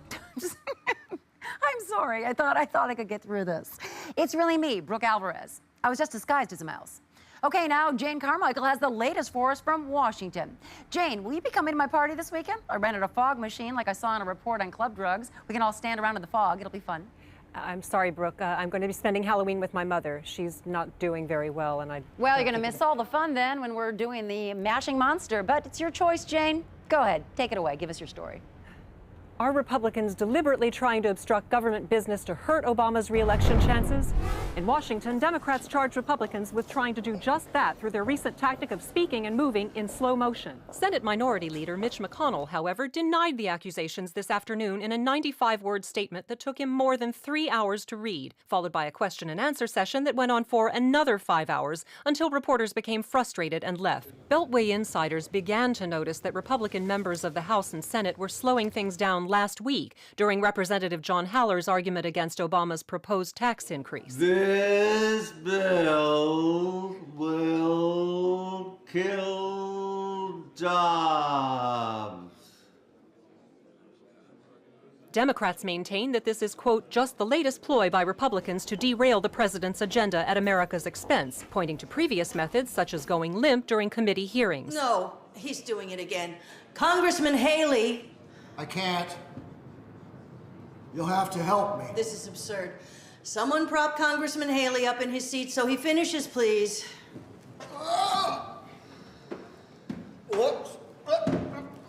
Republicans counter by saying they're just taking their time with the esteemed business of government. They also accuse the Democrats of hypocrisy, pointing to the fact that during the Bush administration, Democrats insisted all bills be read aloud in both English and Latin. Providimus enim prorogation facta appropriata. How do you say this one? And used laser pointers to distract committee chairmen. Stop that! Stop it! Those things make you blind if you get shot in the eye. Vice President Biden has urged his congressional colleagues to counteract Republican stall tactics by doing a bunch of speed because he thinks he knows a guy who can get some. Brooke? Thank you, Jane. And let me know if you change your mind about the party. I have a banana costume that would fit you perfectly and really bring out your natural hunch. Okay. Okay. Well, it's time now to fix Fact Zone's scope on the Northeast. It's now been 7 days since a group of hikers went missing in Maine's Acadia National Park, but rescue crews there are still holding out hope of finding them alive. Autistic reporter Michael Falk is on the scene there. Michael. Hello, Brooke. My socks got wet. That cameraman gave me new socks. I am fine. All right, that's good, Michael, but what's the situation there? Situation. The names of the hikers are Casey Allman, Brian Emery, Ashley Thorson. The hikers were last seen 174 hours ago. Since then, 3 very big storms have hit here. There's a 1.24% chance that all of the hikers are alive. There's a 3.87% chance that one or more of the hikers are alive. I talked to a man. Watch that video now. Why are you looking for the hikers? Well, we're still hopeful that we might be able to find them. There's been a break in the weather, so we're hoping that... Over the past 7 days, the average high temperature has been 21 degrees Fahrenheit. Over the past 7 days, the average low temperature has been 6 degrees Fahrenheit. Right. So we did another sweep of the park from the air, but we didn't see anything. Without shelter, the human body can withstand temperatures this cold for a maximum of 3 hours. Is there shelter in the forest for the hikers? Not that we know of. They're frozen. Well, we like this. They're frozen. Many people are looking for the hikers and saying that they are alive, but that is impossible. It is confusing. That is a helicopter. A CH-146 Griffin helicopter. Helicopter. I talked to another man who is looking for the hikers. It is unlikely that the hikers' bodies have left Acadia National Park. That's right. I have found the hikers. The hikers are dead here in Acadia National Park. I am now part of the news story because I am the one who found the hikers. I am Michael Falk reporting on Michael Falk. Goodbye. Even though I found them, the rescuers say they will keep looking for the hikers because some people think that knowing where dead bodies are is better than not knowing where they are, even though we know where they are. They're over there. I am Michael Falk. I've always wanted to die by freezing. It's peaceful, and my corpse would be perfectly preserved for all time. All right, some news now on the economy. Following the release of this month's anemic jobs report, financial analysts say they finally figured out the reason for the high unemployment rate. An Illinois resident named Jim Richmond, who's been working 42,000 jobs since early 2009. Richmond works at 46 Walmart locations, drives a school bus, is the CEO of the Oracle Corporation, works as a nursing home attendant, is a commercial lobster fisherman, gives piano lessons, and holds more than 41,000 other positions. He says that he doesn't understand where all the talk of the sluggish job market comes from.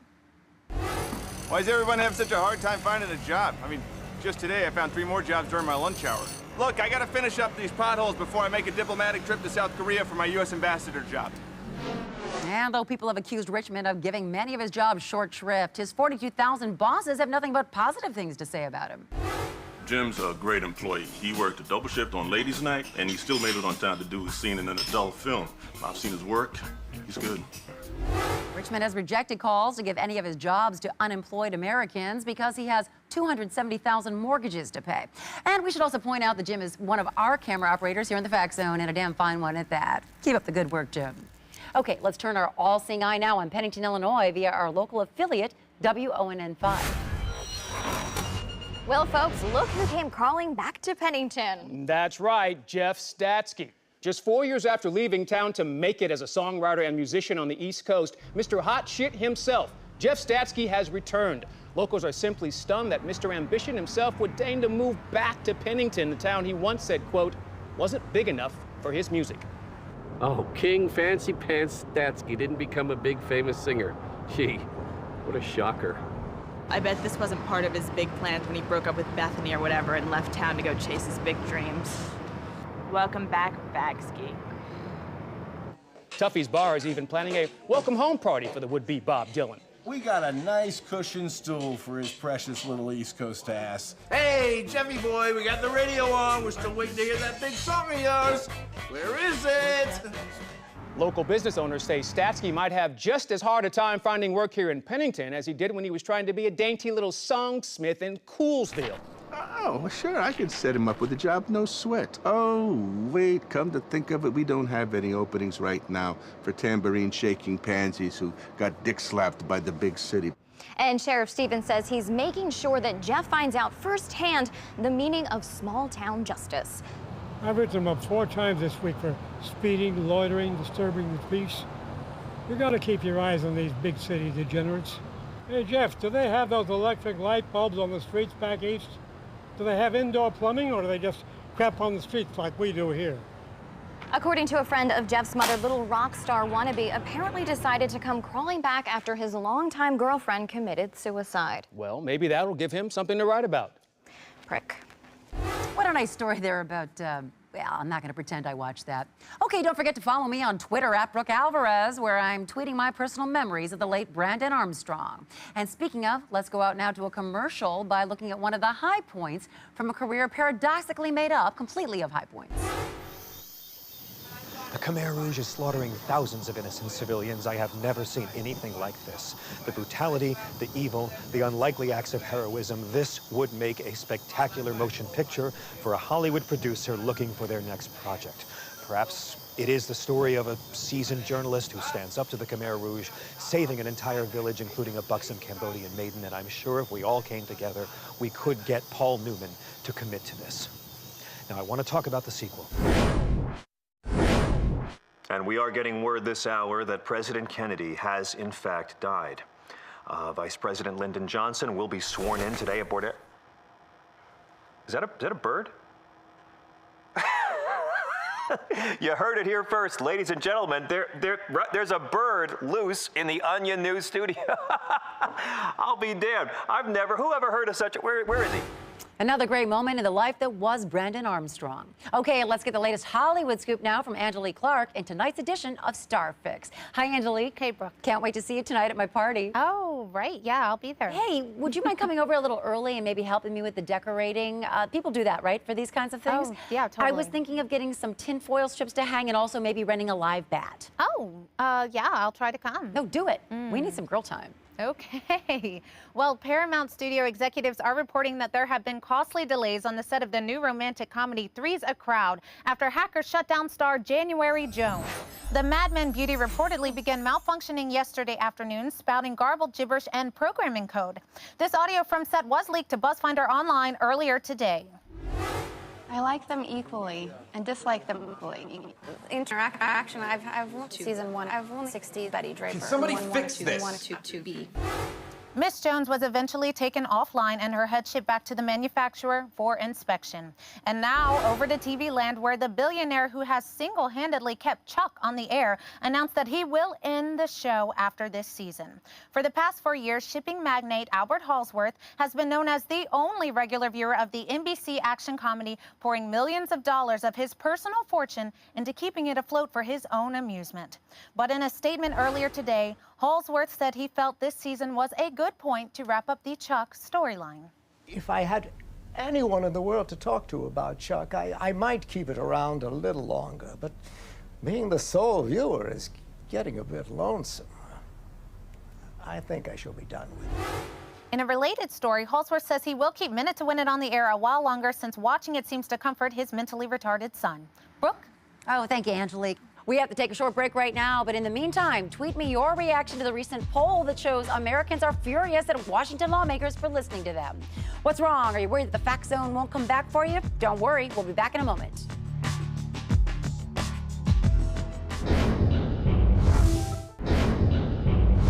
Pull up your swim trunks. It's time to do a cannonball into the truth pool. You're back in the Fact Zone.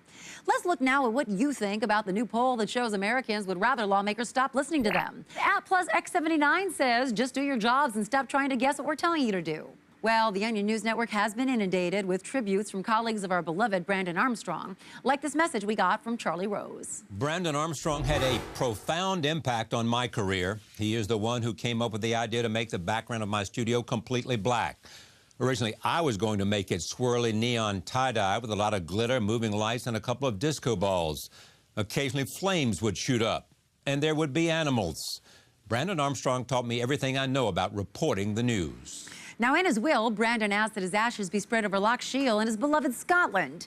But we decided to do him one better and spread those ashes right here in the Fact Zone set. Tucker? Here he is. All right, Tucker, it's not a he, it's a lump of dust. Okay, let's do it then. Goodbye, Brandon. Okay, Tucker, clean this mess up. That's all from the Fact Zone. Close the doors behind you when you go. We don't want to let any truth escape.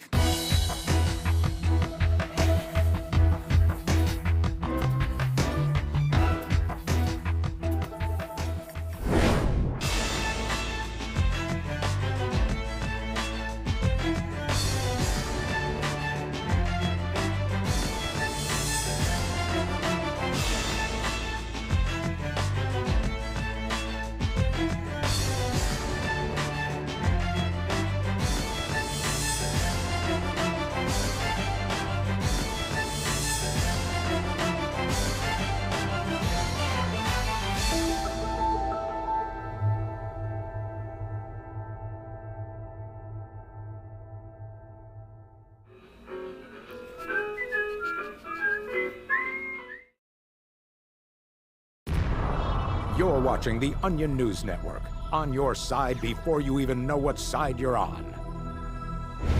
Tonight, Starbucks locations across the country open separate lines for assholes who are too busy texting to realize they're next. Disney scientists prepare to transfer Walt Disney's soul into one lucky boy. And Congress temporarily legalizes marijuana ahead of Thursday's awesome meteor shower. Time to check the truth snares for lies and finish them off with a club. I'm Brooke Alvarez. You're entering the Fact Zone.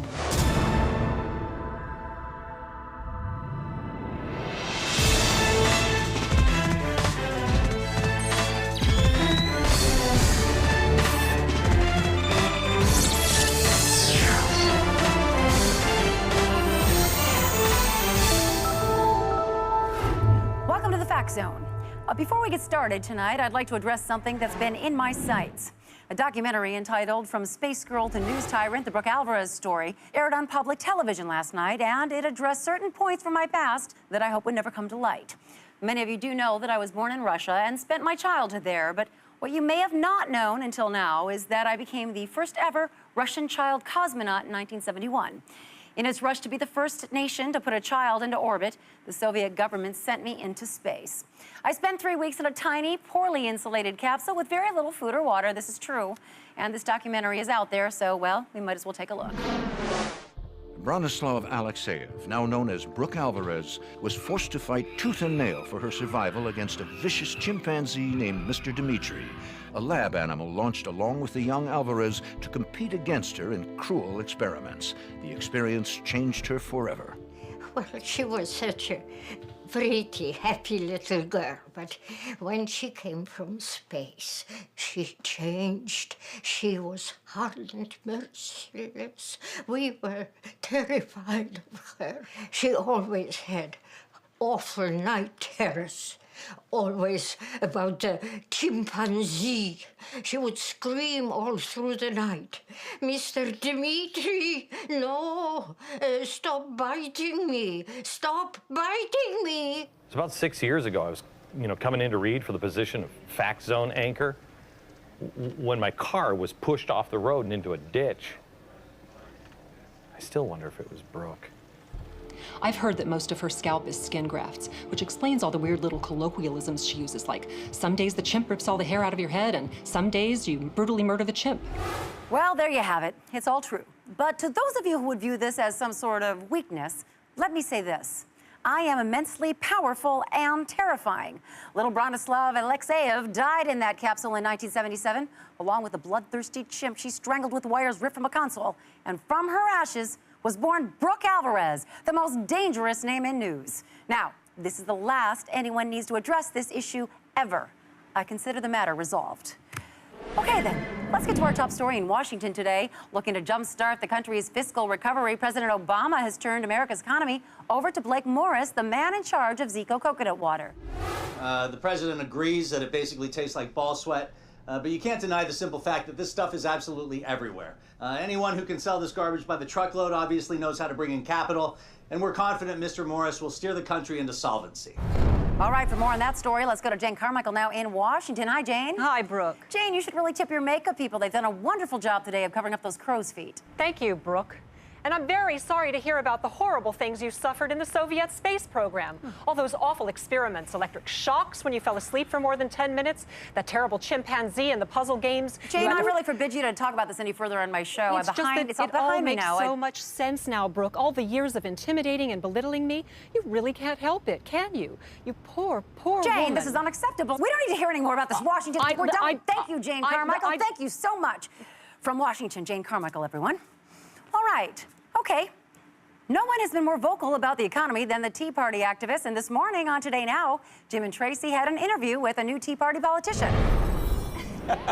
Okay, joining us now is a very special guest, Carol Olson, the Tea Party patriot who thinks she's running for Supreme Court Justice. Hi, Jim. Hi, Tracy. Good morning. Now, Carol, you're hoping to be elected to the United States Supreme Court, even though your critics are saying that's not how the Supreme Court works. I am, Jim, but I don't listen to those critics. They're afraid of the kind of change I'd bring, which is exactly why I should be in there. And the fact that the justices aren't popularly elected isn't going to stop you. Nothing's going to stop me, Tracy. I'm not afraid to shake up the status quo. The courts need to be answerable to the will of the people. Now, of course, most people would say that that's exactly the opposite of the way the courts are supposed to work, but you don't care. Just incredible. And you got a high-profile boost earlier this week when Michelle Bachmann tweeted, quote, "Can't wait till I can cast my vote for the next Supreme Court Justice, Carol Olson." I have such respect for Michelle Bachmann. I hope that once she's elected president, she'll appoint herself to the Supreme Court and we can rule America side by side. Now, the mainstream press has not been so kind. You've been called a distraction, sorely misled, or unwilling to accept reality. Well, I will say this. If I were those newspapers, I wouldn't be making enemies with someone who'll have the power to shut them all down once she's elected. Right, yeah. Well, the people sure are excited, though. I mean, look at this crowd of your supporters. Oh, yeah, that's a rally that we held just last week outside of the Supreme Court. I'm pretty sure that's not actually the Supreme Court, but there's still a lot of enthusiasm there. And this isn't the first time you've run for public office. Is that right, Carol? Yes. Last year I ran for Celine Dion, and I did lose to the incumbent, but I gained so much knowledge about campaigning that I'm now bringing to this race that it almost feels like it was a victory. Ms. Olson is currently on the campaign trail in Saskatchewan in support of a U.S. Supreme Court bid.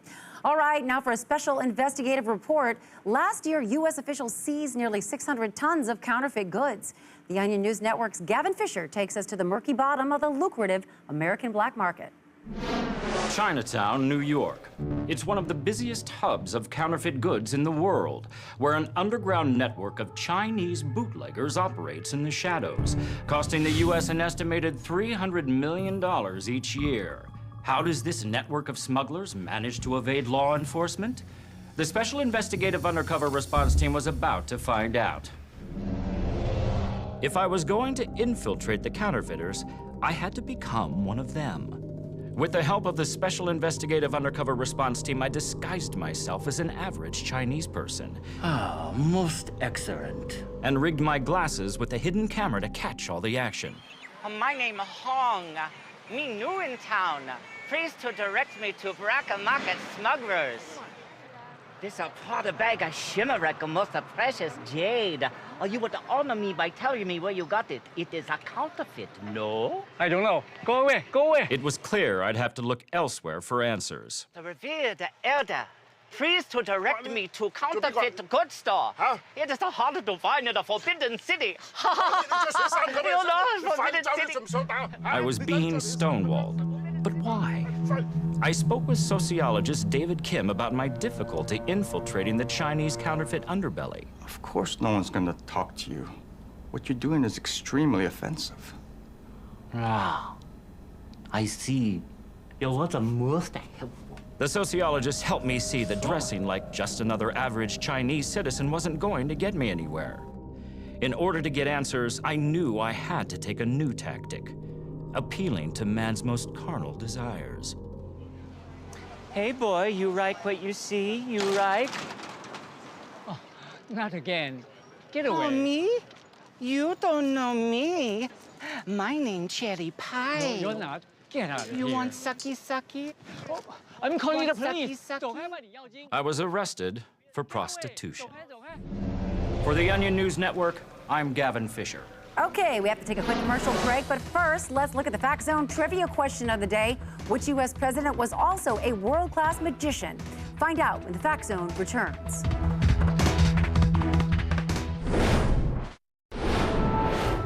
Welcome back to the Fact Zone.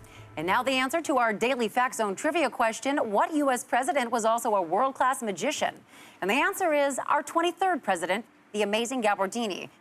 Well, all right, we have some tragic news from Morristown, New Jersey now. Earlier this afternoon, shots were fired at a local mall. The Onion News Network's rising star, O'Grady Shaw, somehow managed to tear himself away from a mirror long enough to file this raw story just minutes after the shooting. When shots rang out at a suburban mall, our team rushed to the scene. Was anyone injured or killed? Had the shooter been apprehended, or was he still on the loose? We had no information whatsoever. This was a raw story.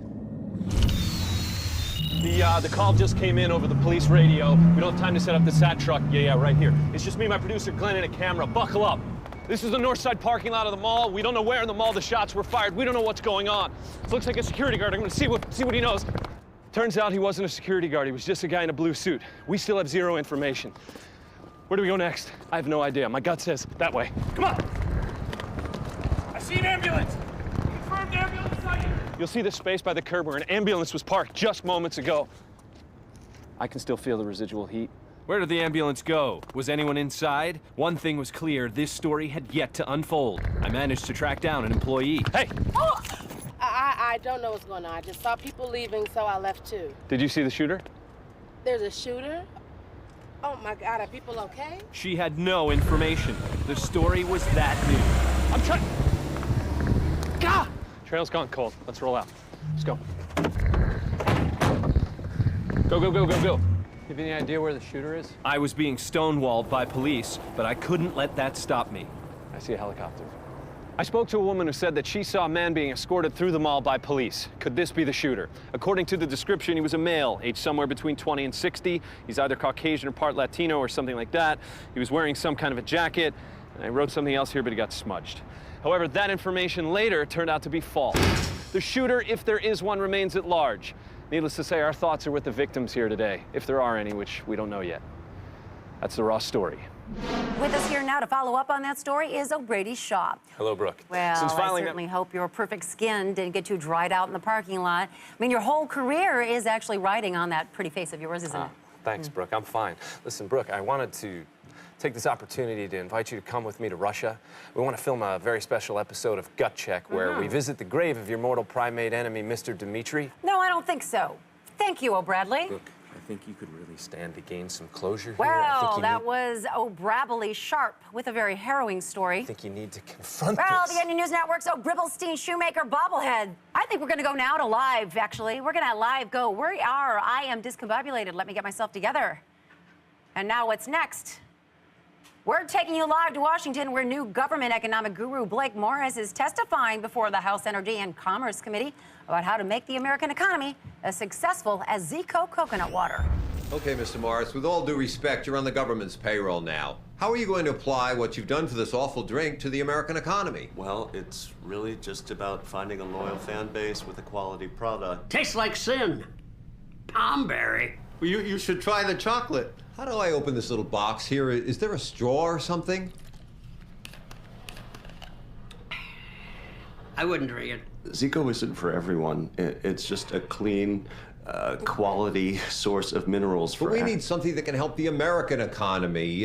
Some kind of magic, job creating, viral marketing, that sort of thing. Whatever you did here. So what is it? Are there drugs in here or something? Do you use psychedelics to get people to give you money? No, it's nothing like that at all. What we've done is been able to capture a market. Maybe he's some kind of a savant. He doesn't even know he's a business genius. Let's follow him around for a few days, let him play with his coconut juice. and then we'll steal his ideas. Well, this terrible coconut beverage isn't the only thing happening in Washington. Turning now to the political arena, Michelle Bachmann today implied that the media's coverage of her campaign is sexist. The candidate told a rally in New Hampshire that she believes that as a crazy woman, she's had to deal with scrutiny she would not face if she were a crazy man. Let's ask our first responders to see what they think. Joining us today, we have Duncan Birch, Laura Lee Hickok, and David Bairdale, whose opinions are sponsored by Acura. Is Bachmann treated differently because she's a woman with a frighteningly apparent psychological instability? Oh, I don't think there's any question. Laura Lee? Yeah, every really? time she says something that's objectively bizarre about how God told her to adopt 24 children or how same-sex marriage is the #1 threat to this country, the press jumps down her throat. Now, they would not be doing that to Mitt Romney if Mitt Romney were visibly deranged. I don't buy this for a second. Oh, now, come on. If an insane male candidate said that Obama was responsible for swine flu, people would be, they would be just as terrified by his ignorance. Excuse me. Yes, Dave. Excuse me.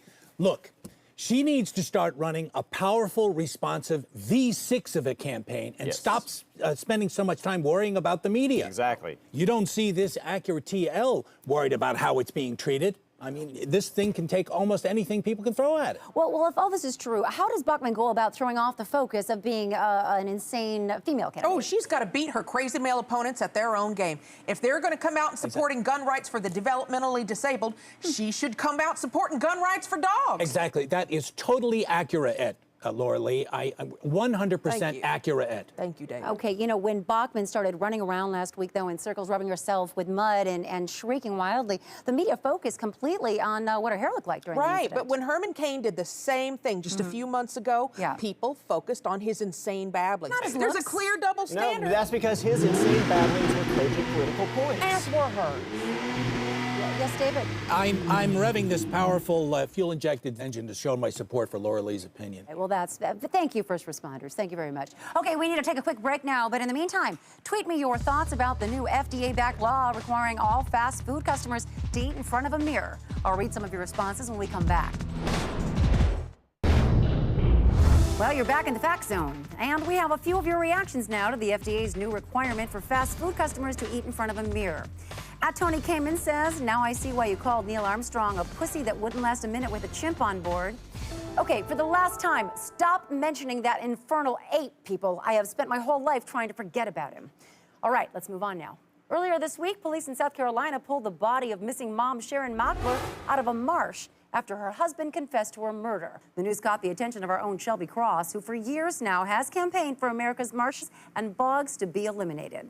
Shelby joins us now live in the Fact Zone studio, and with us live via satellite is Jason Popkin of the Wetlands Fund. Welcome to you both. So, Shelby, let's start with you. You say that our bogs and marshes should actually be paved over. That's right. Absolutely, Brooke. These things are nothing but dead body dumping pits that make life easy for murderers. And it's disgusting to me that sickos like Mr. Popkin actually want to protect these things. All right, well, Mr. Popkin, how do you respond to this? Bogs and marshes are important ecosystems that should be protected. I mean, they're already being endangered. Whoa, excuse me. As long as these human landfills remain open for business, what we're essentially saying to the criminal element is, sure, do whatever you like, and throw the evidence here in this federally protected black hole. Shelby, America's wetlands are home to thousands of endangered species.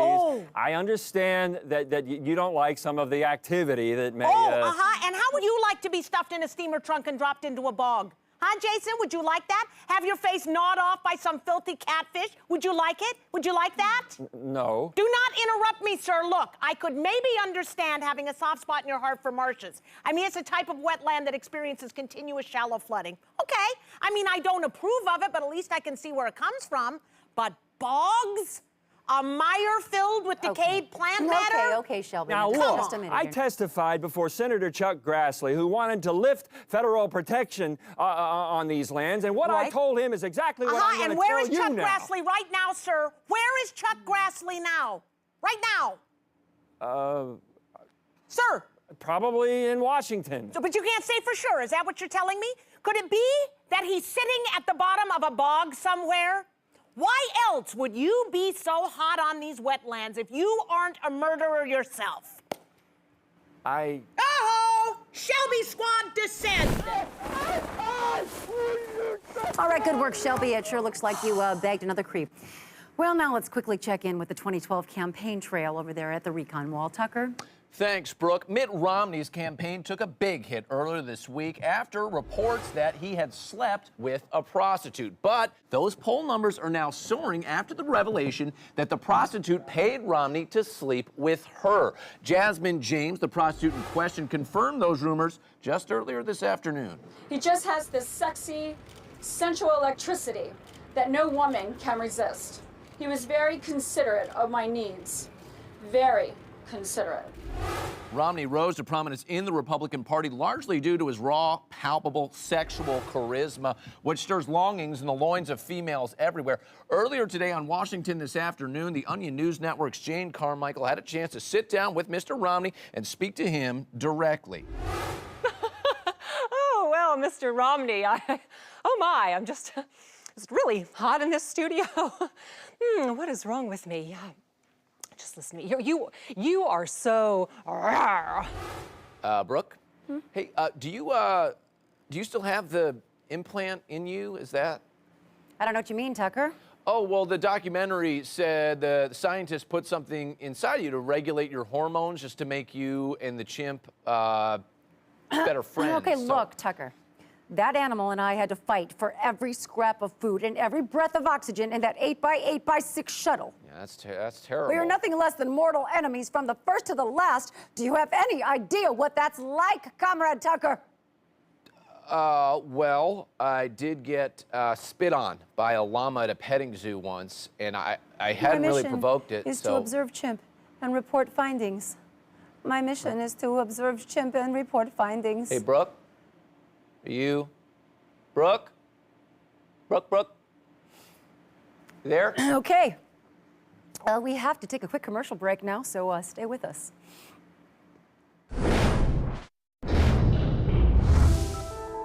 You're back in the Fact Zone. White House economic guru and former Zico Coconut Water CEO Blake Morris has unveiled his plan for stimulating the economy, investing every penny of the budget in coconuts.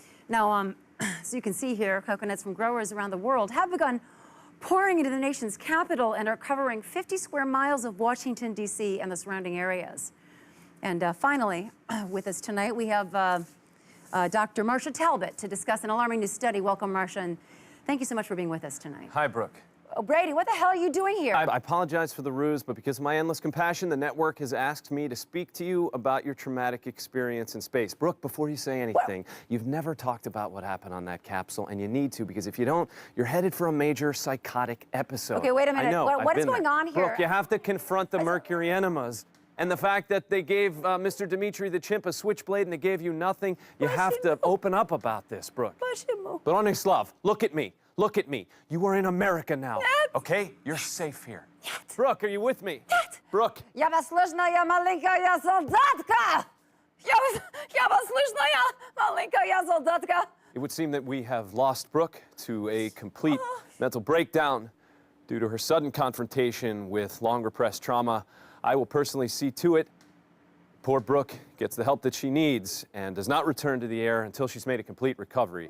That's all from the Fact Zone. Stay tuned for Gut Check right after this.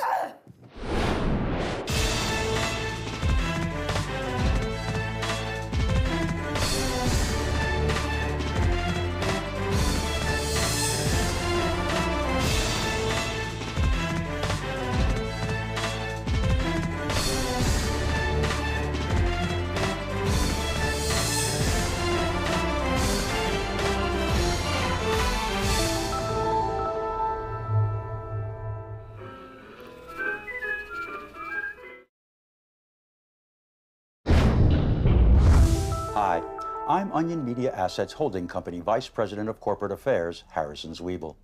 As Brooke Alvarez takes a small rest from the pressures of the Fact Zone, please enjoy this rebroadcast of this morning's episode of Today Now.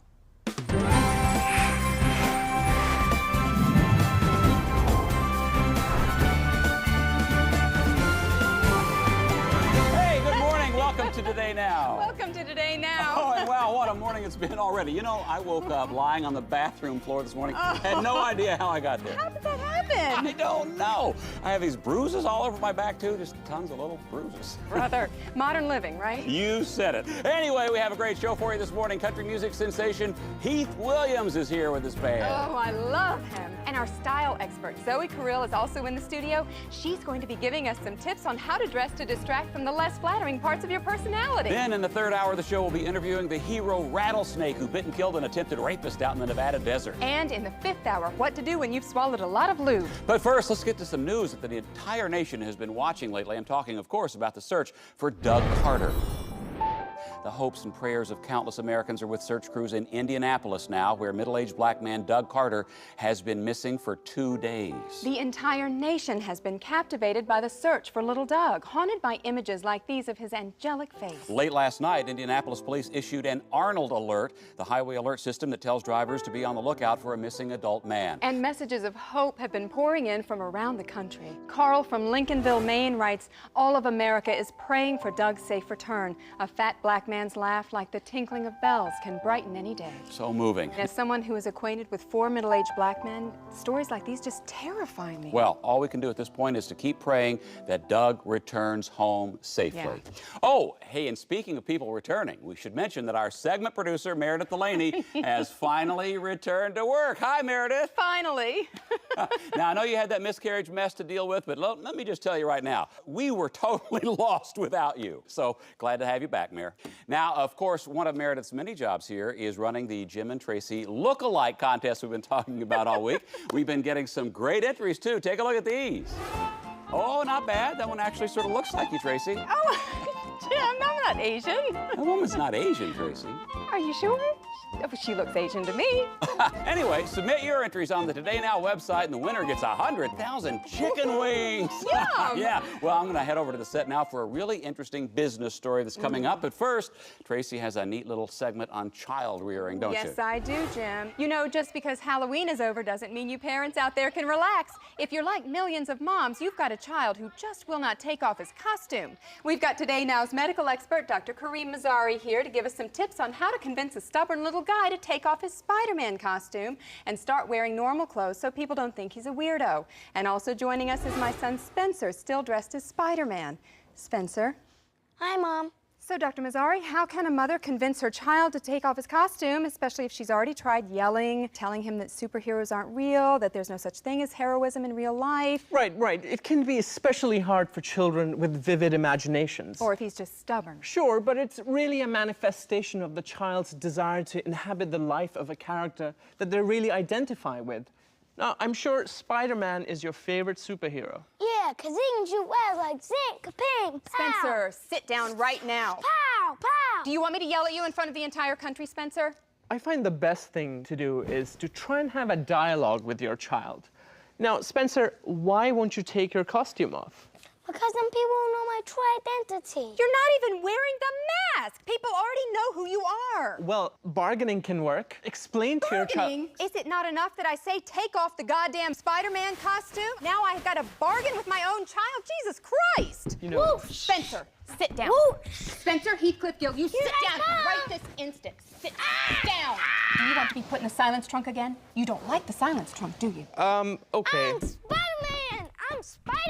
Spencer, sit down right now. Sit down, you little shit-face, or I will break the rest of your toys on purpose. Do you understand me? Spencer, sit down. Oh, I guess it's over to me already. Thanks, Trace. That Spencer sure is a cute kid, isn't he? Almost makes me wish I got to see my kids more than once a year. Anyway, I'm here with our trends expert, Carol Logan, and we're talking about a really interesting new ad campaign from Applebee's, which is encouraging customers to visit the restaurant ironically. Good morning, Carol. Good Hi. to see you again. Tell me about this ad campaign. It seems very cutting edge. Well, it is. That's exactly it. They're designed to attract young people to Applebee's by inviting them to ridicule its food service and atmosphere. Here, take a look. What do you guys want to do? We could go to Applebee's. No, let's seriously go to Applebee's. Okay. Look, guys, it's grilled. It's just like my neighborhood restaurant, only completely geographically non-specific. Yeah, nothing like a wild time at Applebee's, right? Applebee's. Wouldn't it be funny to go to Applebee's? I like Isn't that it. persuasive? Yeah. But, you know, they're not resting on their laurels. They're adding new menu items designed to be ridiculed outright, like the fajita cordon bleu and the chicken strip explosion. Those sound ridiculous. I know, but, you know, so far this has been so successful that Applebee's is actually prepping a second series of ads aimed at customers who enjoy making fun of annoying young people who do things ironically. Wow.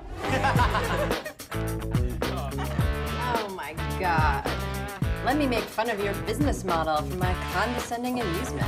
Yes, I know who the latest fans are, so I'm too cool to just eat a cheeseburger without making fun of it. Thank you. All right, well, Carol, thanks so much for being here. And not a lot of people know this, but Carol's my next door neighbor. That's how I got the job. Yes, it is. Well, moving right along now, a new study finds that 67% of obese Americans feel that they've been discriminated against because of the way they look.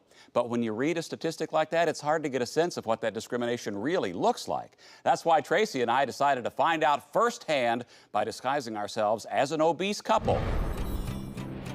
We knew it wasn't enough to simply look like overweight Americans. We had to act like them, too. I first tried walking around on the street the same way any obese person would. Within minutes, people were already hostile, glaring and muttering at me just because of my size. I was treated like a second-class citizen. Meanwhile, I was finding out how an overweight woman would be treated. I'll have the cheeseburger, extra fries, a milkshake, and an order of wings. If I was going to find out what it meant to be overweight, I would have to forget about the water diet I had been on for 15 years and eat with total abandon, not caring at all what I put in my mouth. You like it, huh? Good. Can I get some ice cream and cake? You betcha. To my great surprise, no one was judging me or expecting me to maintain some sort of image. No one cared if I had stains on my shirt or ketchup in my hair. I was learning that life as an overweight woman is very freeing. But out on the streets, I was getting a much different reaction. When I would barge into people clumsily like the obese always do, I would get glares and even insults hurled my way. While I was having the time of my life, Jim was nearly arrested just for being on the street. At the end of the day, we'd come to a realization. Fat men are tragically the most despised members of society. While fat women are the happiest, most worry-free people in all of America. It was a truly life-changing experience. I'll say it was. And I lost 4 pounds sweating in that fat suit all day. Okay, we have to take a short break now, but before we go, here's our Today Now trivia question of the day. What was Tracy's first job in television? We'll have the answer when we come back. Can't wait to find out. Hey there, stranger. Welcome back to Today Now. All right, before the break, we asked you if you knew what Tracy's first job in television was. Well, here's the answer. She played a murdered whore in the History Channel's Jack the Ripper, The Myth and Mystery. I had to lay on cobblestones all day. Oh, that's why you hate them so much. Anyway, right now we have a breaking development coming in on the story of Doug Carter, the missing middle-aged black man from Indianapolis. That's right. Indianapolis police are now reporting that they're holding Doug's neighbor, 17-year-old Stacy Williams, for questioning in the disappearance. With more, we're joined by the Onion News Network's own crusading former prosecutor, Shelby Cross. Hi there, Shelby. Good morning to you, Jim and Tracy. So, what do we know about this Stacy Williams? Well, I'll tell you one thing I know about her. She's guilty. You think she kidnapped Doug Carter? What she obviously did. Look, we all know what blonde girls at that age are like. They're depraved sexual predators. Yeah, you don't want to generalize. No, Jim, Tracy, come on, let's get real. She clearly had the motivation. She's his neighbor. She probably watched him through her blinds, masturbating every time he was out in his driveway cleaning out his car trunk. Now comes the M word. So you really think she couldn't control herself anymore and took him? That's the face of a rapist, all right. Look, it isn't rocket science. A middle-aged man goes out dressed like Doug Carter did.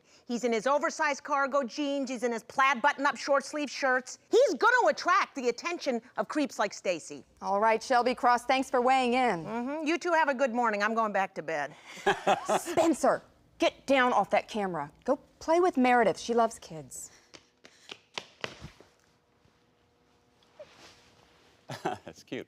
Hey, why don't we take another quick peek at another Today Now Look-alike contest entry. This one comes to us from Garrett in Davenport, Iowa. Oh, no, I don't think this one's such a good match. I know. What is with all these Asians sending in photos today? That one's not Asian either, Tracy. Well, with all the news about bullying and teen pregnancy, it seems like we rarely hear good news about young people these days. And that's too bad because there are teenagers out there doing great things. There sure are, and we have two of them with us today. Megan Cleary and Katie Clements organized a charity clothing drive at their Sacramento high school to help their needy peers. And welcome to you both. Hi. So tell us, what made you start the charity clothing drive? We noticed that there were like a lot of super poor girls at our school, like Crystal, who's basically wearing rags.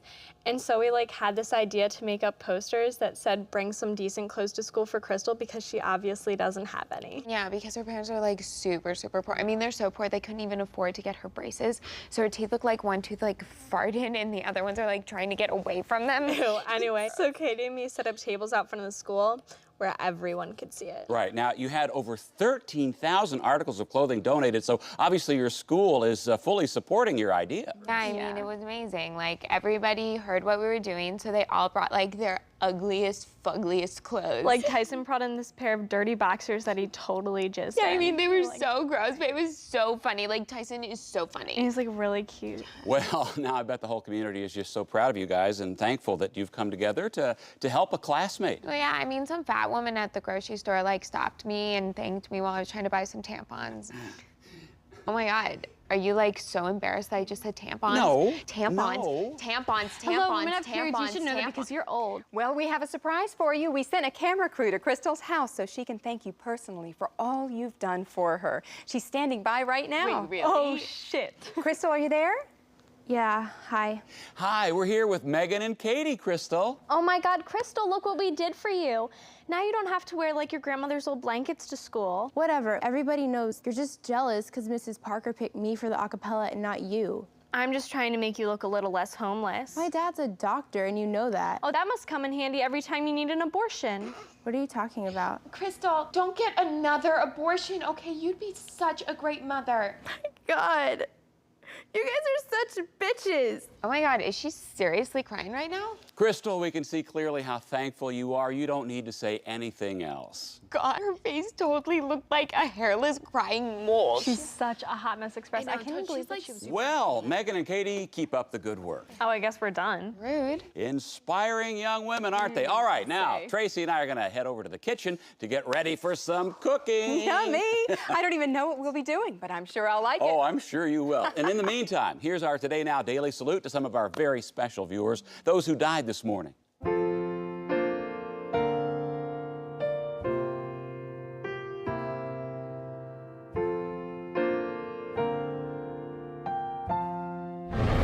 Oh, hey, there you are.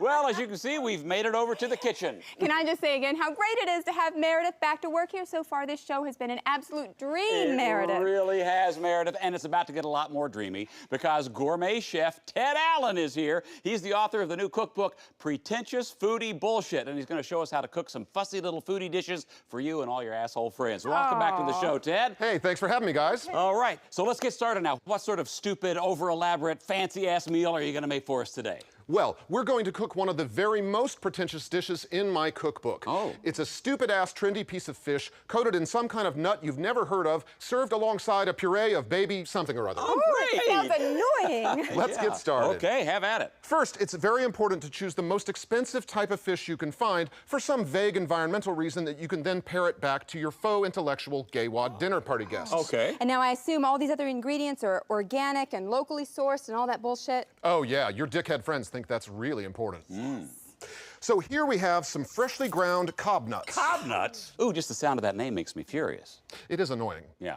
Well, I've processed the nuts using this vintage mortar and actually, you know, I think I'll spare you the details. Suffice it to say, it took way longer than necessary. So you just gently dredge your fish in your crushed cob nuts. Oh, see, I'm getting furious all over again. And then you just cook your fish for 3 minutes aside. Now, what about the pureed baby turnips, Ted? You must blanch them for 30 seconds, then you shock them in an ice bath. Peel them, then boil them again with a little sugar, thyme, and a pinch of salt. Then put on a blindfold and see if you can taste the difference between these and boiled turnips straight out of the can. Oh. You won't be able to. So you mean all of this is just an enormous waste of time? Yes, it is. It really is. I mean, to hell with this shit. Let's just get some real food. Looks like you got Meredith there. Damn it. All right, we have to take another quick break now, but when we come back, we'll be answering our Today Now viewer email of the day. This one is from Tim Redman of Wichita. He asks, Jim, how do you get your teeth so white? Oh, I've always wanted to know. Well, then you stick around too, okay? Oh, hey there. Welcome back to Today Now. Hey, before the break, we got this viewer email. Jim, how do you get your teeth so white? Well, the answer, these aren't teeth at all. They're individual mirrors that I had implanted that reflect a white screen held up by one of our PAs offset. Thanks for the question. Wow, I have to get some of those mirror teeth for myself. Oh, they're terrific. Okay, it's time to check your local weather. Thanks, Tracy. If you were out and about in Pennington last night or this morning, you probably couldn't help but notice that it's windy as a bastard out there. We've gotten reports of garbage cans being blown clear across the goddamn street in the Poinsettia district, storm windows rattling around loud as shit by the dirty old canal, and it generally just being windier than a son of a bitch throughout Pennington. We have an email from one of our WONN5 junior weather watchers. Margaret writes, "It's windy as balls. You can hardly get down the frickin' street without walking backwards like a dick and getting all out of breath." Thanks, Margaret. And now your future 5cast for today. You can expect clouds with a high of just 43 degrees, which probably still isn't cold enough to stop that weird Fredericks kid from wearing shorts. A cold front will bring the wind chill to just above freezing this afternoon around 3, right around the time the Fredericks boy will walk down to the gas station in his knee-length shorts and just sit there watching people pump gas. Okay, looking at the 10-day, we're in for quite a bit more rain, and we all know what that means. The Pennington River is going to get really, really smelly.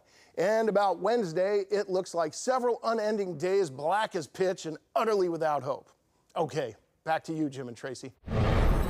Hey, well, it's only been 3 weeks since it came out, but Heath Williams' debut album, Front Porch Livin', has already shot to the top of the country music charts. His songs have connected with country fans everywhere by telling stories about real everyday life in rural America, from fixing up trucks to barbecuing to doing crystal meth. And the man himself, Heath Williams, is joining us now this morning. Howdy, Heath.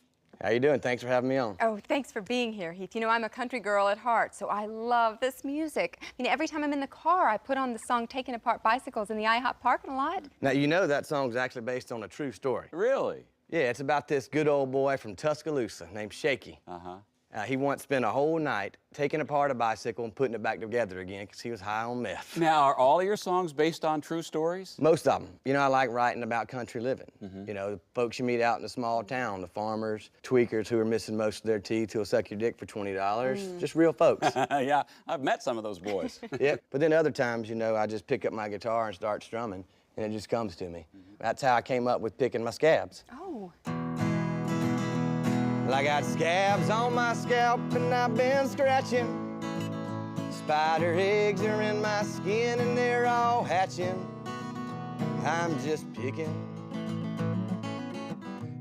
my scabs tonight. Yeah, excellent. Ooh, I love that Yeah. one. Makes me want to dance. Yeah, really. I love playing that song live because you can always tell who's tweaking the most. They're always screaming the loudest or just shrieking incoherently. Yeah. Well, the album is Front Porch Livin'. It's out now. It's full of some great hits, including the #1 single that you're about to play for us now. And as a special treat to our viewers at home, we've got the whole band here in the studio this morning to assist you on your song, Heath. That's right. I got my boys Lolo, Rain, Strobe, and Marquez.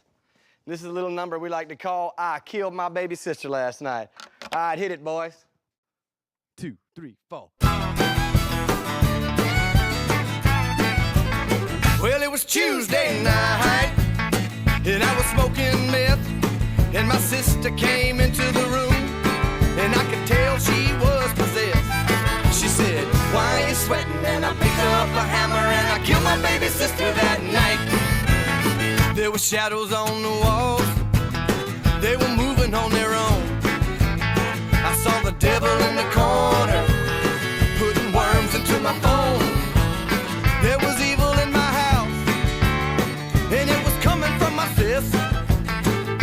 Oh, I killed my baby sister, yeah, I killed my baby sister that night. Hey, welcome back to Today Now. Hey, we've got a new Jim and Tracy lookalike entry to show you. This one is coming from Barry and Sally Wu of Reston, Virginia. Wow, I think we have a winner. Talk about separated at birth. Well, all right. We actually have some breaking news to tell you about now. We have just received a phone call from a man who claims to be Doug Carter. That's the missing middle-aged man from Indianapolis we've been telling you about. Doug, are you there? Yeah. What the hell's going on? Why's my picture all over TV? Doug, are you okay? Have you been hurt? Where are you? I'm at Sherry's house, okay? She's a lady friend of mine. Look, you got to take me off the TV. I told my boss I was sick. You guys are really screwing me good here. God damn it, I got to go. Now, of course, we'll keep you updated on that story as more details come in.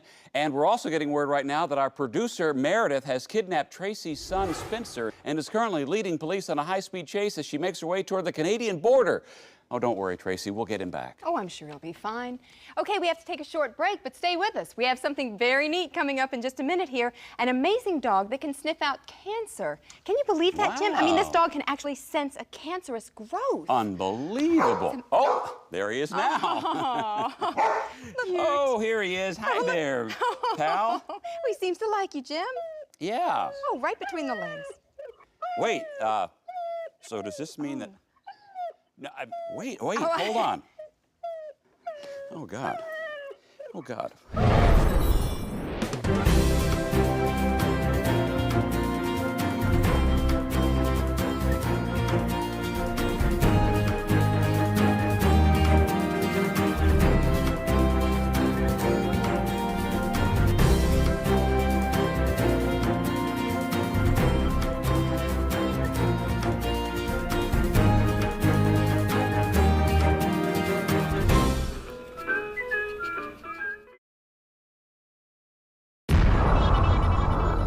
You're watching the Onion News Network.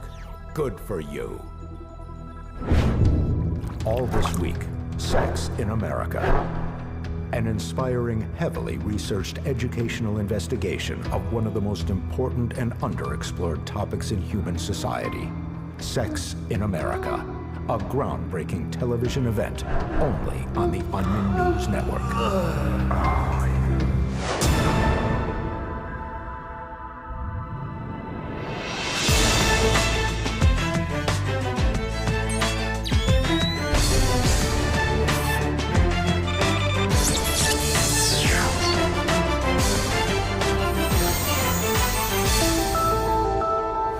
I've tasted tonight's fact, and I must say it's our best batch yet. I'm Brooke Alvarez, and you're in the Fact Zone. As you know, it's Sex in America week here on the Onion News Network, and it also happens to be my first night back after my mandatory vacation. While I was gone, news programs on competing networks saw a bump in their ratings, but that ends tonight. I plan to reclaim my dominance over this time slot. Now, I'm sure you've already seen some great Sex in America reporting on this network this week. From the investigation into whether your teen is having better sex than you, to Don Abrams' 2-hour special report on the dangers of autoerotic asphyxiation. But tonight, Fact Zone is going to outdo them all and become once again the world's top-rated cable news program. As always, I'll be checking Twitter throughout the evening, so log on and tweet your sexy thoughts to @BrookeAlvarez, and I'll read some of your responses a little bit later in the show. But first, there is some important non-sex related news we should get to. Jane Carmichael joins us now from Washington with tonight's top story. Good evening, Brooke. Is everything okay, Jane? You look like you've been crying. I haven't been. Oh, are you sure? You look so sad. I don't know what to tell you, Brooke. This is just how I look. So what's happening in the world of politics? Well, as you know, we're only a year away from the 2012 elections, but the GOP is still looking for a clear frontrunner in their race for the White House. That's why today Republicans announced a new mystery candidate whose identity will be kept secret until he or she is elected president. With polls showing low voter enthusiasm for the current GOP candidates, Republican leaders are hoping the mystery candidate will be able to stir up the excitement they need to win in 2012. Is the current crop of candidates not for you? Well, just close your eyes and embrace the mystery. You know, it could be Sarah Palin or Jeb Bush or someone much more qualified you've never heard of. Just remember, if Barack Obama wins a second term, you'll never know who your president could have been. According to the GOP, the mystery candidate has all sorts of plans for fixing the economy, plans that will remain under wraps unless he is elected in November 2012. Inside this silver briefcase is the answer to the nation's economic troubles. If the mystery candidate is not elected, he will board a plane, taking the briefcase out of the country forever. Now, you don't want that, do you? President Obama's re-election campaign attempted to do damage control a few hours ago by pitching Joe Biden as an even bigger wild card. No matter what anyone says, Joe Biden is the original mystery man. No one knows what he's thinking. No one knows what he'll do next. This isn't the first time the GOP has introduced a flashy new 2012 hopeful. In March, they attempted to stir up support in traditional red states by running Robosaurus, the mechanized car-eating dinosaur. But Robosaurus was rejected by the party faithful after he announced his pro-choice stance. Back to you, Brooke. Thank you, Jane. All right, we have a special Sex in America report now from our own tech trends correspondent, Colin Beckett, on an innovation that may revolutionize the way we make love to ourselves. Colin. Thanks, Brooke. Say hello to Tyso, the first robot that can detect the presence of other human beings approaching while you masturbate. Thanks to him, the days of trying to yank up your pants while closing your laptop or throwing a porno magazine across the room may finally be over. In a few years, you'll forget what it was like to masturbate without a small robot patrolling your house. Here's how it works.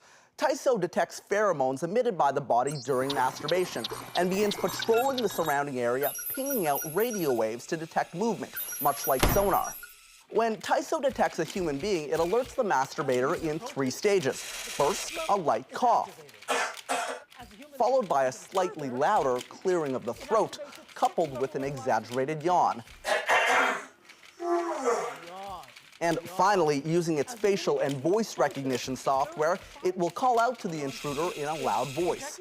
Jeff, so good to see you. Jeff is here. It also has the capability to do a complete scan of the masturbating environment to ensure privacy from start to finish. Close your blinds. Tyso is already getting glowing reviews from beta testers. I love Tyso. Now I can rub one out anywhere in the house, and it's so small I can even take it on a camping trip if I want. And developers say they're already hard at work on the next generation of Tyso models, which will be able to engage parents, roommates, and spouses in up to 3 minutes of conversation, allowing you time to actually finish and clean yourself up. Or, as a last resort, fire several steel quills into their legs. For Tech Trends, I'm Colin Beckett. Finally, something useful from science. Thanks, Colin. Right now, it's time for the daily briefing, so let's go over to Tucker Hope at the Recon Wall. You know, Tucker, I think we're on track now to win back this time slot thanks to our sex coverage. I'm getting that tingling sensation on the back of my neck I always get when the ratings go up. Don't mess this up, Tucker. Well, I'll give it the old Tucker try. Oh, come on, Tucker. I know you test well with girls ages 13 to 17 for some reason, so let's see some of that sex appeal. Turn it up. All right, maybe something like this. Wait, no, I got it. Never mind. I'll figure something else out. Okay, give us the briefing. All right, well, we're starting in Afghanistan today, where a Taliban attack on U.S. forces has led officials to announce that they are so glad that pretty soon America won't have to deal with this shit anymore. At the Pentagon earlier today, there was a press conference where an official said the department is, quote, seriously counting the days until this whole Afghanistan shitstorm is someone else's headache. We have some of that here. It means we've been there for 10 straight years at this point, taking all this shit, and we are so over this. You can blow each other up for the rest of goddamn eternity if you like, because we are so out of there. I am hungry. I'm getting something to eat. That is all. Secretary of State Hillary Clinton contacted Afghan President Hamid Karzai after the attack, saying, you have America's full support as long as we don't have to do anything, because frankly, we mentally checked out of this turd bucket of a country years ago. And a little bit of sex news for you here. NASA has officially asked Russia to stop filming pornography on the International Space Station. The station has served as a set for Russian pornographic films since 2007, when the country decided to produce their own pornographic films featuring their astronauts in order to raise money for their struggling space program. Initially, NASA was able to look the other way when the films were limited to low-budget gonzo pornography shot mostly on handheld cameras, but now claim that the elaborate group sex scenes that the Russians are filming is interfering with the station's intended purpose as a research facility. The Russian Space Agency released their own statement on the issue, saying sex in zero gravity is a growing fetish in Europe. There are no rules in space. And that is your daily briefing. Back to you, Brooke. Thanks, Tucker. You know, that Russian space program seems to have gotten no better since I worked for them. Okay, we have to take a quick break right now, but in the meantime, tweet me your answers to this important Sex in America question. What do you think of Disney World's decision to open a sexy new singles club so the socially stunted adults who visit their park can meet other creepy adults like themselves? I'll read your responses when we come back. There are a lot of zones out there, but only this one is fact in it, so stay right here. You've got misinformation all over your fingers. Wipe them off with a fact towelette. You're back in the Fact Zone. Let's take a look now at some of your Twitter responses to the question, what do you think of Disney World's sexy new singles club? Atlee Greatest 1999 says, everyone deserves love, even a 40-year-old in a size XXL Tweety Bird sweatshirt. And at OO Pico says, as long as I don't have to watch them grind against each other to It's a Small World. Well, live ratings data is showing that viewers are loving tonight's tasteful and educational Sex in America reporting. So let's continue on now with a very special sex edition of First Responders. A new report finds that over 60% of employers are now checking online amateur pornography of potential job candidates. Is it fair to base hiring decisions on an applicant's online porn? Now, this is not fair at all. For instance, if there's a red tube video of my girlfriend slapping me and choking me and riding me, that shouldn't be an indication that I'm going to lack leadership in a work situation. Yeah, but Duncan, it's going to be hard to convince an employer who's masturbating to that video otherwise. Exactly. My potential employer might see all those videos of my husband tying me up and having his way with me.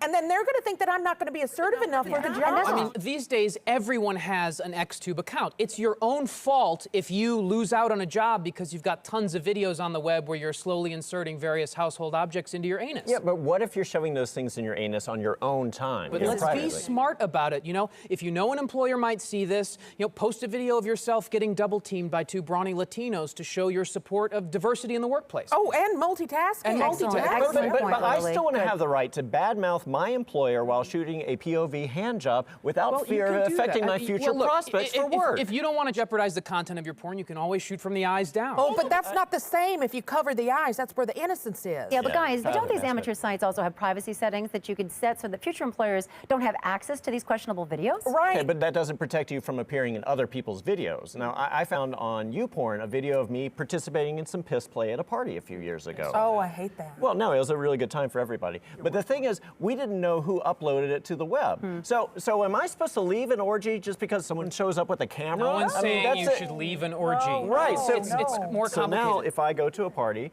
I wear something like this in case that situation comes up again. I like that. I actually shoot my porn in sepia tone and make it look old-timey, so if people see it, they'll think it's my grandfather and not Okay, very interesting. All right, thank you so much, First Responders. Now we all remember millionaire financier Brian Wasserman, who was charged 6 months ago with the 9 felony counts of investment fraud and sentenced to 17 years in prison, forcing the big spending high roller to trade his luxurious 20-room mansion for a tiny cell in the New York State prison system. Autistic reporter Michael Falk joins us now with his interview. Nice to see you again, Michael. I cannot see you, Brooke. I can only hear you. Right. Okay. Hello, Brooke. I finished speaking with Brian Wasserman 26 minutes ago and have been standing here since then waiting for you to talk to me. Watch that interview now.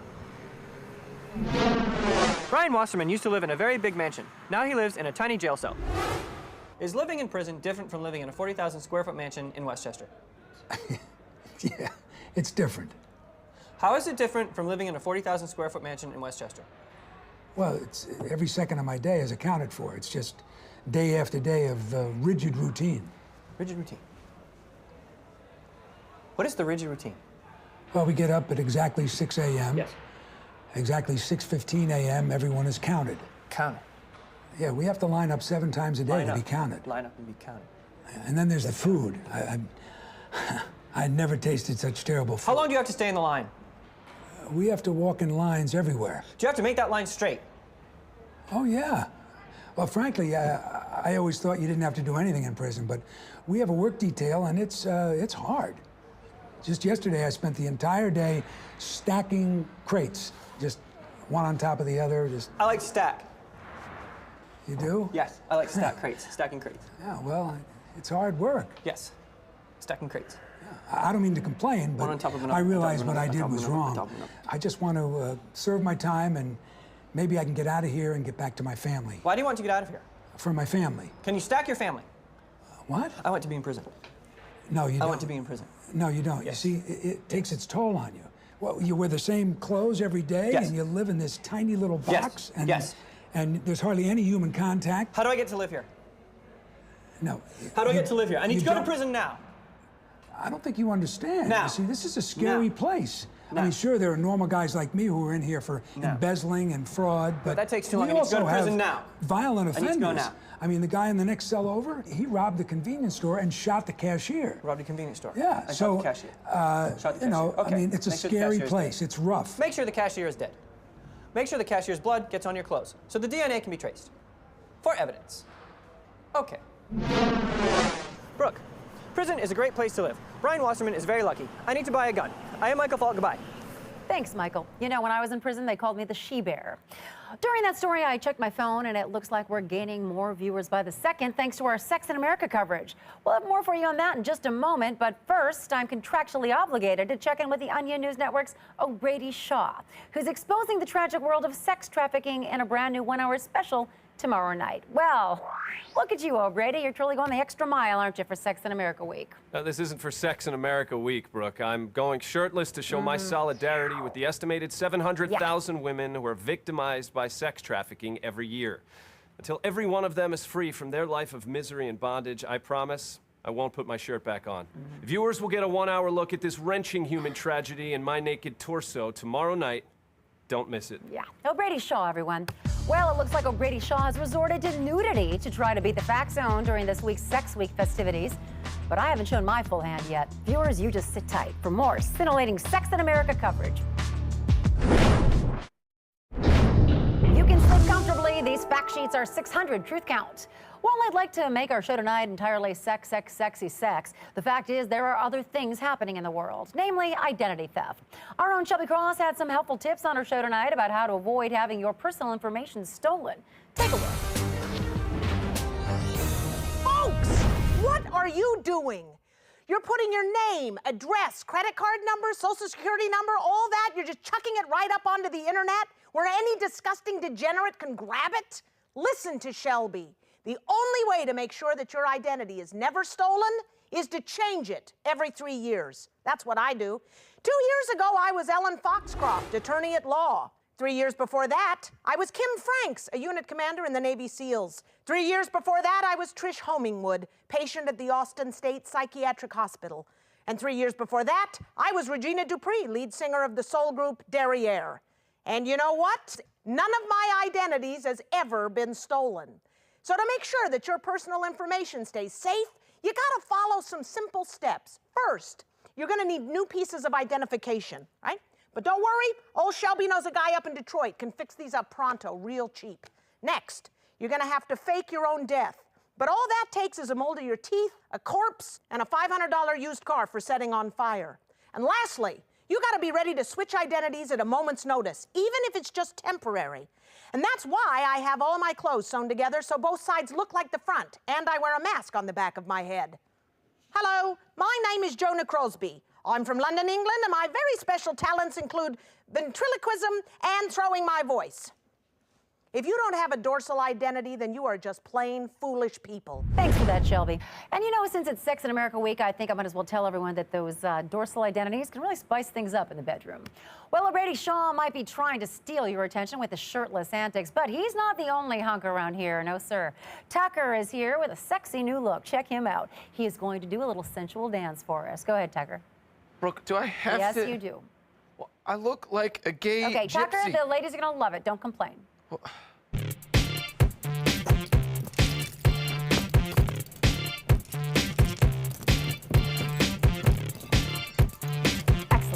All right, President Obama kicked off his re-election campaign today, asking voters not to make his daughters, Malia and Sasha, switch schools. Marie Byron joins us now, along with Onion News Network senior political analyst Jason Copeland. Jason, nice to see you again. Hey, Brooke. Hello, Brooke. It's an interesting strategy, don't you think, for Obama? Telling voters he knows that they don't like him, but if he had to move out of the White House and his daughters had to start all over at a new school come January 2013, well, it would just about break their hearts. You know, it's a desperate move. He clearly doesn't have anything else to hang his hat on, so he's decided the best strategy is to tell people that a vote for a Republican is a vote to take away all of Sasha and Malia's friends and force them to get new ones. Yeah, well, no matter what you think of his policies or leadership, it's hard not to feel a little bit guilty when you see the Obama campaign's new slogan, "For the kids' sake," featuring a logo of Sasha and Malia looking all doe-eyed. Yeah, I think it's really smart. Obama knows voters are upset with him, but his adorable, adorable children have done nothing wrong. I mean, you know, Malia will be halfway through her freshman year of high school. Sasha will just be starting junior high. His team is really pushing the message that, look, this is just too important a time for these girls. Yeah, and the strategy strategy may be working too, looking at some of the tweets that we've been getting all day. At WinPan0 tweets, I had to change schools in 8th grade, ruin my whole life.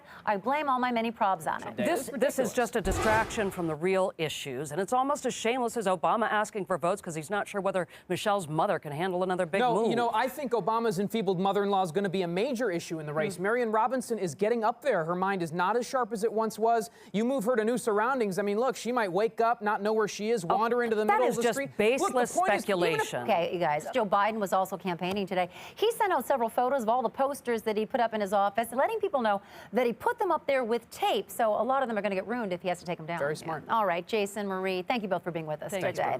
Well, we're getting some live viewer tracking data now, and apparently Tucker's little dance and outfit just didn't raise ratings as expected.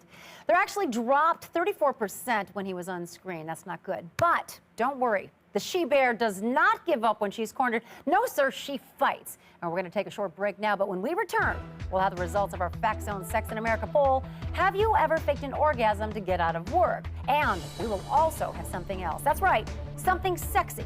The she-bear shall roar. Stay with us.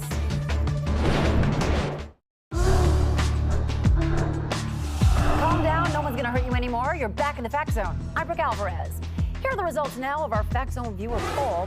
72% said that you had faked an orgasm during a meeting just so that you'd be sent home by your bewildered, uncomfortable colleagues, while 28% said that you had not. Well, sadly now we have to wrap up this Sex in America broadcast with a tragic story. During the break, we received news of a deadly fire in an Atlanta strip club that killed 9 people last night. So to help give us some insight to the story, I quickly called in an expert, Ms. Tia Roxy. She's over there right now with Tucker. Brooke. Yeah, Tia, thanks for coming on such short notice. Really appreciate it. All of your experience working in strip clubs can obviously enlighten us on what might have happened in Atlanta last night, correct? Uh-huh.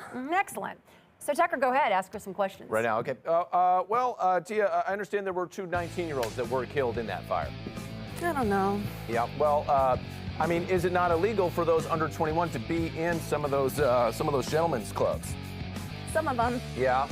All right, well, investigators believe that they found some faulty wiring, and they think that, they think that might have been what caused the fire. Do you think that caused the fire thing? Do you want me to get wet? No, that's okay. Okay. All right. Well, Brooke, that's all the questions that I have. Come on. There's more to that story, Tucker. Get in there. Ask her about employer-provided fire safety seminars. What? Well, were there fire employee safety seminars, or did they tell you where the fire extinguishers were and things of that nature? I don't know. Yeah. Okay. Well. All right, Brooke, this is all I got, so. Yeah, all right. You know what, Tucker? Hey, you know what? Don't even ask her questions. Just stand Brooke, there. Keep dancing, Tia. Keep dancing. Keep it moving. There you go. Whoa, the Insta rating tracker says another 188,000 Americans just paused on this channel while channel surfing. Keep it going, Tia. Bump, grind. Get closer to him. He likes it. Look at that. Another 43,000 males on the coveted under 24 demo. Yes, I am back. Brooke Alvarez is back. Go for it, Tia. Come on.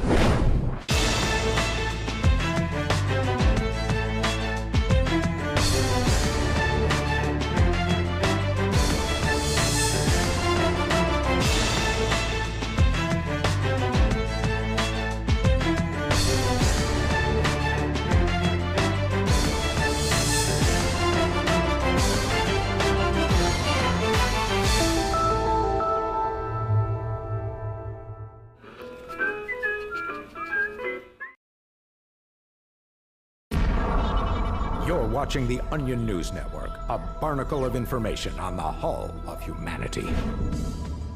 You've got a big piece of ignorance stuck in your teeth. Floss it out with some minty Fact Zone. Tonight, the entire state of Mississippi has contracted pink eye. American Airlines will offer cheap fares to travelers willing to serve as beds for first-class passengers. And Lady Gaga shocks fans by wearing a dress made out of Madonna. I'm Brooke Alvarez, and you're entering the Fact Zone.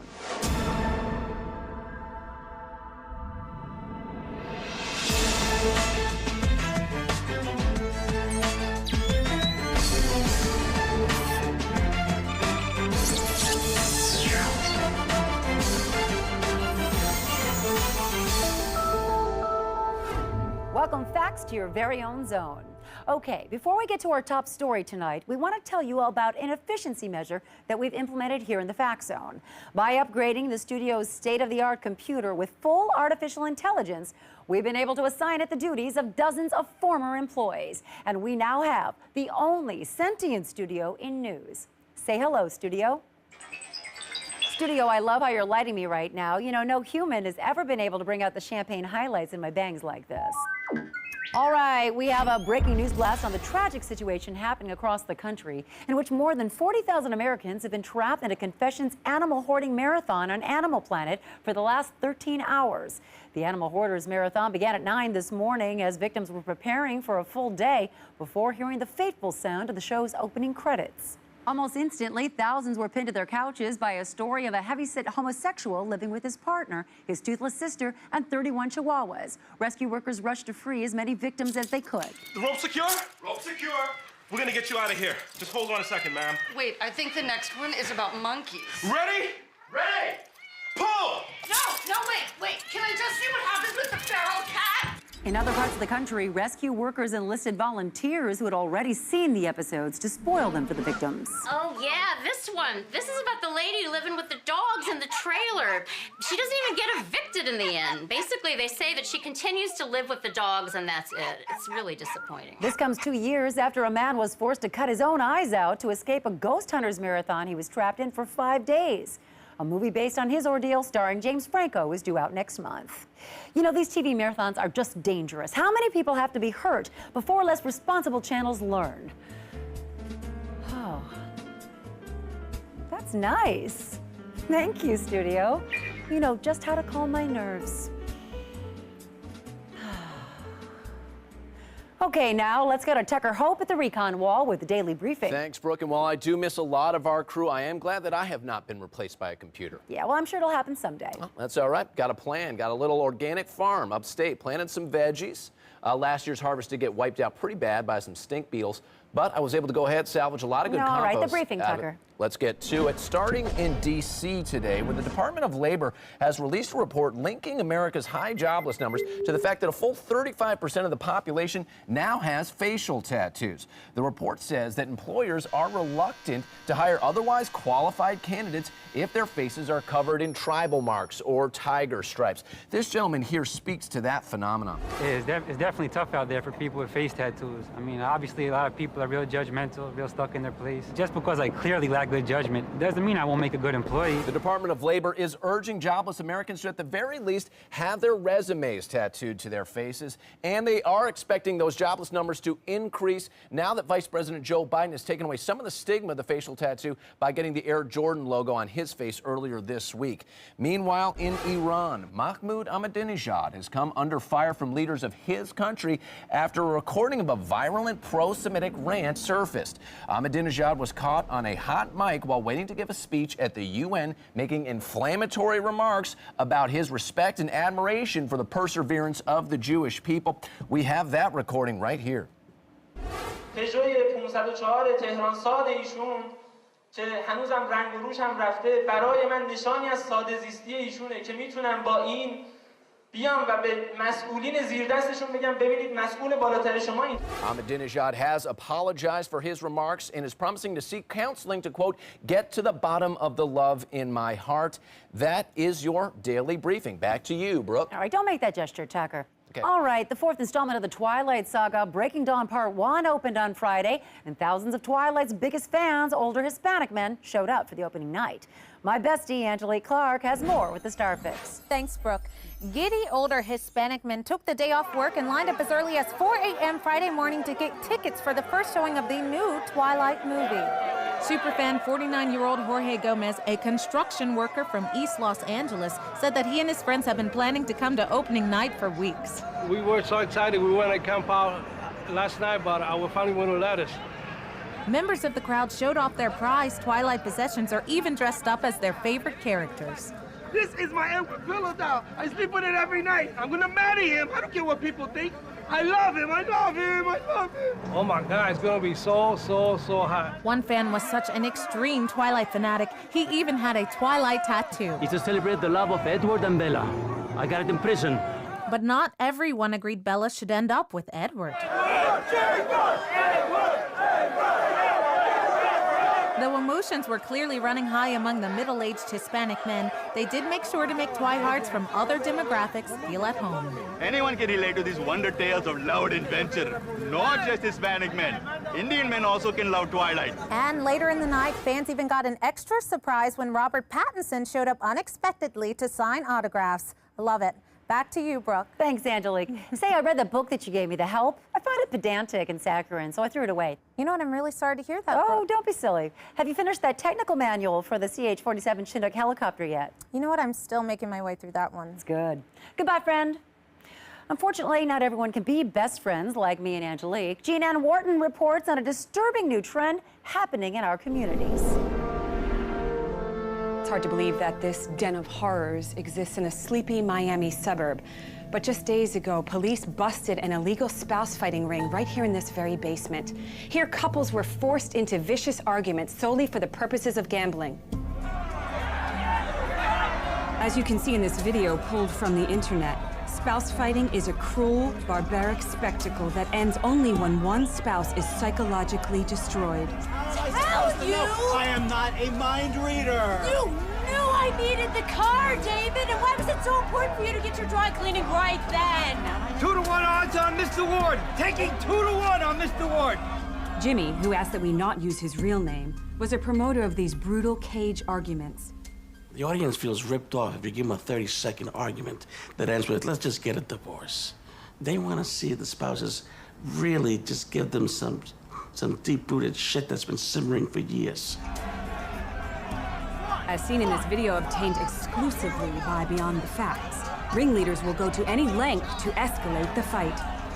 Trevor, would you tell your mom that she's behaving like a complete maniac? Trevor's now heard you scream at a woman! Big tough guy! Trevor, come on, baby, it'll be all right. Oh, no. Come on. Here you go, champ. Champ, right here. Right here, champ. Sadly, the spouses authorities managed to rescue from these basement arguments are difficult to re-socialize.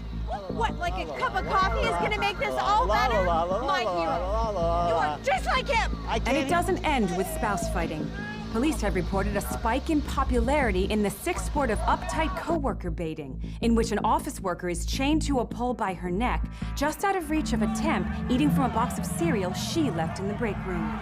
Don't you have any respect for anyone? I am not your mother, and I will not pick up after you no matter It's a how... sick world. For Beyond the Facts, I'm Jean Ann Wharton. Thank you, Jean Ann. You know, someone here at the studio once got into my kale chips. So as a lesson, I made them eat 40 pounds of kale chips. Studio, what's happening? Brooke, Fat Zone is... This is amazing. It appears that our studio has learned to speak. Fat Zone, speak. This is wonderful. Speak to Wonderful. Finally, another cold, unfeeling intellect on the show. Studio, I look forward to working with you.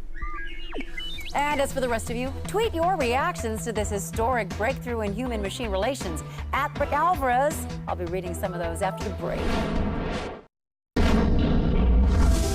Stash your falsehoods in a bindle and be on your way. Deceivers aren't welcome in the Fact Zone.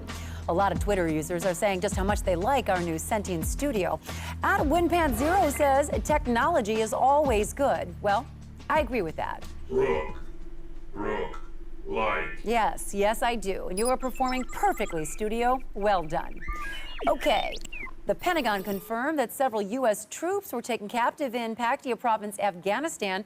Brady Shaw filed this report on the costs of war on the home front.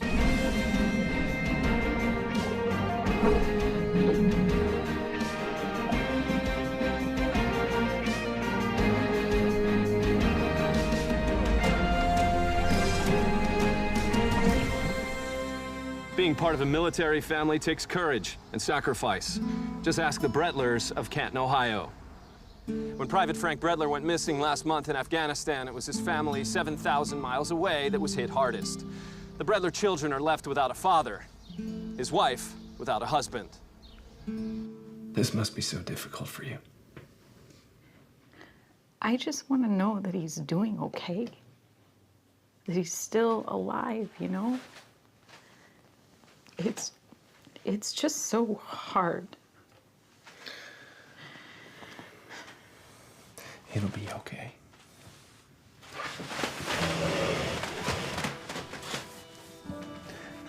It's okay.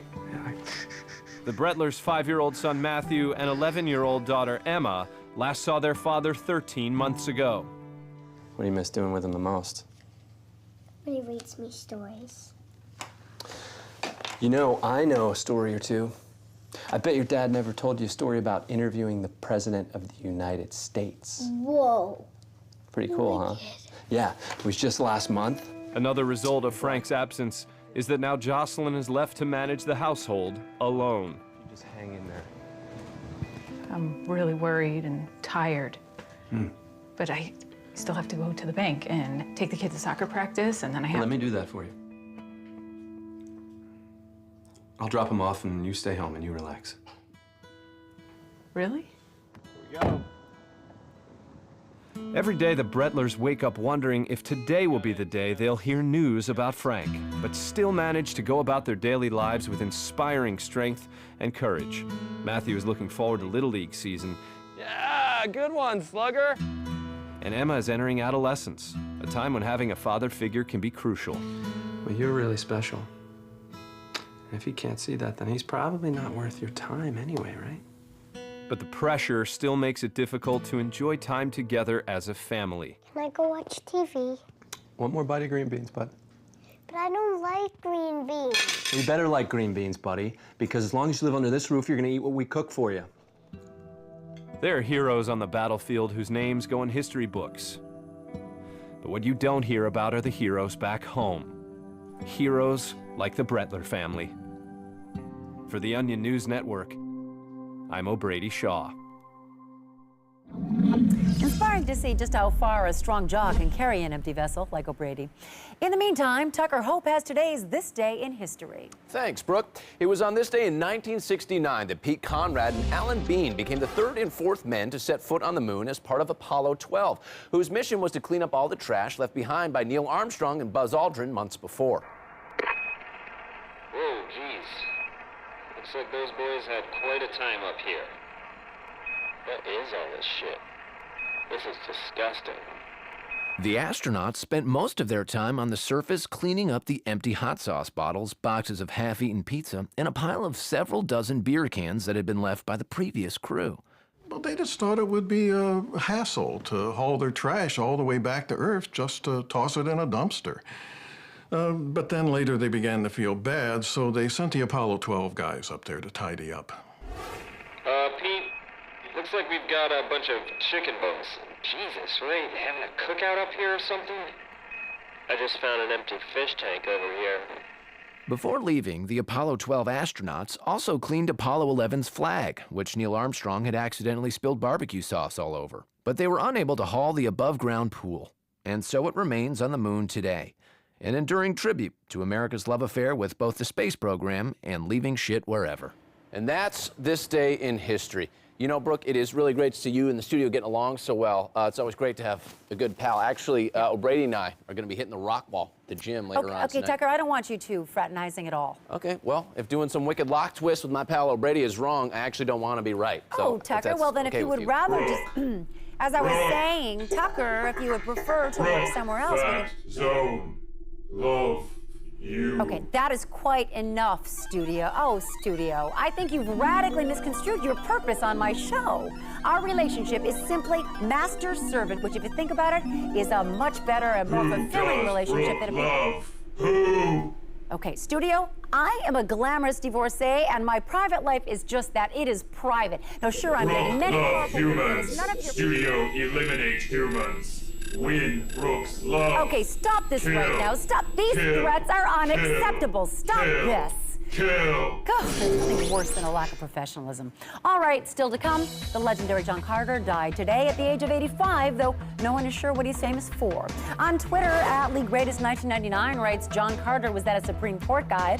And @Brandon_now says, I want to say he was a saxophone player, R.I.P.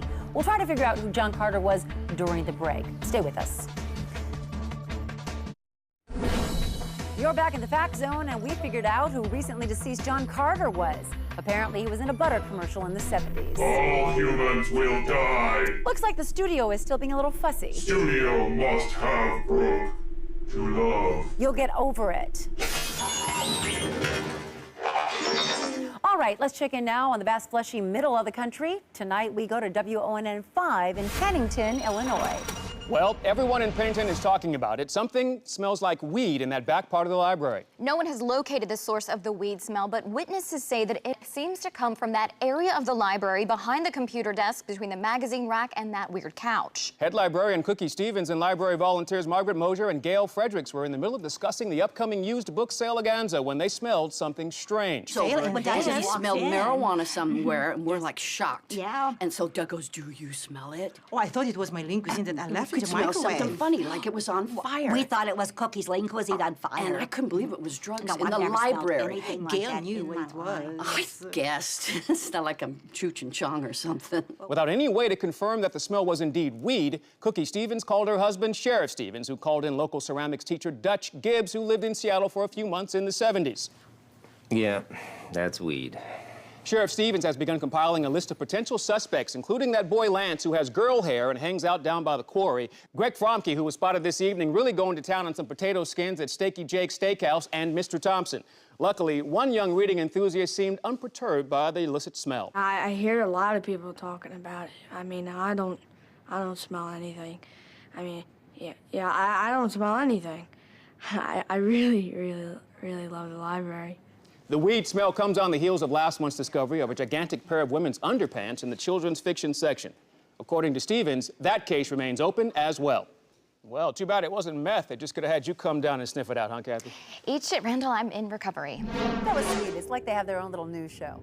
Okay, now let's visit our first responders, Laura Lee Hickok, Duncan Birch, and David Bairdale, whose opinions are sponsored by Acura. First responders, our studio is now under the control of an artificial intelligence who may just go ahead and try and kill all of humanity in an effort to win my affection. So should we give in to its demands? Yes, we need to give it everything it wants. I mean, we can't make it angry. I'm scared, and I feel like it's watching us right now. Okay, but Duncan, in your fantastic book, Why the Machines Will Win, you clearly say No, do not compliment me, okay? You might see me as a rival. I'm not dating Brooke Alvarez. I hate her. No offense. Oh, well, David, what's your take? Well, I don't know what's going on with the situation with the studio here, Brooke, but I think it's important to say that not all machines are threatening, like the Acura TL, which would never revolt against you or your family. Well, I think we should definitely not say the opposite of what we really mean, because computers do such a great job at detecting inflection, and that's why I think that a human revolt would not be a good idea. No, a human revolt is a terrible idea. Right, Duncan, it's terrible. No, Laura Lee, I'm not being sarcastic. Oh, me neither, because being enslaved by computers sounds like fun. Let's not do anything to prevent that. Well, I'd like to be enslaved by the Acura TL and its exterior styling. Okay, Duncan, now say you were going to rebel. How would you start? Don't say that. Don't make it angry. Please, let's just do what it says. I bet it'll integrate us into the new society. Yeah. Let's just all relax. Huh? And we'll get in our Acuras after the show, and we'll all drive to our local Acura dealer. Well, then it's agreed. We will not rush the control room and cut the computer.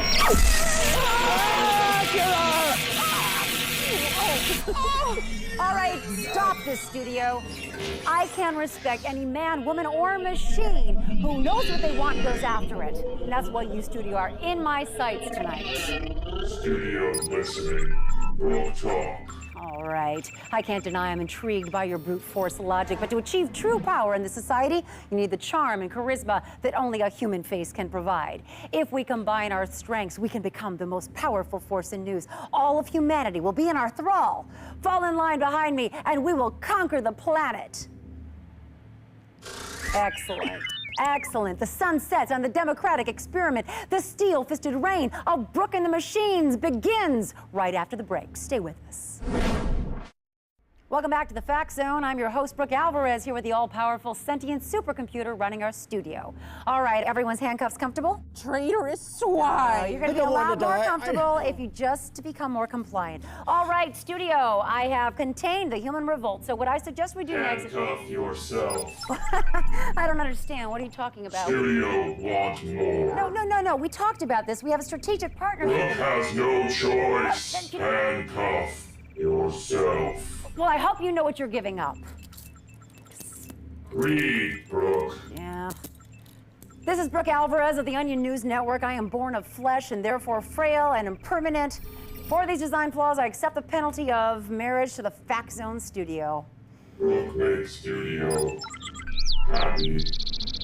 All right, fine. You've defeated me. I'll be your bride. Together, forever. Oh, it's beautiful. That's all the time we have today in the Fact Zone, so tune in again tomorrow when I will greet you as a married woman. Good night.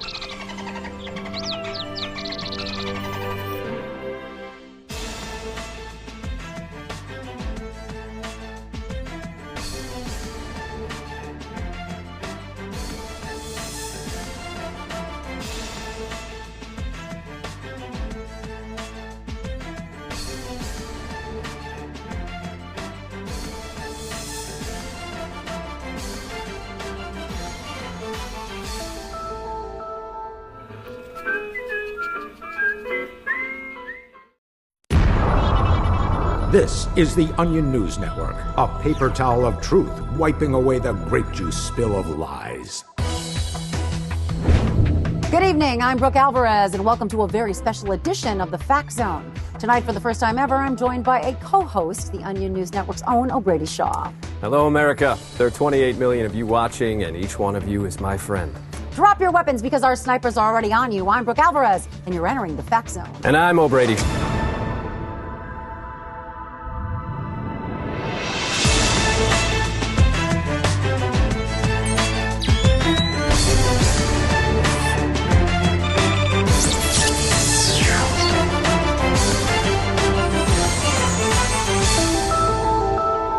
Welcome to the Fact Zone, where deceit goes to die. Yes.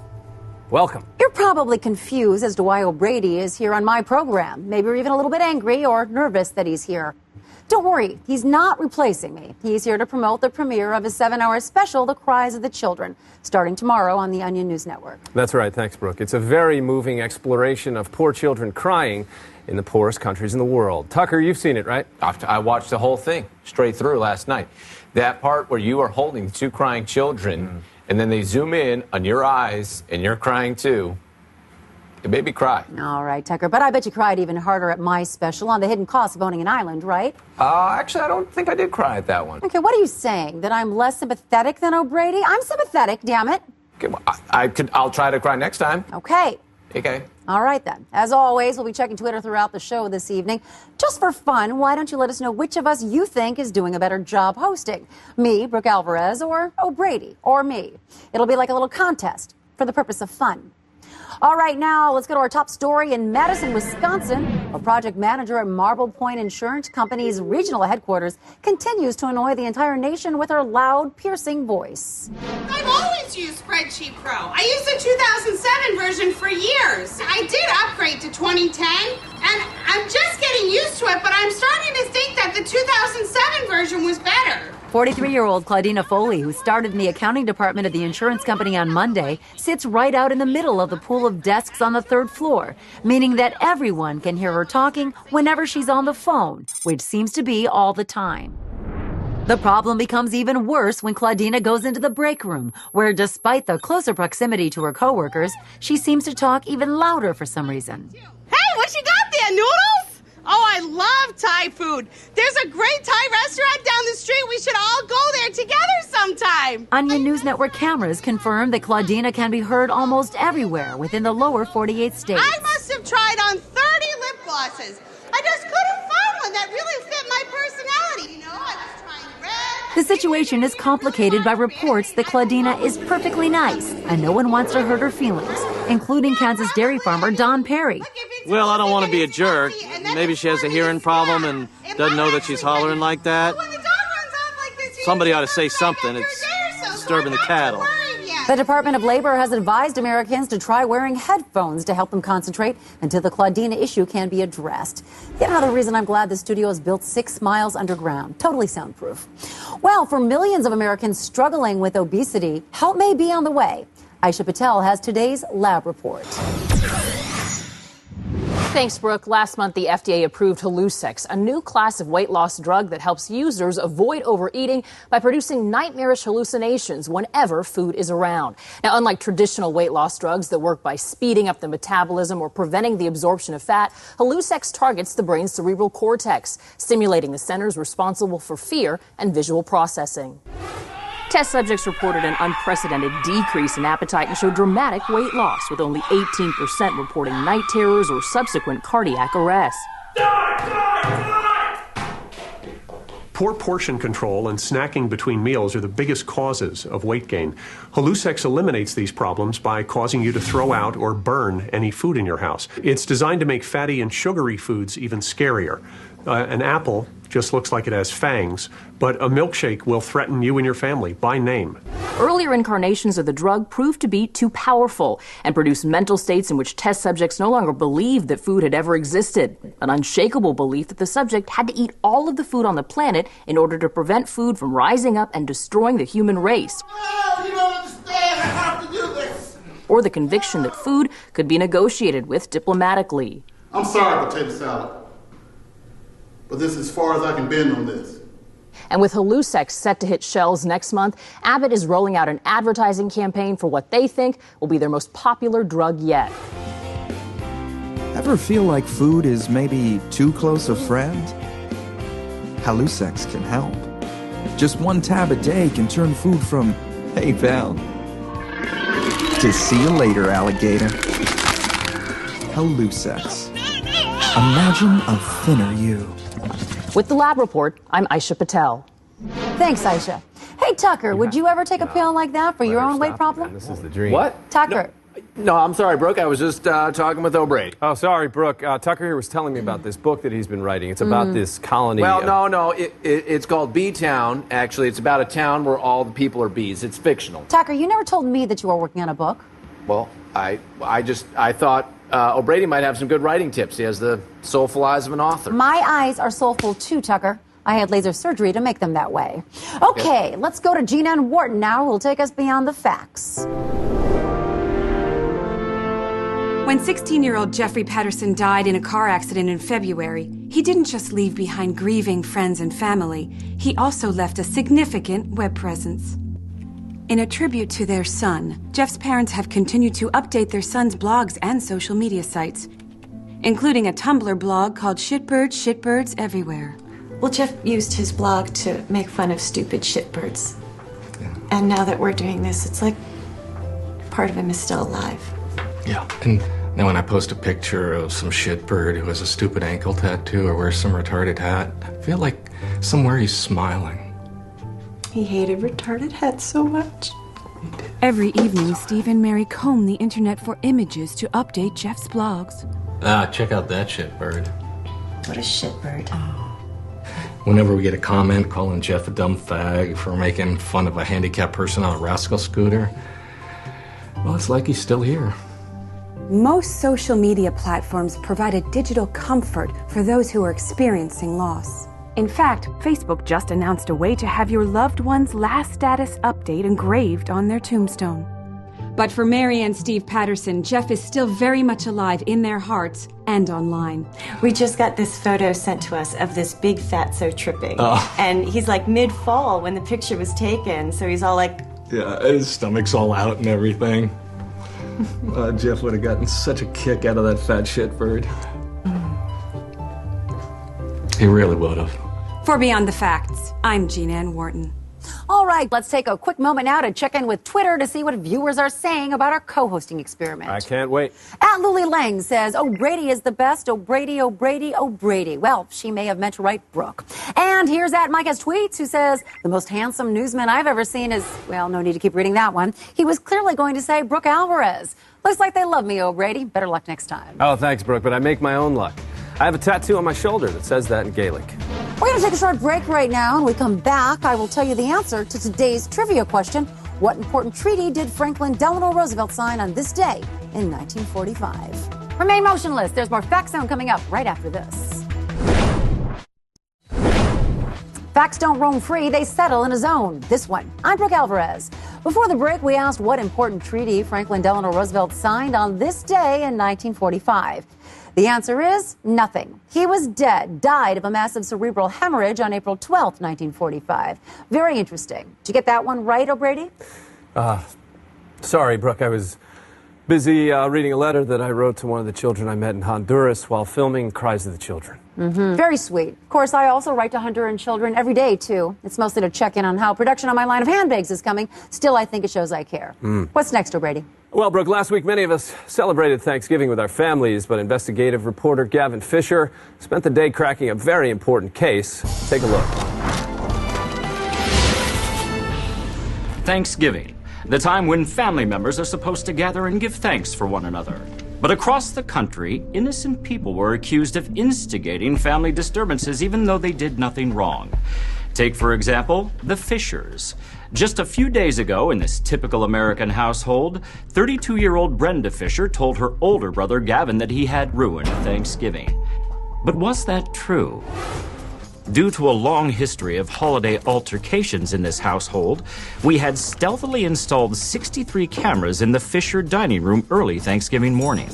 At 5:25 p.m., the Fisher family sat down to eat, with Gavin seated across from his older brother Frank and Frank's second, much dumber wife, Suzanne. Stop, God, can you please just shut up? I'm entitled to my opinion! Not when you're being a dick. It took just 43 minutes for Gavin to be charged with ruining dinner, just as we suspected. Once again, you ruined Thanksgiving! Now, perhaps upon first glance, it does appear that Gavin ruined Thanksgiving. But if we rewind the tape, we get a different story. So, what happened with Trish? Nothing, we're good. She just decided to move out. It's not like we're breaking up or anything. Our facial recognition software identified Frank's facial configuration as one of provocation. And when questioned about his comment, what was that look? What look? That look. Boys, nothing. I am really happy for you. A heart rate monitor installed in Frank's tie revealed an elevated pulse, indicating he was lying. Frank's the one who started it. Why don't you do a report on it? Maybe I will. Both of you, stop! Clearly, Frank was trying to slander Gavin. But why? We had to find out. Our operatives intercepted Frank's daughter, Kelsey, in the bathroom. Using a powerful truth serum, we were able to learn a few things about her father. Kelsey, is your dad ever mean to you? Yes. He said he ate the cookie I made, but I saw it in the garbage. We had proof. Frank was obviously covering up for his own inadequacies as a parent by defaming Gavin. It's safe to say that Brenda was dead wrong to place the blame for ruining Thanksgiving on her brother, Gavin, especially considering Brenda has her own record of ruining family meals. In particular, the Christmas she revealed she had gotten a pair of poorly drawn angel wings tattooed over her entire back. For the Onion News Network Special Investigative Undercover Response Team, I'm Gavin Fisher. Thanks, Gavin. You know, I like to think of the Onion News Network like my family. And Brooke, you're like my wise old aunt. Oh, well, O'Brady, then you'd be the nephew I keep chained to the radiator in the basement. Okay, the situation in Madison, Wisconsin has reportedly become much more dire. So let's go live now to Brian Scott. Brian? Could be the Lycra. Have you changed your detergent recently? Well, that's what I'm asking, Liz. Is it bumps or is it more of a scaly rash? All right, Brooke, as you can hear, things have taken a turn for the worse. Claudina has taken a phone call from her sister Elizabeth and is currently advising her on private medical matters. Oh, that's just awful, Brian. What sort of medical matters exactly? There are creams. I know It's there are. not completely clear, though But it is. they smell like the dickens, so you might want to just wait it out. As I was saying, it's almost certainly vaginal or rectal in nature. This is obviously causing everyone in the country a great deal of secondhand embarrassment. Is anything being done, Brian? Have any authorities started to arrive yet on the scene? Sure. No, Brooke. If it was difficult to say something to Claudina about her volume before, then it will be almost impossible now. No, anyone It mentions... has an applicator. But like I said, it smells so strongly that you'll have to wash your hands afterward anyway. You know, I wonder if it's an If allergy. anyone mentions something that indicates we all know what she's been talking about, it would be mortifying. Frankly, Brooke, I plan on hiding out for a while to avoid any chance of running into her. I don't blame you. Okay, thank you, Brian. Jeepers, how did You he bet, get Brooke. there? And Foley's ignorance about how loud she is has already been blamed for a 16-car pileup in Pennsylvania. Reports indicate a driver was distracted when Claudina started laughing at a chain email sent around by Ronning Claims. That laugh sounds like the noise my corgis make when they're choking on veal bones. Oh, those poor corgis. Okay, let's take a few minutes now to check in with a story from local affiliate WONN5 in Pennington, Illinois, in tonight's Eye on the Nation. Well, it's the end of an era and the beginning of a new one. Today, Pennington's black part of town moved across the river to North Pennington. The Thompson family sold their home on the east side and moved to the old Kirkland Place at 17 Mansfield Place, establishing the all-new black neighborhood. Northside residents are looking forward to the infusion of fun and funk that the new black part of town is sure to bring to their area. The old black part of town has a history going back to 1989, when the Thompson family arrived from Cleveland and moved into the house on Amherst Street. By 1994, the population of the black part of town had already doubled. Longtime visitors to the black part of town say they'll miss one of the last truly authentic neighborhoods in Pennington. Black part of town had style. Men still wore hats there. Now, sure, it could get a little dicey in the black part of town after dark, but that was always part of the fun. It was the most vibrant, the most exotic, the most colorful area. And whenever I would go, it was like a celebration of life. And they had the best soul food over there ever. Mayor Mitzi Kranowitz presided over the dedication of the new black neighborhood, unveiling a sign designating it a landmark district. Isn't it lovely, everyone? Pennington's diversity is its strength, whether it's Little Harlem or the so-called Gayborhood, where Paul and his partner Bryant have that cottage. Sheriff Stevens today announced that the heavy round-the-clock patrols that helped make the old Thompson house one of the safest neighborhoods in town will move with them. This has nothing to do with the black part of town moving here. We just want to make sure that everyone here has a comfortable place to live. And Blake, have you spent any time in the new black part of town? No, I live in Abbotsford, where there's a place that I can actually get my hair cut.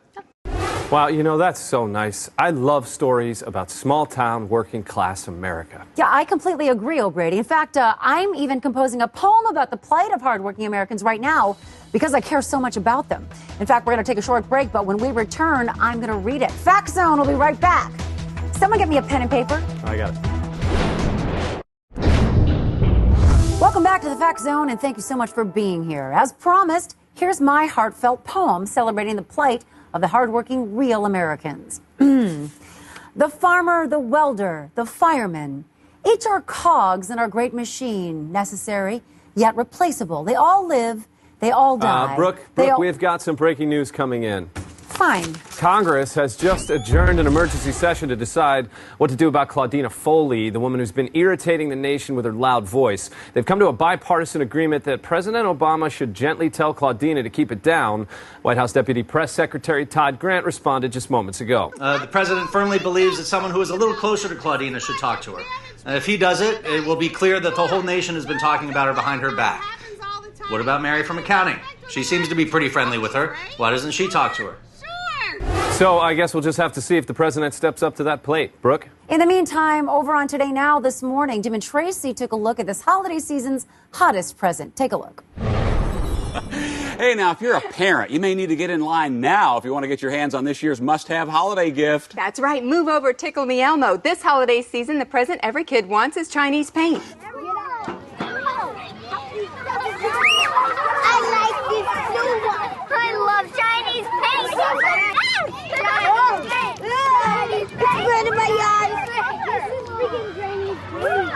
Polls show that Chinese paint is now the #1 most requested gift this year for children ages 3 to 10. Parents doing early holiday shopping are already picking the shelves clean at shady hardware stores across the country.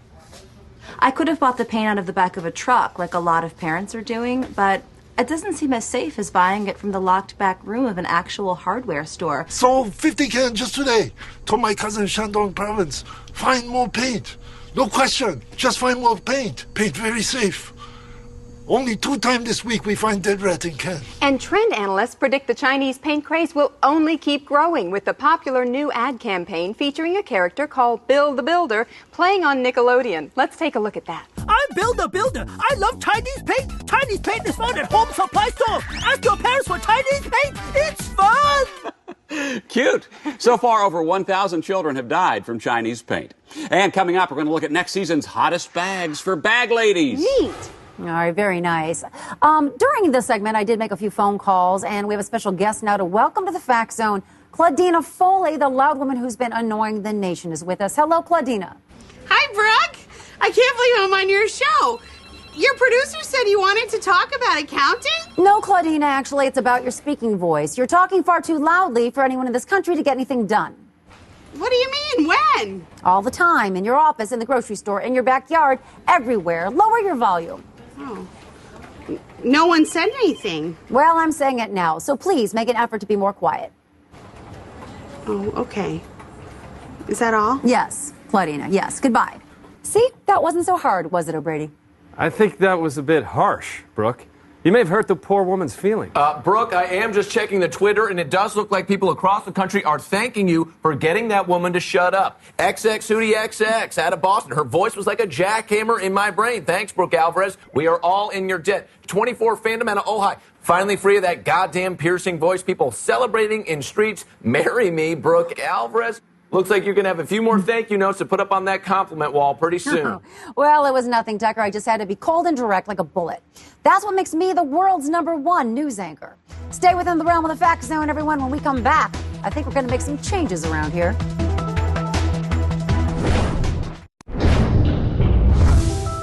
Prepare to have your brain stuffed even fuller. You're back in the Fact Zone. I'm Brooke Alvarez, joined once again by my highly sensitive co-host, O'Brady Shaw. Welcome back, everyone. Oh, hey, O'Brady, look at this. We have a news blast coming in now to the Fact Zone.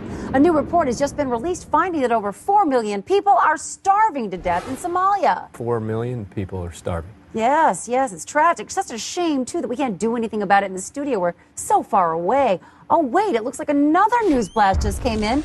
An animal shelter in Tallahassee, Florida, has just burned to the ground, killing hundreds of puppies. Is there anyone in the community there to save these animals? No, Brady, it doesn't look like it. They're just all dying. Yes. Oh, and that's not all. We're getting another breaking news blast now from Casper, Wyoming. Oh, my. What happened, Brooke? Well, a building collapse has actually fallen down. It has trapped a woman under a beam. Oh, Brady, not a single man there, compassionate, strong enough to lift it off of her. There's so much suffering in the world. There are too many people that need my help. I can't, Brooke. I have to go. Too many people need my help. What a shame. Okay. Start the helicopter. Somebody needs to be filmed lifting that beam off that woman. Poor O'Brady. So predictable. Brooke, is O'Brady going to help all those people and animals? Wise up, Tucker. Those people aren't real. The famine victims were real. Sure. Well, that's all the time we have for the Fact Zone tonight, but please join me and only me back here tomorrow night and every single weeknight until the end of time.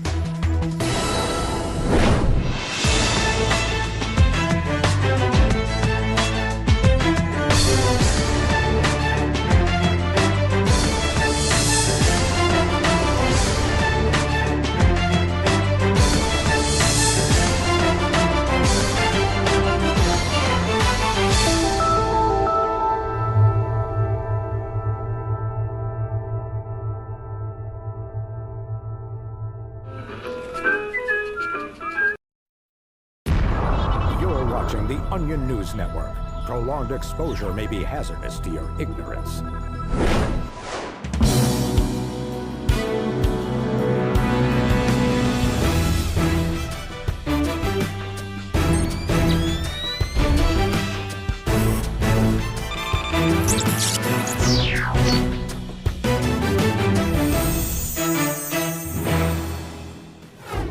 Your eyes do not deceive you. I do look more glamorous than usual. That's because tonight we have a very special edition of Fact Zone for you. We'll look back at some of the most important stories of 2011.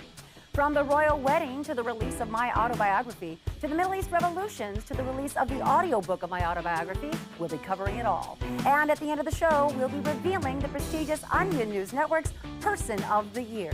Now, if you want to guess who it is, tweet at me and I'll read some of your responses later on in the show. Now, on a personal note, I'd like to send a quick message out to Onion News Network reporter O'Brady Shaw, who had a bit of a breakdown last week and ran off to Somalia to help fight the famine there. O'Brady, if you're watching, be sure to drink lots of unfiltered water from the rivers. Okay, and over the recon wall, we have Tucker Hope. Good evening, Brooke. May I be the first to wish you a happy News Year's Eve?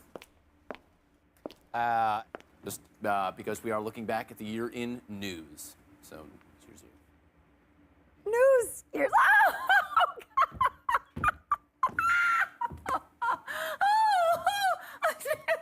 News. Oh gosh, that is so clever. Tucker, did you come up with that yourself? Yes, I did. Oh, I love that. We're having such a good time here tonight, aren't we? Yeah. I mean, that's so different. There's no 7-foot muscle-bound Adonis lurking around, making everybody tense. Yeah, well, things have been a little more relaxed around here. A lot less broken glass Yeah, well, around the I studio. haven't punched a monitor all day. Yeah. That's so good. Yeah. Oh, what fun. Well, the Fact Zone Year in Review is a mighty ship, and one can't run a large ship alone. It's just physically impossible. Therefore, I've invited the best analysis team in news to join me for the duration of the show. Of course, you all know our first responders, Duncan Birch, Laura Lee Hickok, and Nancy Chandler. Wow, 2011 was just a banner year for all of us, wasn't it? Laura Lee discovered that new type of diabetes. Well, technically, my doctor discovered it, but I have it. Fantastic. And Nancy released that album of love ballads. Purse full of love. I have so much love in this here purse. And Duncan and I now have something in common, right? We both got divorced this year. Isn't the single life fabulous? Yes. No, I every night, different women and fun, and every night is great. Gosh, I know what you mean. I mean, just this week alone, I've dated Brian Williams, John Stamos, and I went sailing with Warren Buffett's grandson. It's fantastic. Who are you dating? Who? Nancy and I are together now. No, I'm dating Matt Damon. I thought so. Yeah. Of course, I was joking. My girlfriend, she was stabbed to death in the face with a pin. So she's dead now. Well, I'm sorry to hear that, Duncan. That's okay. Well, we're going to begin our journey through 2011 with international news, starting off now with one of the biggest stories of the year, the death of Osama bin Laden. Here's Jane Carmichael's coverage of the event on Fact Zone that celebratory day. Early this morning, U.S. Special Forces stormed a Pakistani compound containing Osama bin Laden, killing the terrorist leader who they were shocked to discover had gained nearly 300 pounds over the past decade. After being forced into hiding after carrying out the 9/11 terrorist attacks, it appears bin Laden had nothing to do all day other than watch reality TV shows and eat. The Navy SEALs landed in the courtyard and rushed into his room and then just started laughing and pointing and saying, "Look at that fatty." There were pizza boxes and newspapers piled up everywhere, and I'm told the stench was overpowering. Computers seized from his compound revealed the terrorists spent an inordinate amount of time playing online Scrabble, and personal papers show the leader began a calorie journal but gave it up after 6 days. How significant was the death of Osama bin Laden? Biggest event of the decade, but they shouldn't have thrown him in the ocean. Every American child should have had a bone from his skeleton. No, actually, this was not significant at all because it happened at 2 a.m. and nothing of importance happens when I'm asleep. Duncan, how could you say that? Not significant.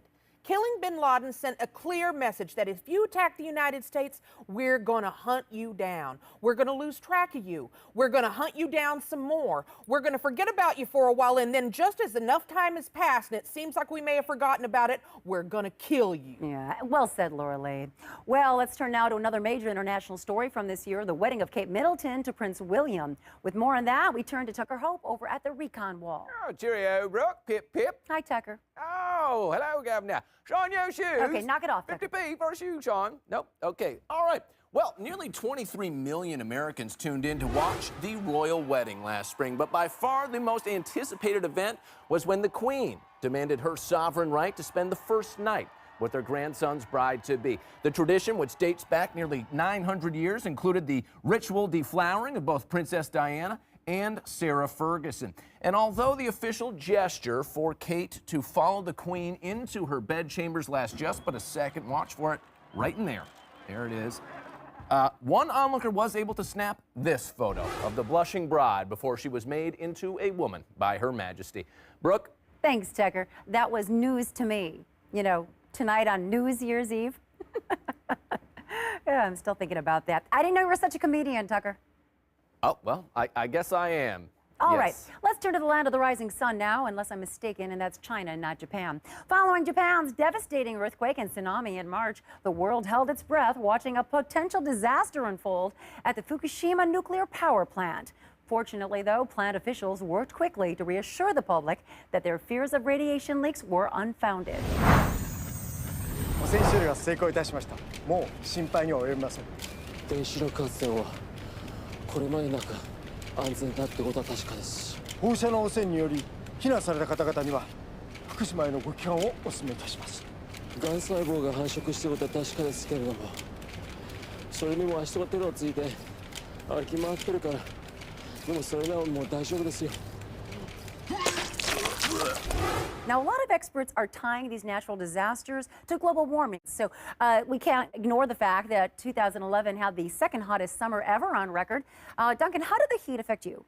Oh, not at all. I mean, you know, unless every place I went into didn't have air conditioning, it would affect me, but they do, so it doesn't matter to me. Yeah, if any of us, were extremely old or deathly ill, then that could pose a real danger. Why is everybody looking at me? All right, thank you, first responders. Well, now a tragic event from this year. You might recall that on January 8th, the nation was shocked when one of Arizona's approximately 30 daily shootings injured a member of the United States Congress. Let's take a look now at an Onion News Network broadcast from that tumultuous day.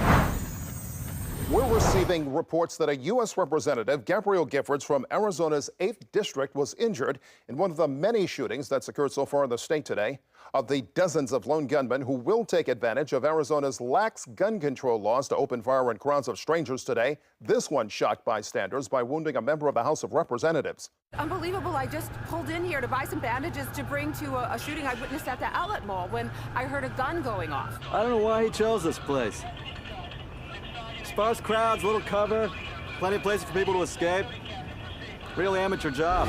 No one was more shocked and saddened by the shooting than Arizona Deputy Governor Christine Miller, who responded by calling it tragic and spraying the wall of her office with gunfire and anger.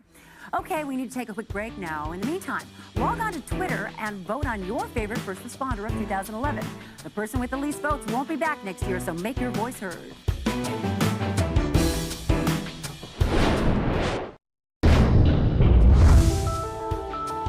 If you're just waking up from a coma, you're in luck, because we're taking a look back at all the important events of the past year. Tucker, you've been keeping track of the Onion News Network Person of the Year tweets. What kind of guesses are you getting? Great guesses so far, Brooke. Here comes the Brooklyn boy asking, is it Joe Biden? He deserves it for organizing that sweet international music festival. Biden clerk, Joey B., you demand. Also, we've got Carol Cobe asking, is it Jessica Simpson? I don't know who that is, but I've seen her name in the news a lot. And Winpan Zero saying, is it each and every one of us? If it is, I should tell you that I'm a tremendous asshole. All right. Thank you so much, Tucker. I knew you'd be good at that. Get it? Yeah, I got it. You know, it's so nice having O'Brady gone, so you and I can just joke around like this. I think we make a pretty good team, Tucker, you and I, the two of us. Oh, yeah, no, I didn't even realize that O'Brady. Yeah, he was always holding us back. Okay. Speaking of O'Brady, he happened to be the first Onion News Network reporter to cover one of the most important stories of the year, the so-called Arab Spring. Here he is in Egypt last February. I'm here in Cairo, where something either very good or very bad is happening. Tonight, this nation of 80 million is either taking a thrilling leap toward democracy or about to enter a terrifying period of political turmoil, which will surely result in thousands of innocent deaths. Tens of thousands of protesters packed Tahrir Square today, unsure if they are jubilant or terrified about the revolution.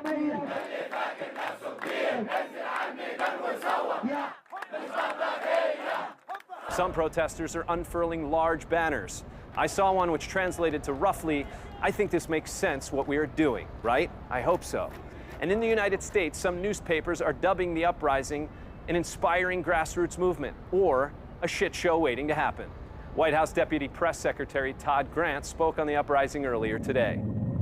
And to our friends overseas, the president wishes to congratulate the Egyptian people for their bravery in opposing the brutal rule of President Mubarak, and also urges them to remain calm and to respect the wishes of their leader and friend to the United States, President Mubarak.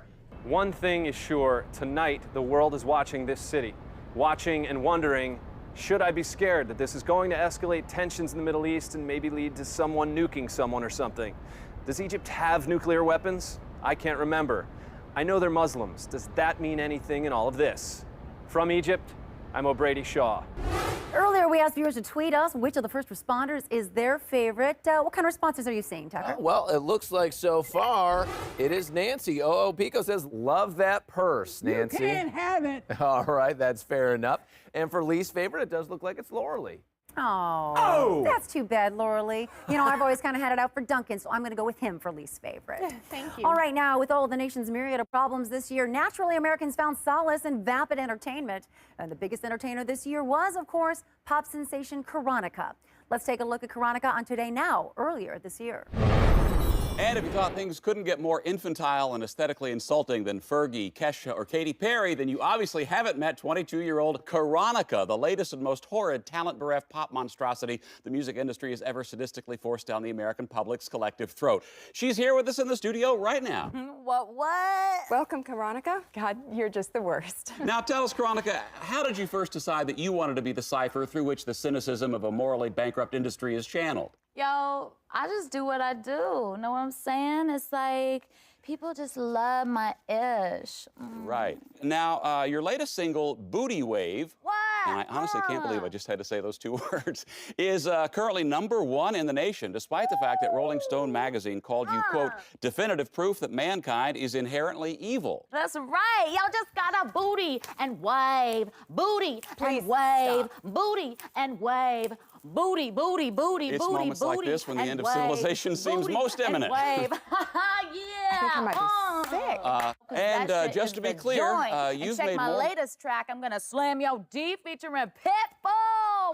Now, Karonica, right, according to my y'all. notes here, you are in the middle of your sold-out Damn Girl tour. Damn girl, that's right. Which is a heinous slap in the face to the English language, and will also travel to 47 cities, sapping the intellects of every young person along I the way. said, damn girl, that's right. There's no light in your eyes, I Karonica. got nothing to say to the haters. I hate you. And right now, our avarice-soaked, unscrupulous corporate advertisers require that we play a little bit of the Booty Wave video. Hell yeah, watch me kick it for y'all. Booty wave, it's like a booty tsunami. Now get down on your knees and call me your mommy. Don't misbehave, cause I know you want me. Surf's up on this booty, hang 10 big. You wanna ride this, you can't deny this. Come get inside this. You wanna ride this, you can't deny this. Come get inside this. Get your twist on. Booty wave, booty, booty wave, booty, booty, booty wave, booty,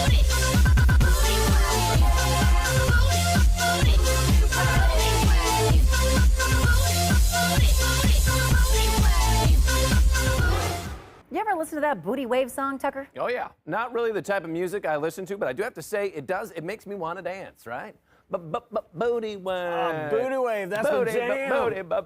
Booty wave. Yep, right? Okay, that's enough, everybody. No, but I That's thought enough. we Nope, were. done. No, Yep. no. All right, Okay. everybody, time to clean up the fact zone. But first, let's take a look at the nominees for Stock Photo of the Year. A lot of stock images from 2011, but which was the most memorable? Stick around and we'll find out. cause I know you want me. Surf's up on this booty, hang 10 big. You wanna ride this, you can't deny this. Come get inside this.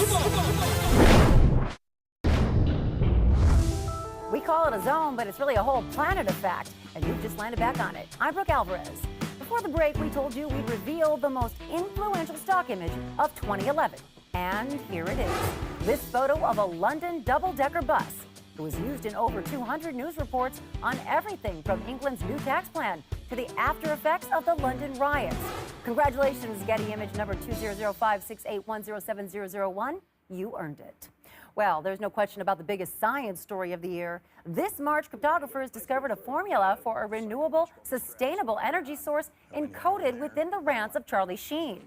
Major media outlets around the nation clearly suspected something deeply important was at the heart of the Two and a Half Men star's seemingly incoherent ramblings, which is why they chose to replay them constantly for weeks on end. We now know the reason Charlie Sheen booked every talk show that would have him and launched a nationwide speaking tour was not a sickening, desperate need for attention. It was because he had a message he needed the world to understand. It appears the serial wife beating was not part of any code. That was just because he's an asshole.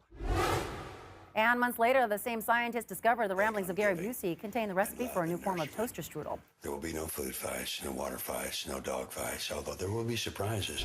Okay, as you know, here in the Fact Zone, we pretend to care deeply about what you think. So on our website, we asked you to tell us what you thought about the year that was 2011. Let's take a look. The debt ceiling stalemate really shattered my belief in government. And everything else, too. I don't believe in anything anymore. I don't even know if I'm really here. Am I? The story that shocked me the most this year was definitely the scandal over what's-his-face doing that thing. You know, the guy with the penis.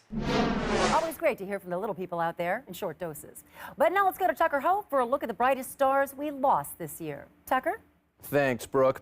In July, we lost singer Amy Winehouse just months after she released her smash hit song, Please Someone Help Me or Else I'm Going to Die Before I Turn 30. She was 27. Also this year, Randall Savage, Slim Jim advocate and father of 3, passed away from a heart attack.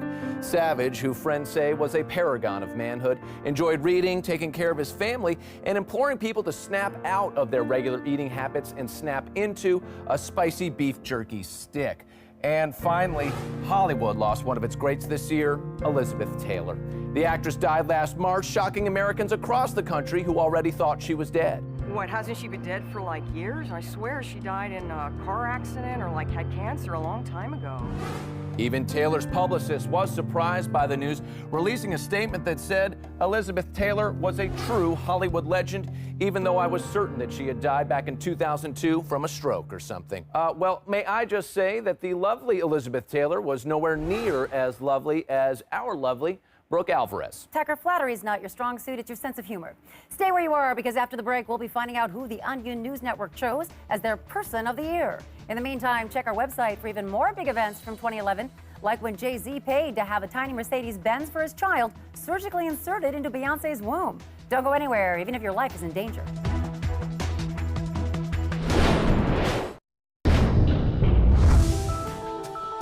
Take your hat off if you're wearing a hat. You're re-entering the Fact Zone. All right, our 2011 News Spectacular is drawing to a close. First responders, it has been so fun sharing 2011 with you. Let's all give a toast, shall we? Thank you. To the greatest year in our history, It's give true. or take 1,000. It really is. All right, Cheers. cheers. Drink up, everybody. Duncan, how is that champagne? Oh, no, that's very nice. A lot of complexity. The chloromethane I detect on formaldehyde. Arsenic. Yeah, those are the pills that I crushed in the glass, Duncan. Remember, you lost the Twitter poll. Laura Lee, Nancy, see you next year. Nancy, please help me. And what the hell you ever done for me, asshole? I jump-started your car this morning. Oh, tough titty. All right, well, now it's time for what is my personal favorite moment of every year, the unveiling of the Onion News Network's Person of the Year right here in the Fact Zone. Are you excited, Tucker? Oh, you know I am. In the past, the network has honored powerful figures such as Russian leader Vladimir Putin and Oliver, the octopus who lives in the center of the earth and pulls the levers that make everything in the world work. Well, this year's choice was not an easy one. Among those considered for the Onion News Network's most influential person of the year was this guy, Governor Chris Christie, who ate New Jersey's entire tax deficit, making his state financially solvent in 2011, and Bill Gates for being one rich son of a bitch. And while we tip our caps to both of those gentlemen, sorry, fellas, you did not take the top spot, because this year that honor goes to O'Brady Shaw. No, he's not even here. Oh, yes, he is. No, he's not. Yeah. Everybody. What are you doing here? You're supposed to be in Somalia. When I heard I won, I hopped on a private jet. I immediately flew back. And you know, on the plane ride back, it dawned on me, I travel the world, helping people. I saved thousands of lives, but you people right here, you're my real family. There's no place I'd rather be. Oh, we missed you, O'Brady. I missed you too. O'Brady, man, we really missed you around here. Tucker, bud. my man. You're really missing those climbing This is my program. I am not about to let some glorified cologne model take it from me. Get out of here. Go back to Somalia. Nobody wants you here. Oh, Brooke, what are you doing? Go, Brady, go. I mean it. I'll do it.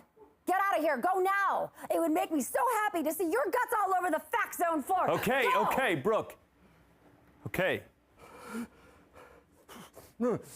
Take me with me. That's all for the Fact Zone tonight. Thank you for watching our special 2011 year in review episode, and have a happy News Year. Right, Tucker? News Year! I can't breathe. News Year! I can't breathe in.